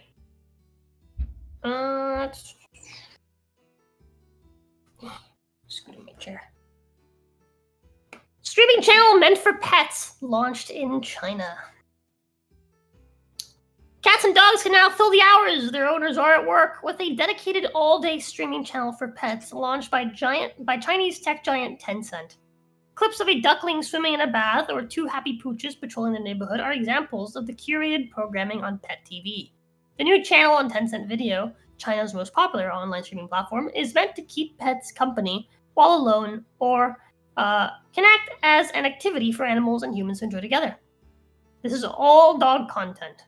When will the cat program be on? One person engrossed in the service wrote in the chat room on Pet TV's streaming page. Tencent Video describes Pet TV as a 24-hour happiness hub specially designed for your furry kids. In a post on social media app WeChat introducing the service last weekend. Dogs and cats' senses are different to humans, so the channel's colors, refresh rates, and audio frequencies have been designed to suit their specific needs, it said. Pet TV is available to paid subscribers of Tencent Video, which said its market research found that 66% of dog owners leave the television on for their pets when they're out. But the streaming service isn't the only pet-specific media on the market. Popular Headspace mindfulness app posted a YouTube video this week titled, "When your pets miss you, play this 6-hour calming music for dogs and cats." Tencent Video will also take advantage of third-party content, including airing America's Dog TV, the world's first TV channel and streaming service for pets. The value of China's growing urban pet market is estimated to reach 405 billion yuan, $59 billion, in 2028, according to a recent report by petdata.cn. On average, last year, Chinese households spent more than 3,000 yuan, $435, on each dog, and more than 2,000 yuan on each cat for their care needs.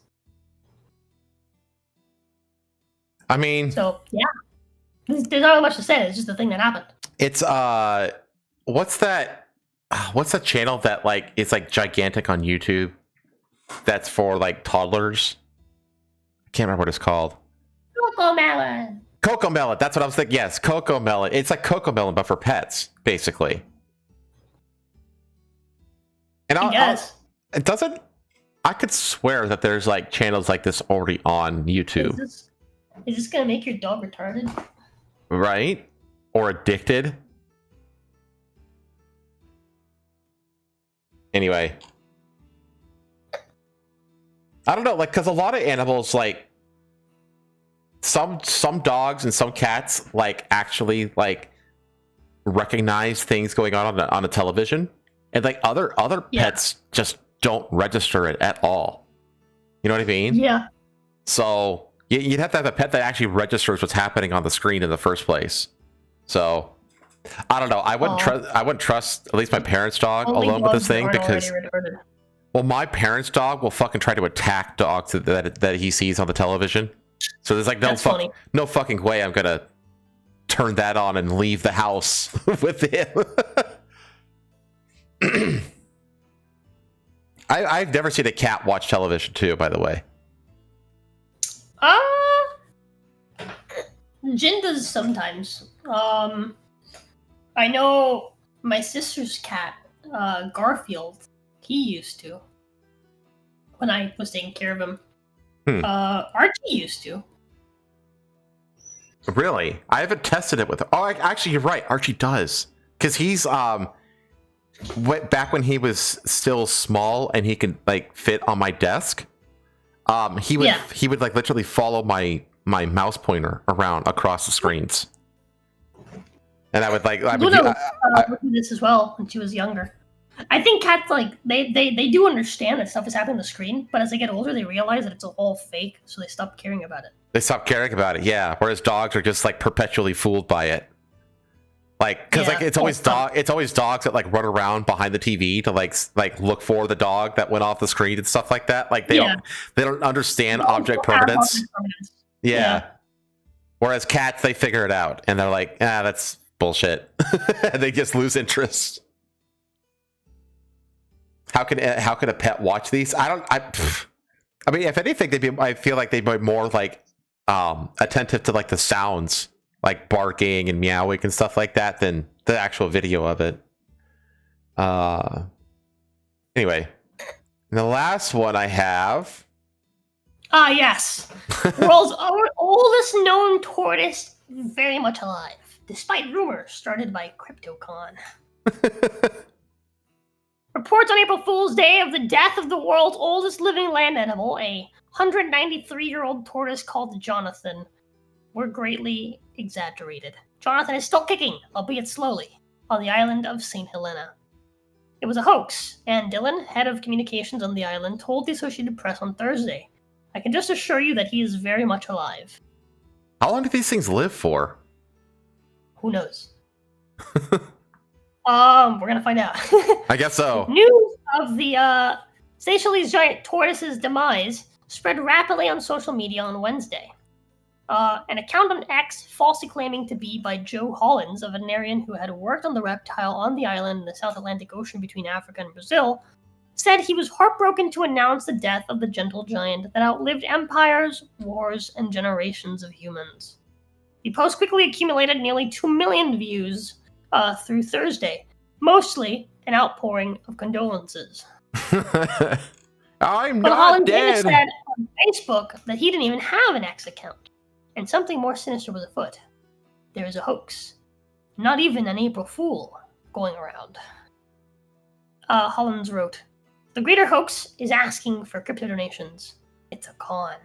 Guinness World Records lists Jonathan as the oldest living land animal and the oldest tortoise ever.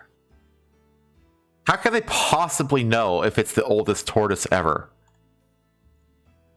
I think just ever recorded. Okay.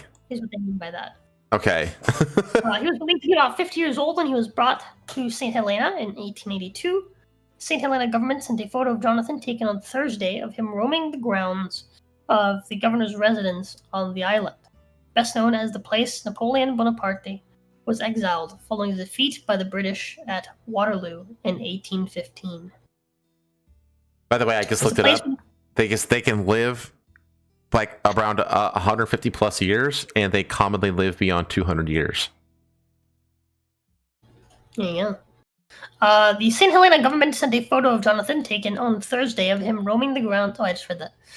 It was the place where the former Emperor of France died in 1821, but a decade before Jonathan is believed to have taken the first steps in what would become a very long life. God, so this tortoise is only 10 years separate from Napoleon. That's how old he is. That's fucking wild. Yeah, that's crazy. Aren't there like gators and shit that like literally can live forever or something like that? Well, so I think tortoises, if I'm not mistaken, are the same as gators and a lot of other reptiles. They're not alone. Sharks are a great example of this too. That have I can't remember what the actual term is. It's not just straight up immortality. It's like I can't remember what the fuck it's called.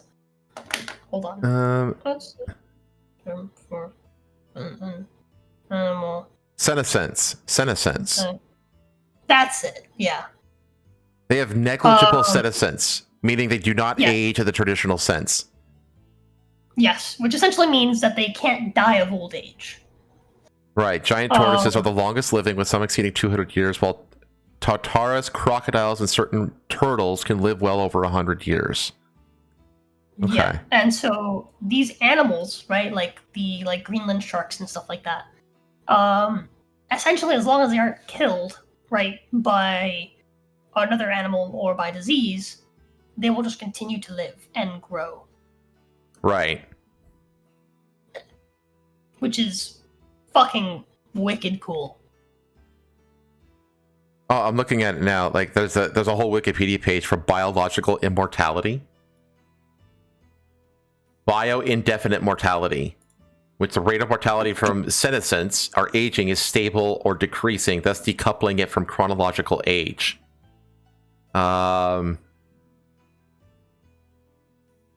So, okay. So we have the Blandings turtle. Olm? The hell is that? Ugh. Worms? Turtle, urchins, obviously, rockfish, estimated longevity and the in the Greenland wild shark. is different from how long they can possibly live. Right. Right. So these are how estimated how long they typically live in the wild. Right. But obviously, if kept, right, like the turtle, right, like Jonathan, right, Their senescence is so low that they could, like, effectively live forever. yeah, as long as they're like maintained and taken care of, they could live virtually fucking forever. So why aren't we researching this shit for like the unlocking immortality? I think some people are actually. I think people have been researching lobsters because lobsters are straight up immortal. That's fucking wild. Oh yeah, and the agent said it. Same with lobsters. They don't die of old age. They die of exhaustion trying to shed when they get too big. Yeah. Huh. So if you like manually shed, like peeled off their shells or whatever to shed, lobsters would just grow forever, and you'd have the giant Correct. kaiju lobsters. Correct. If you took care of a lobster and like meticulously helped it shed whenever it needed to, so that it wouldn't have to exert itself, it could just keep growing. I'd imagine, well, obviously, like, God knows to what extent, right? At some point, I'd imagine you'd have to deal with Diminishing failure. There'd have to be like diminishing returns and. Well, it's not even that. It's just eventually you reach the point where if it doesn't have enough energy to remove its own shell to grow, then you're eventually going to reach a point where it's going to die of exhaustion just trying to move. Yeah, that's true. Like you get to a point where the heartbeat literally would not be strong enough to like circulate the blood. Exactly. And it would just die that way. So yeah, so there are limits, especially for animals like lobsters that do continue to grow. Mm-hmm. But for example, like Greenland sharks, they don't just become ginormous when they live 500 years. They stay at the same size, so that's why they can just continue to live basically indefinitely. Right, because there's like Greenland sharks that were like born like before Napoleon, that kind of shit. Dude, there were Greenland sharks that were born like in like the fucking 1500s. Yeah, you're right. Like ironically. Mm-hmm. That are still like roaming around the Arctic right now. Yes. That's fucking wild. fucking vampire animals out there. Jeez. They did study sharks to come up with a way to make humans grow new teeth. Well, that makes sense. Yeah, that does sound familiar. Because they have like, yeah, they think it's indefinitely create new teeth. Yeah. That's fucking wild. Yeah, they use them constantly. It's the same thing with gators. Gators also indefinitely make new teeth because every time that they bite down on something, they break teeth. Right, right. Because their bite force is so high. They shatter their own teeth. Yeah. Yeah, all the time. And so as they get older, their teeth begin to get numb, so they can't feel anything on their teeth. Oh man. Some creatures, man, are just like literally just built different, man. Yeah. God. You have to remember, a lot of these creatures like can trace their fucking like their genetic origins to dinosaurs. You know? Right. Well, like, I mean, really, like, a lot of sharks are essentially dinosaurs. They're like actual living dinosaurs. Yeah. Because they haven't changed evolutionarily since the Cretaceous period, you know? Like, the only thing that's changed is that, you know, the larger of sharks have died out due to like our oceans being colder and having less overall population, so they can't sustain like larger sharks.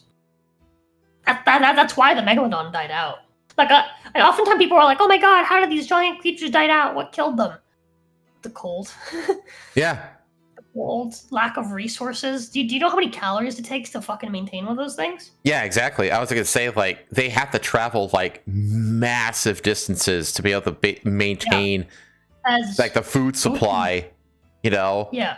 Our oceans today are a lot colder than they were when, you know, megalodons and like megafauna just in general existed. And so because of that, we have much lower animal populations, which means these megafauna simply couldn't, they starved to death. Yeah. It's like there's not a lot of blue whales out there. I mean, yeah, they eat plankton, you know, they have a filter feeding system of plankton, but like, yeah, there's not a whole lot of them. There's not a whole lot of them. These megafauna. Not a whole lot of the ocean is like warm. Right. You like know? Yeah, exactly. Like they're limited in like how like geography. They're limited. Yeah. So for animals like sharks, they don't have like blubber. They can't go into like the colder parts of the ocean either the way that whales can. You know? Mm-hmm. Like there's a whole lot, you know, that goes into like that sort of stuff. But that's like the main reason why megafauna just don't exist anymore. It's just like it's not that we hunted them. It's not that like, you know, they were killed by blah blah blah. It's just they ran out of food. World got cold. Yep. It doesn't take much. It does not take much. Yeah. Sharks were a jackpot in evolution, remaining basically the same for hundreds of millions of years. Yeah. Absolutely. All of our smaller sharks obviously survived because they need less calories. Yeah, they're like actual like perfect creatures. They're like better suited. And I hate them. I love alligators. Oh no, gators and crocodiles I love. I think they're great. Despite the fact that I'm much more likely to get hurt or killed by a gator or a crocodile than I am a shark. I still don't like sharks. You know, just but that's just really because of exposure. I mean, I live in Florida now, so yeah. And I have a little canal behind, like in my backyard. So I did see. You never know. I saw a mommy and daddy duck with like a line of ducklings in the canal the other day. It was really, it's super cute. Like the most the stereotypical, like the dad like flies ahead by like 40 or 50 feet. And like just kind of waits for the mom to catch up with a little line of ducklings behind her. So cute. Oh, that's so cute. You just watched the fucking fairy tale unfold. Oh That's yeah, crazy. 100%. Yeah, it's really cool. Like, I really like, because like if I go outside into my backyard like late at night, like after midnight, you can like hear like the frogs croaking and stuff like that. I love it. I love it so much. I love the Bayou vibe, you know. But anyways, it's time for clips of the week. That's all the news we had for you, chat. Oh, shit. I don't know if I have any. Oh no. I hope you do. I have a few. One of mine is a trailer of a game that I am never going to play. What game is it? Oh, you'll see. Okay. I'm never going to play this game.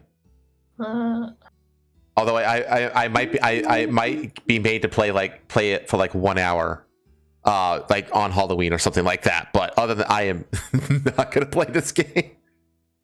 Here, I'll send you this that my wife sent me. Forward. Oh my god, my cat is mewing at me. He's mewing? He's mogging you? Yeah, because my door is closed. He wants out. Let me see here. I got a handful. Oh, you know what? I think I have. Okay, instead of having a lot of really short videos, can I show you one long video? Yeah, sure. Okay. This is what I want to show you. I got a bunch of shorts. I got a bunch of shorts myself. So I found this when I was trying to show Jazz something else that he'd already seen, and then I saw this and I was like, "What is this?" Then we watched it together, and it's incredible. I already showed it to Pay, but you need to watch it. Okay, hang on. I gotta let my cat out because he is not happy. He's figured out how to mew at me to get what he wants. It's like, fuck. He knows the sound of despair.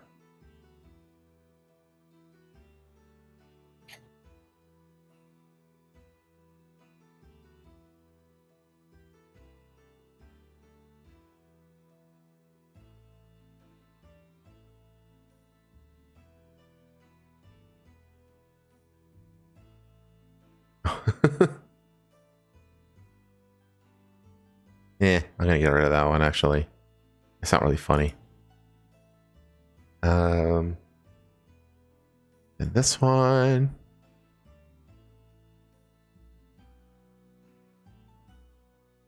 And then let me bring up our short. As always.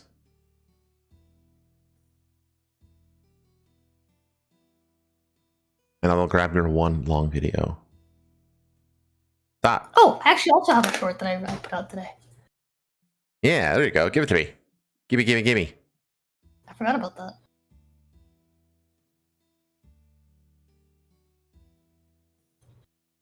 Okay.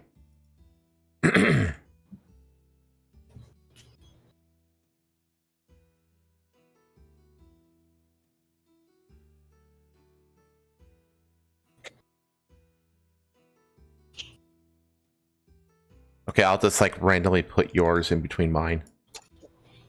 Okay, there you go. That's it. Oh god, 10 minutes. Okay. I promise you it's worth it. Okay. I promise. I promise. Okay. I believe you. Okay. I got everything queued up. So I only had 2 shorts this time, so I think it's fair. No, you're fine. Okay. Let's start with the trailer for the game that I'm never going to play. Okay. Turn the volume on. So this is a game called There's Nothing Down There. It is a game literally designed for a thalassophobic, fear baiting, essentially. Okay. Any shifts in the thermal readings lately? Negative. Still holding at 85 kilometers wide, 3 degrees above ambient. That's a hell of a geothermal gold mine, huh? It's possible. Eat that out usually means instability. We don't know what's holding this together, or how deep it goes. Let's push on. Dead end, we turn back. Deal? I fucking hate watching this. I hate it. I mean, this multiplayer? Stuart, are you seeing this?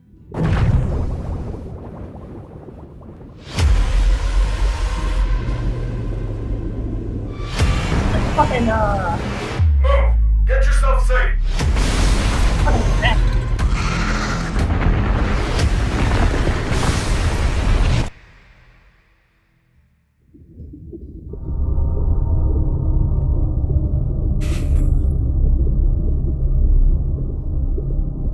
If this is multiplayer, we should play it together. It's I don't think it's multiplayer. I think it's a narratively driven game. But I saw there was 2 thingies. Yeah, but that's like it's not another it's not like another player character though. It's like I'm pretty sure it's like it's a single player like narrative driven kind of game that I am not going to play because it looks too well done for me to be able to play. I had a hard enough time getting through Subnautica. Okay, like this looks because the thing about Subnautica is that it's a bit cartoony, you know. Yeah. This looks like very like trying to be like pretty damn real, and I can't do it. Okay. Oh God. Okay. This next one is the Naked Gun crossed over with Resident Evil.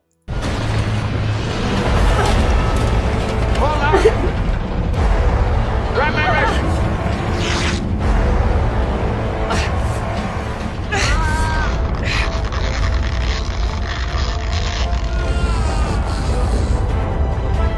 Take care of yourself.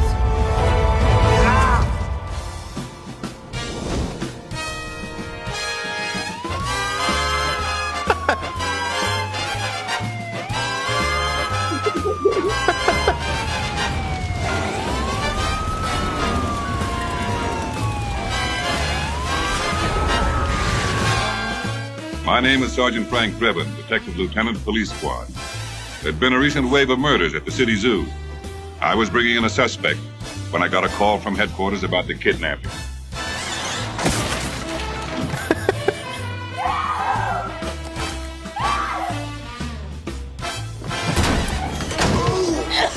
Parasite, the plaga. I promise you, whatever scum did this, not one man on this force will rest for 1 minute until he's behind bars. Now let's grab a bite to eat. Great.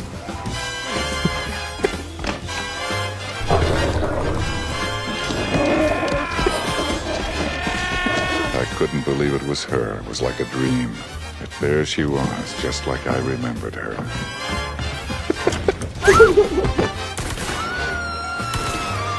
She was giving me a look I could feel in my hip pocket. I'm sorry I can't hear you. Don't fire the gun while you're talking. Take care of yourself, baby. By the way, I faked every orgasm.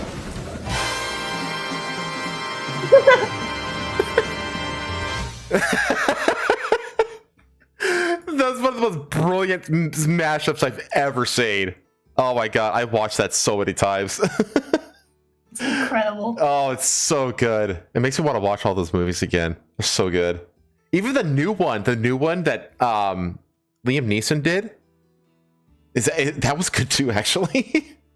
Okay, this is goth Japanese rocker lady.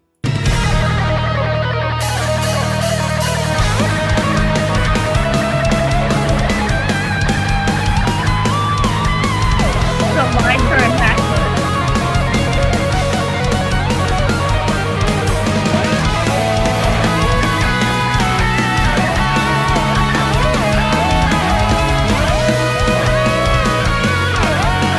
What is this fucking lip sync doing?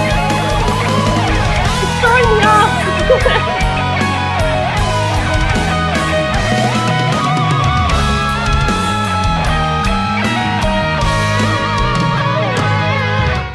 Anyway, that was just hot. Like I don't know, man. The like lip thing was throwing me off. It was giving me like grandpa vibes, you know? like It's like taking out their dentures kind of vibes. No, just like it's like licking your lips, but like not in like a sexy way, and I'm just moisturizing my lips. You know, I just gotta make sure my mouth isn't dry. Okay. You know? Okay. I don't even remember what this is. But this time I'll rip your nuts over right after your girlfriend finishes gargling mine. Huh?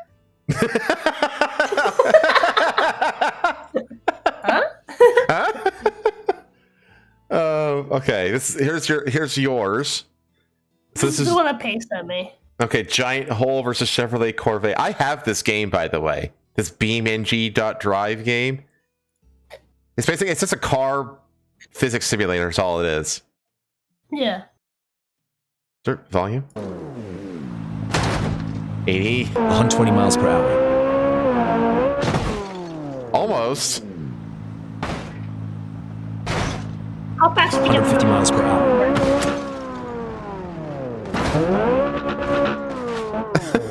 200 miles per hour. Oh. 230 miles per hour.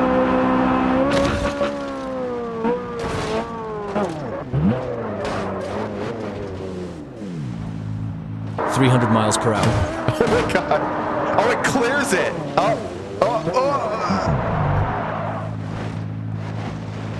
Comment which car you want to see in the hole. There's an endless amount of these kinds of videos from that game. Yeah. As well as the crash survival. Someone likes right. Like stat stuff. Yeah. Okay. This is just a lady telling a story about her daughter, and it's amazing.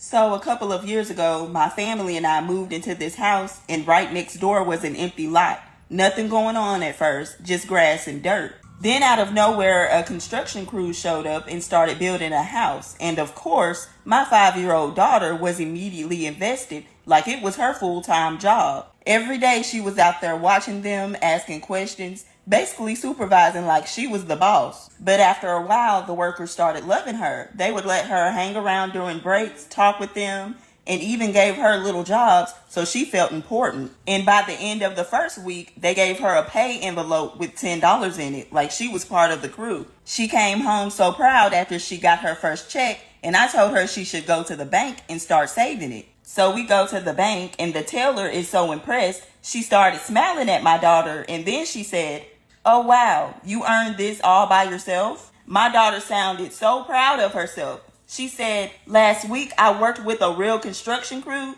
and I helped build the new house right next door to us." The teller said, "Oh really? Are you going back to work this week?" And my daughter didn't even hesitate. She said, "I will if those assholes at Lowe's ever deliver the fucking drywall."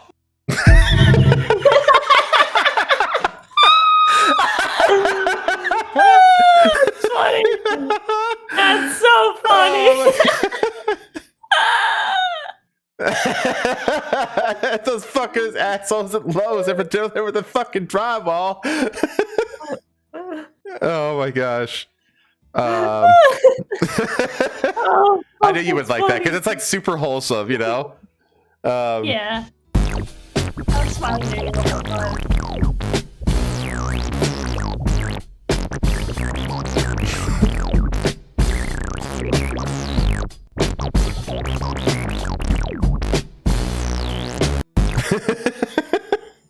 That's right. The monkey figured it out first. Okay, here's your long video. Should we save this? Hey, God. The end? Yeah. I'm okay with that. Yeah. We'll do our personal shorts after the long one. Okay. Okay. Okay. The power of one word. Bye, bitch! Bye, bitch! Oh, they talk on to the Video. next call.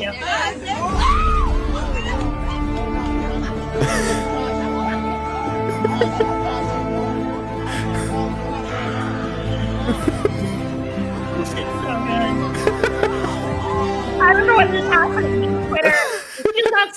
She does not say nigga. She drops the hard R.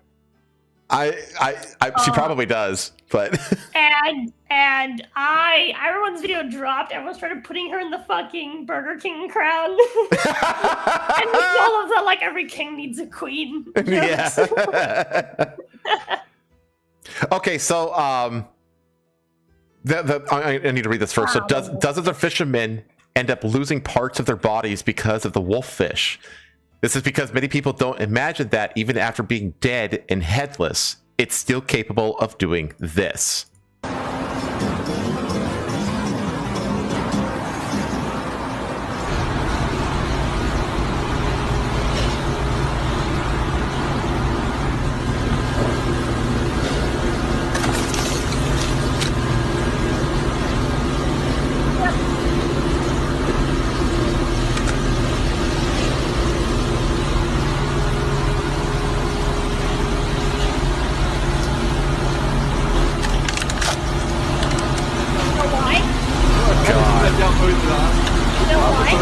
God. Do you know why? It's not that it's alive. No, it's not alive. That muscle spasm is triggered by sensors in the mouth, not by the brain. Right. Don't gators have a similar thing? Yep. Gators have a very similar thing, which is why when you touch those little those little sensors on the inside of their mouth, they just snap shut. Right. It's why all the gator wrestlers can do the demonstration of putting their head in the gator's mouth, because they know that it won't close unless they touch those sensors. So as long as they don't touch anything, it won't close. They won't snap their mouths shut. Yep. And there's sensors around the outside of their mouth that cause them to open their mouth. As long as they keep those held, the gator will keep its mouth open. And the power, the gator has like a unbelievable amount of power when they close their mouth, but they actually don't have hardly any power opening it. So that's why gator wrestlers are able to they're able to hug their mouths closed. It's pretty easy because they don't actually have a lot of power opening their mouths. So this is leaving Applebee's after $1 margarita night.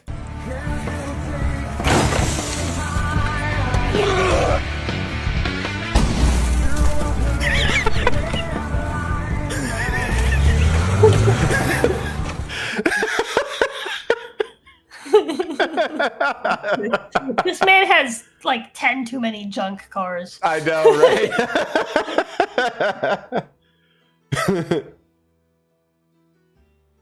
Okay. All right, let's do your marathon as fuck video and hope we don't get copyrighted for it. Try doing it faster!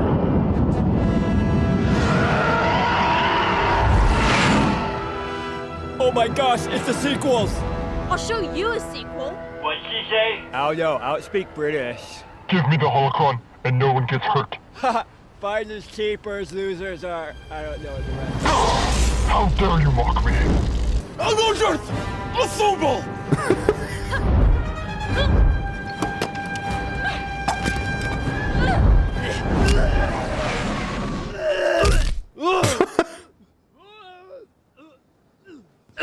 One second. That girl playing Ray is hotter than the girl who actually plays Ray. Yeah, agreed. Oh no! I'm coming back! Give me back the holocron. I don't want you. I don't want you. He just struck himself. Disable anti-cheat. Move! More to the left! Or on their left! Huh? Why? Take that. Stop doing that. Try doing it faster! She's over there! Maximum pulse.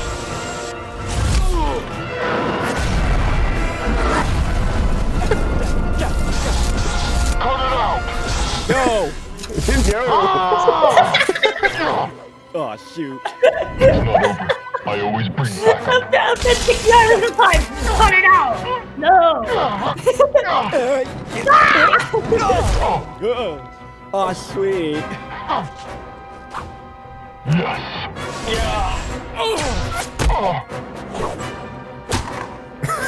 Oh, man. Are you kidding me? This walk is gonna take too long. My friends need us now. Who says we need a walk? Yeah.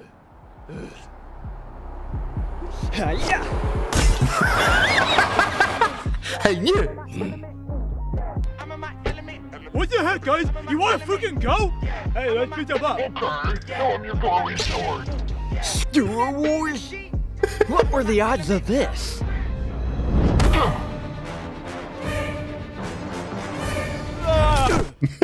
You're gonna have to go through me. I will, gladly. He has a third one.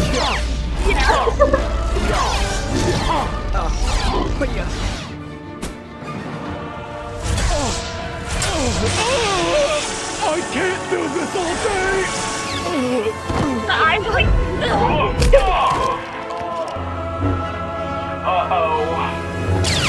What in the dark side is this? Impossible! No, I'm Iron Man.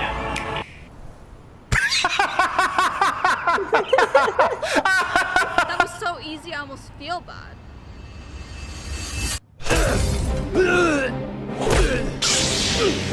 Check this out.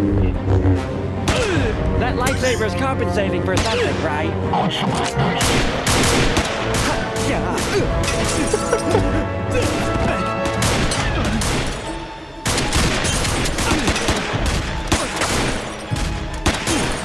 I don't already have the plot.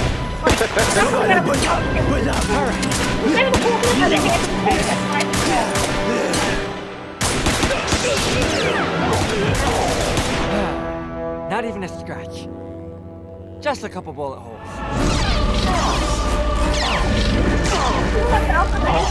Where'd it go? No!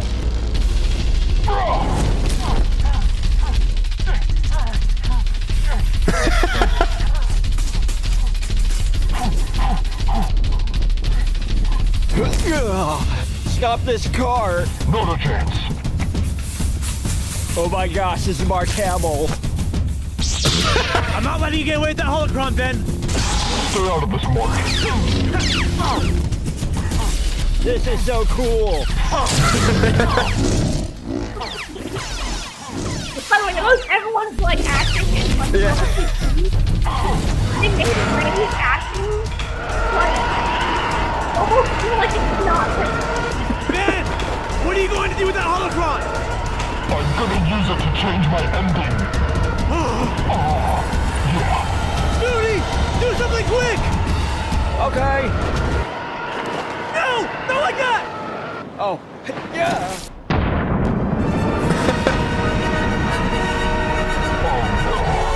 Oh, shoot.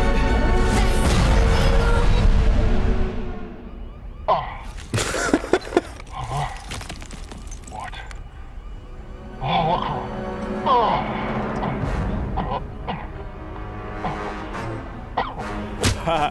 Looks like I won after all. No, you didn't. I'm right in front of her, aren't I? This is it. You have nowhere left to go. But I haven't saved the day yet. Look around. You've destroyed the whole city. There's nothing left to save. Oh man. I didn't even need this much power to defeat you. You've done this to yourself. This is where the fun begins. Yeah. Oh, this sucks. Ben, what is this? Power and the future. I thought you said we were doing this together. Don't get ahead of yourself. You'll have your time. On your left, Spoody! Huh? Oh, your other left! Okay. Oh, no, you had it right the first time. Right. What did I tell you? Oh. Looks like we got ourselves into a sticky situation. No, did he? Jarvis, clip that. Oh, sweet. It's like Endgame. It's like Endgame. This is a joke, right? They don't think they can actually stop me. Avengers. Assemble. Yeah.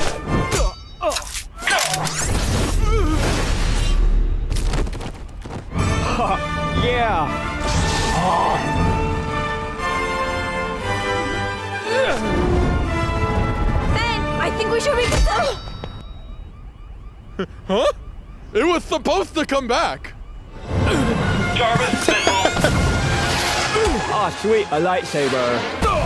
Whoa! Oh, shoot! Now you become a part of me.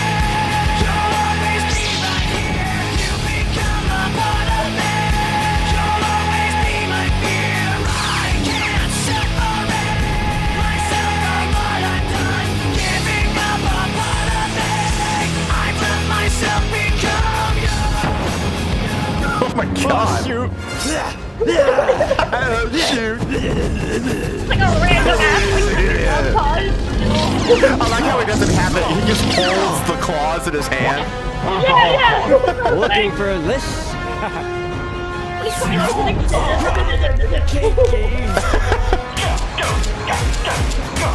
Where the heck did it go? What the heck is this? Jarvis, lock onto him. Spoody, I already had this under control. Sorry, Mr. Stork.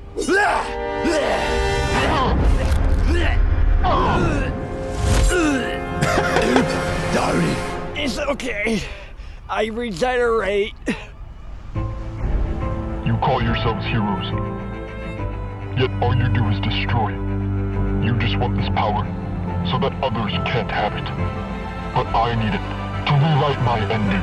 It regenerated to your claws. There is no difference between us.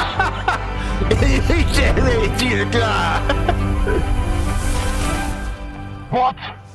Oh, Mr. Strange, you did it. That wasn't me. Actually, the difference is we're special. What he means is we all use our powers for the greater good. Just shut up and give it to me. Oh. One more step and he does what he does best. Why are you doing this? Ben, What? we don't have to do this to change our future. We have each other. You know, that's the stupidest thing I've ever...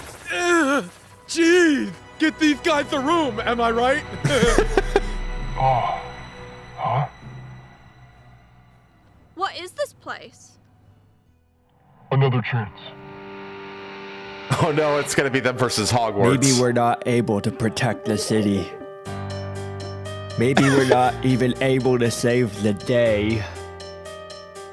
But you know what? When the good guys lose and the bad guys win, we're able to avenge it.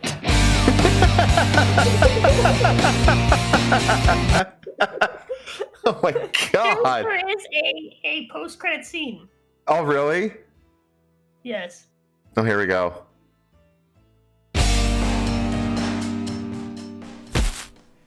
Mr. Strange, didn't we need that? No. This is the only part we needed.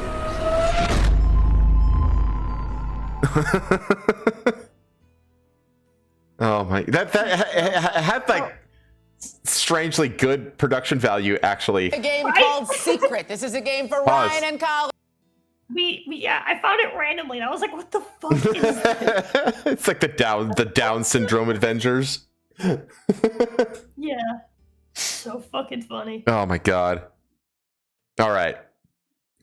You have a short and I have a short. I'm ready. Yeah, this is definitely getting copyrighted NGA for sure. Fuck!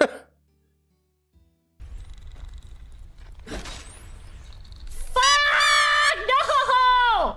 Let me move! A bear! I hope the bear saves me. Yes, thank you, bear.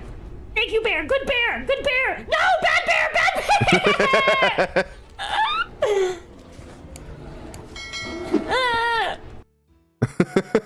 Bad bear. And then lastly, okay, so this one is called theoretical versus practical intimidation. says when a trained fighter tries to impress someone with street cred. Wait, where's the sound? You could glue an open jar of rats to his face, then blowtorch the other side of the jar, so the rats have to eat their way out through his face.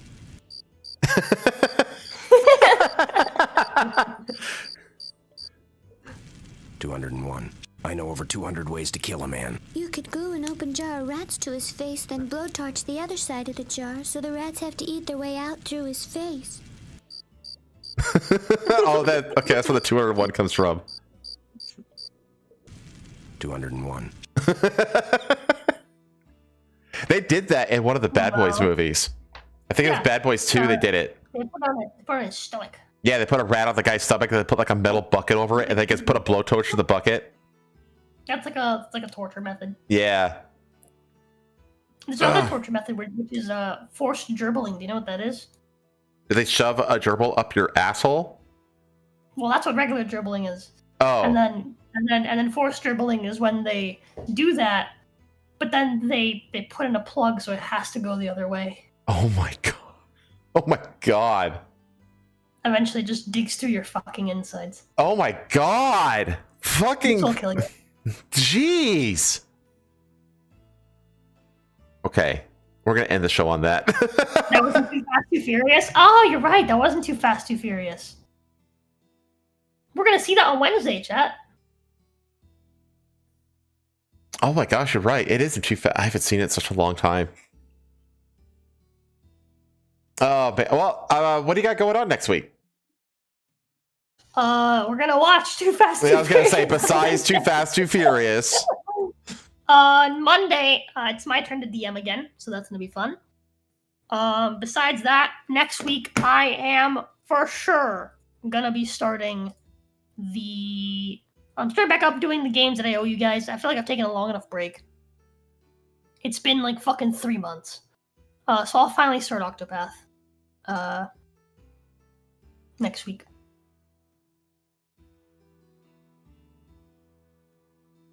Anything else? Me and Akane will actually play Vampire. I was gonna say it's been delayed twice now. Yeah, I feel bad. The first one was because Akane didn't feel good, and this other time was I took me to the hospital and got home and fucking passed out. And I woke up and it was like too late, and I was like, fuck! I felt so bad. But Akane is very understanding. I appreciate Akane a lot. Or sorry, Lulu. Lulu. I appreciate Lulu a lot. Different person, chat. Totally different person. Totally different person. Totally different person. But yeah, I appreciate Lulu a lot. Very, very sweet person. Wait. Typing says that play the Japanese girl with the car. I missed something important. We're past it at this point. I'll watch it. Hang on. You want to? Okay. Let me see. Oh no, I was telling typing to just go back and watch the. Well, he's saying that I missed something important. Huh? But I can go back and watch it. I'll go back and watch it. It's not a big deal. It's okay. What is it? I don't know. What is it, typing? Just tell us. What did we miss?